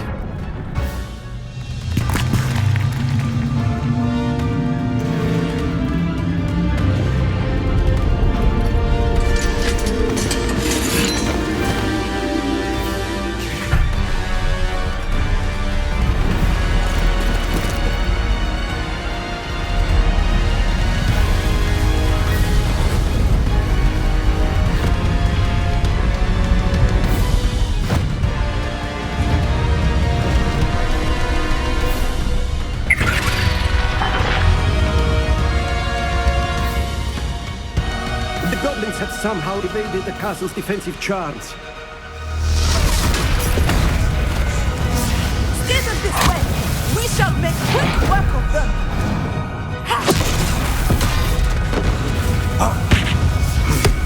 They got this.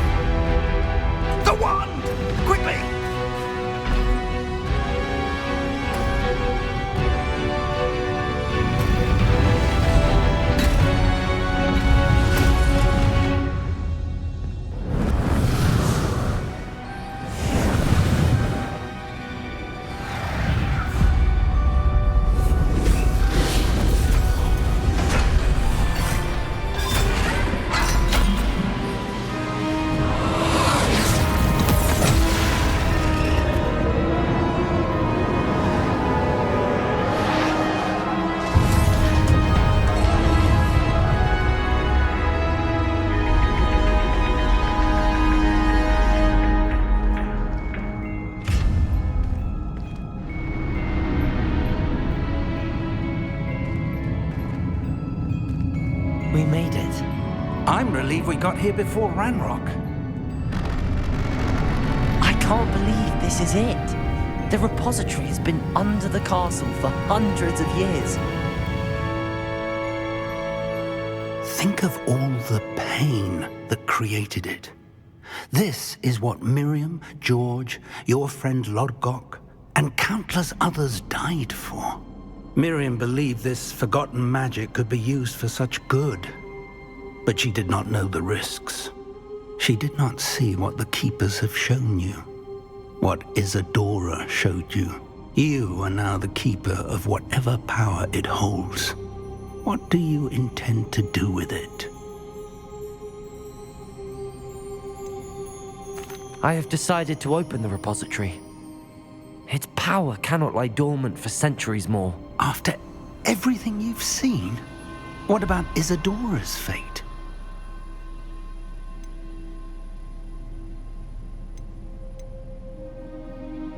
Isadora knew she had a remarkable power to help people. I intend to use my ability to finish her work. Build upon it. But this could go wrong in so many ways.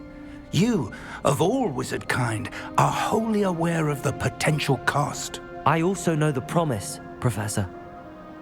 With all I have learned, I can avoid making the same mistakes Isadora did. I can learn to wield this magic for good.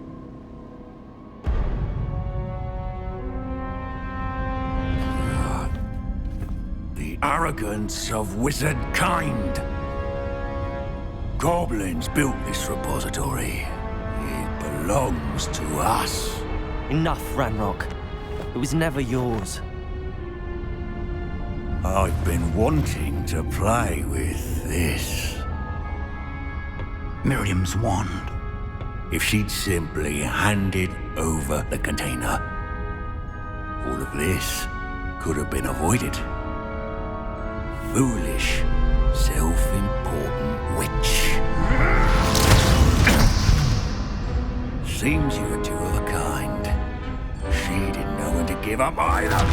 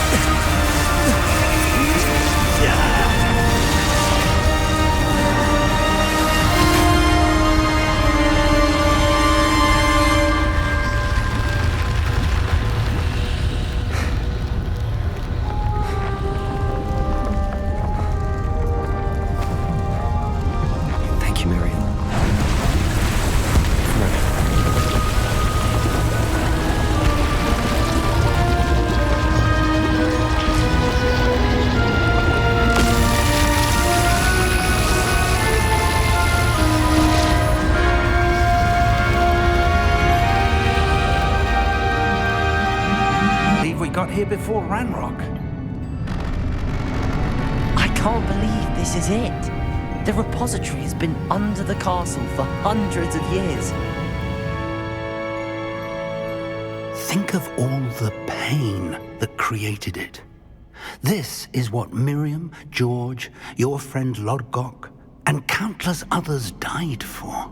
Miriam believed this forgotten magic could be used for such good, but she did not know the risks.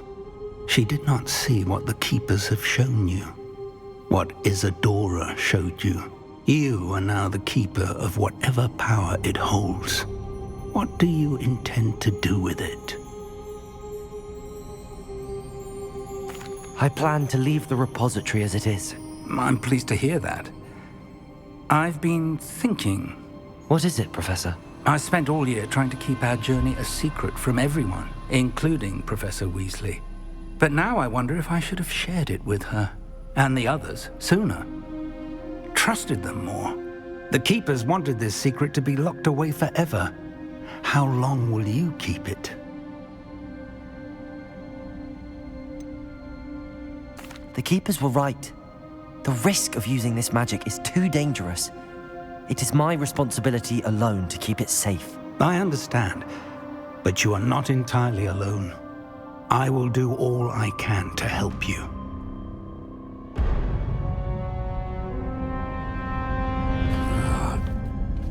The arrogance of wizard kind. Goblins built this repository. It belongs to us. Enough, Ranrock.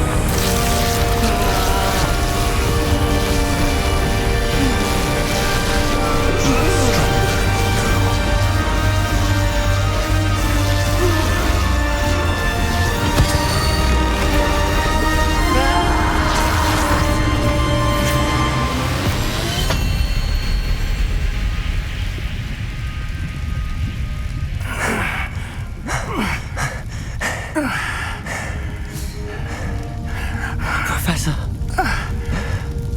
Miriam.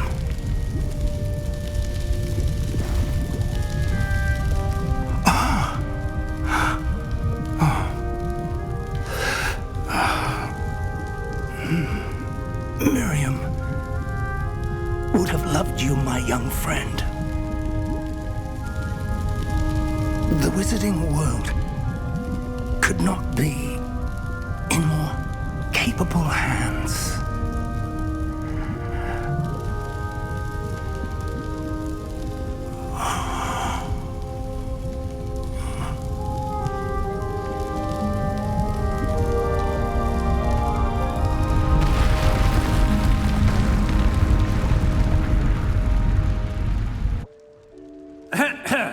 Professor Eleazar Fig. I dare say he was a beloved professor to many of you, certainly a long-standing colleague to his peers. A famed adventurer and seeker of knowledge, he built a reputation charging into the unknown, brazenly disregarding both discretion and safety, providing perhaps a rather unfortunate lesson for us all. His devotion to adventure was rivaled only by his dedication to Hogwarts. And of course, to his wife, Midi, whom we lost much too soon as well.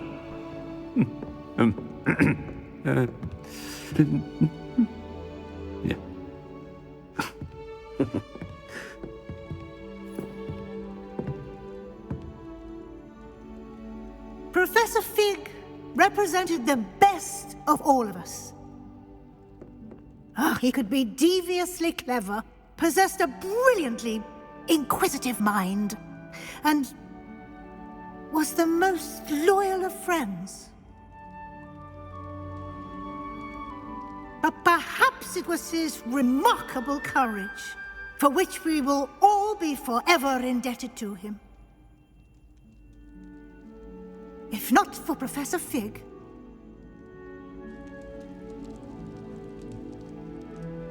well, I can say with confidence that if not for him, many of us, let alone Hogwarts, would not be here today. Those that knew him best will agree that we must now honor him as only Hogwarts can, by wisely, resourcefully, justly, and bravely facing all that lies ahead. To Professor Fig!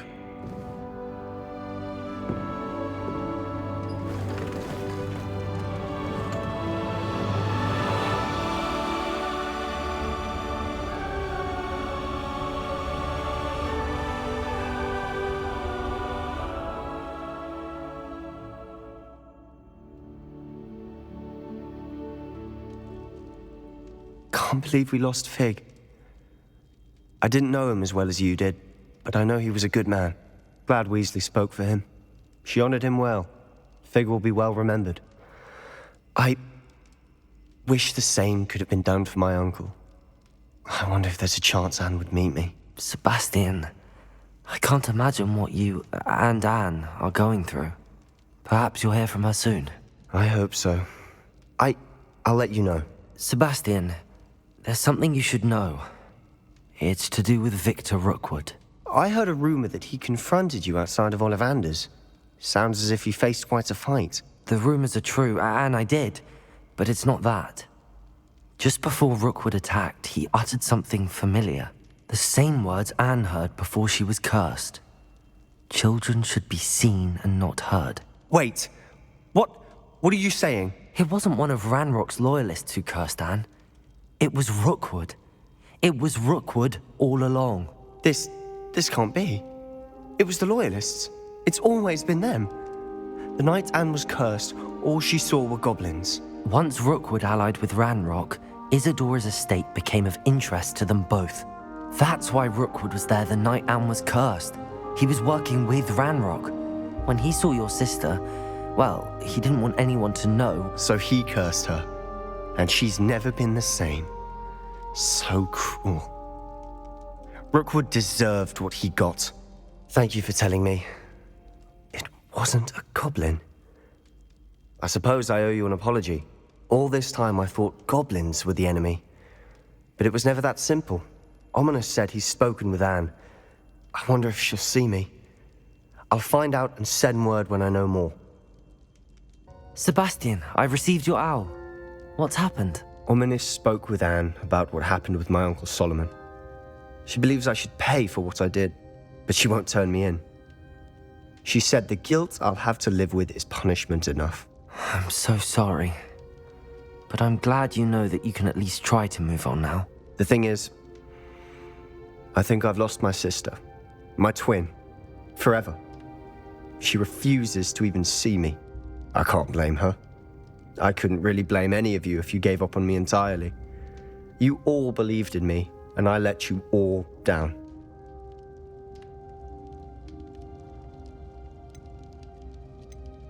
Anne may just need some time. Surely one day she'll be able to forgive you. I hope you're right. I realize I can't undo what's been done, but I can try every day to make up for it. I owe you and Ominous everything for standing by me. Well, it wasn't easy. But I believe in you, Sebastian.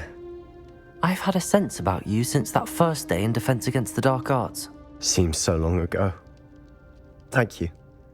I have no idea what's to come, but I'm grateful for your friendship. I'm glad... never imagined we'd attend a funeral for one of our professors. Glad Weasley spoke for Fig. She honored him. He'll be well remembered.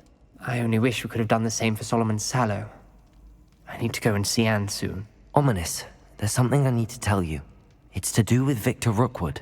I heard a rumor that he confronted you outside of Ollivander's. Sounds as if you faced quite a fight. The rumor's true, and I did. But it's not that. Just before Rookwood attacked, he uttered something familiar. The same words Anne heard before she was cursed. Children should be seen and not heard. Wait, what are you saying? It wasn't one of Ranrock's loyalists who cursed Anne. It was Victor Rookwood. It was Rookwood all along. This can't be. The night Anne was cursed, all she saw were goblins. You see, since Feldcroft was of interest to Ranrock, it became of interest to Rookwood as well. That's why Rookwood was there the night Anne was cursed. He was working with Ranrock. When he saw Anne, well, he didn't want anyone to know. So he cursed her. Oh, so cruel. Rookwood got what he deserved. Thank you for telling me. Anne and Sebastian deserve to know, and it should come from me. As we discussed, I spoke with Black. Sebastian's with the headmaster now, but perhaps there's a way to get word to him. When I find out, I'll send an owl. For coming. Ominous, I received your owl. What's happened with Sebastian? He's been expelled, and will soon face trial at the Ministry. Although Anne wanted to turn him in, I think now she's torn. I confess I know how she feels. As much as we all wanted Sebastian to face the consequences of his actions. It will never be the same without him. Just standing here in the Undercroft without Sebastian feels wrong. I never thought things would end this way. I hope we did the right thing. I hope so too. Were you able to tell Sebastian about Rookwood cursing Anne? I was. Black let me talk to Sebastian before he left. At first he wouldn't believe it.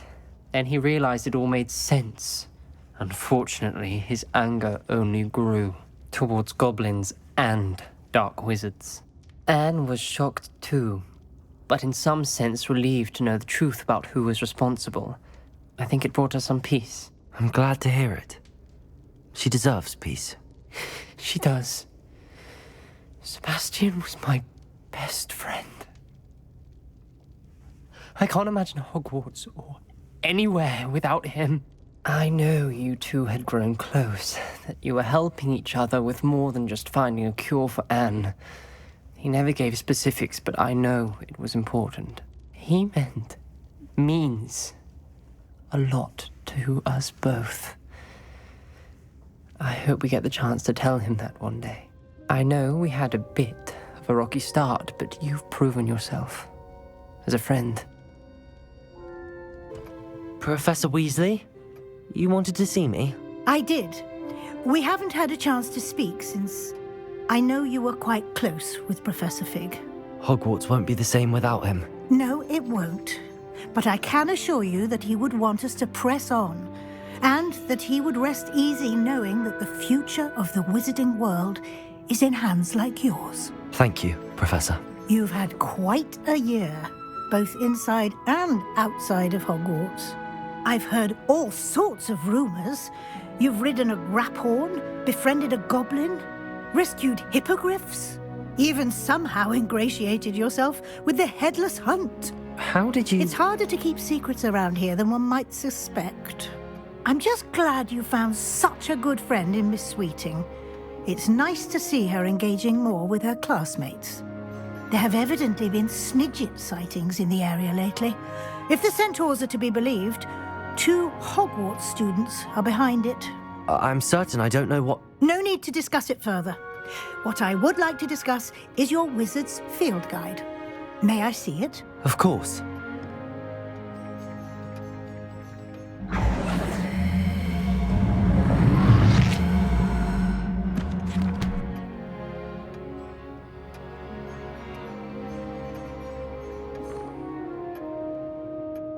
What do you think, Professor?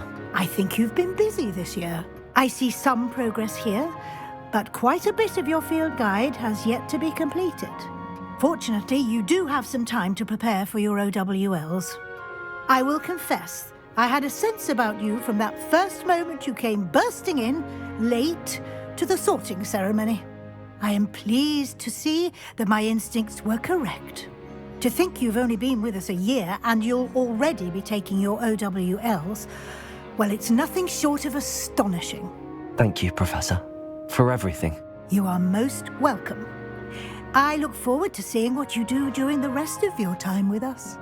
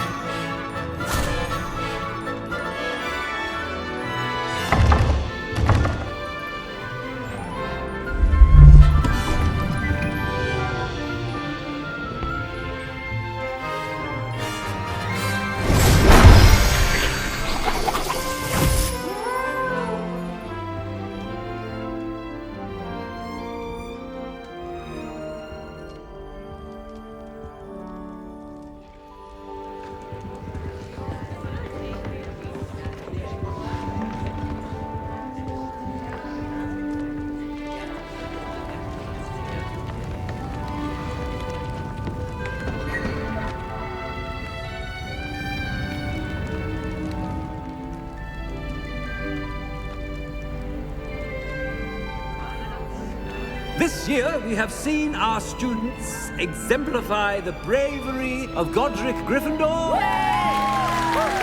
And now we can finish. The loyalty of Helga Hufflepuff. The wisdom of Rowena Ravenclaw. And the ambition of Salazar Slytherin. And so, the winner of this year's House Cup... Excuse me, Headmaster, if I may. One particular student's heroism during the attack on Hogwarts, not to mention the level to which they have excelled in their coursework, as a new student, no less. Well, it would seem that it certainly merits... I'd say 100 points to their house. Wouldn't you agree? Ah, yes. Thank you, Professor Weasley. I suppose we have our winner.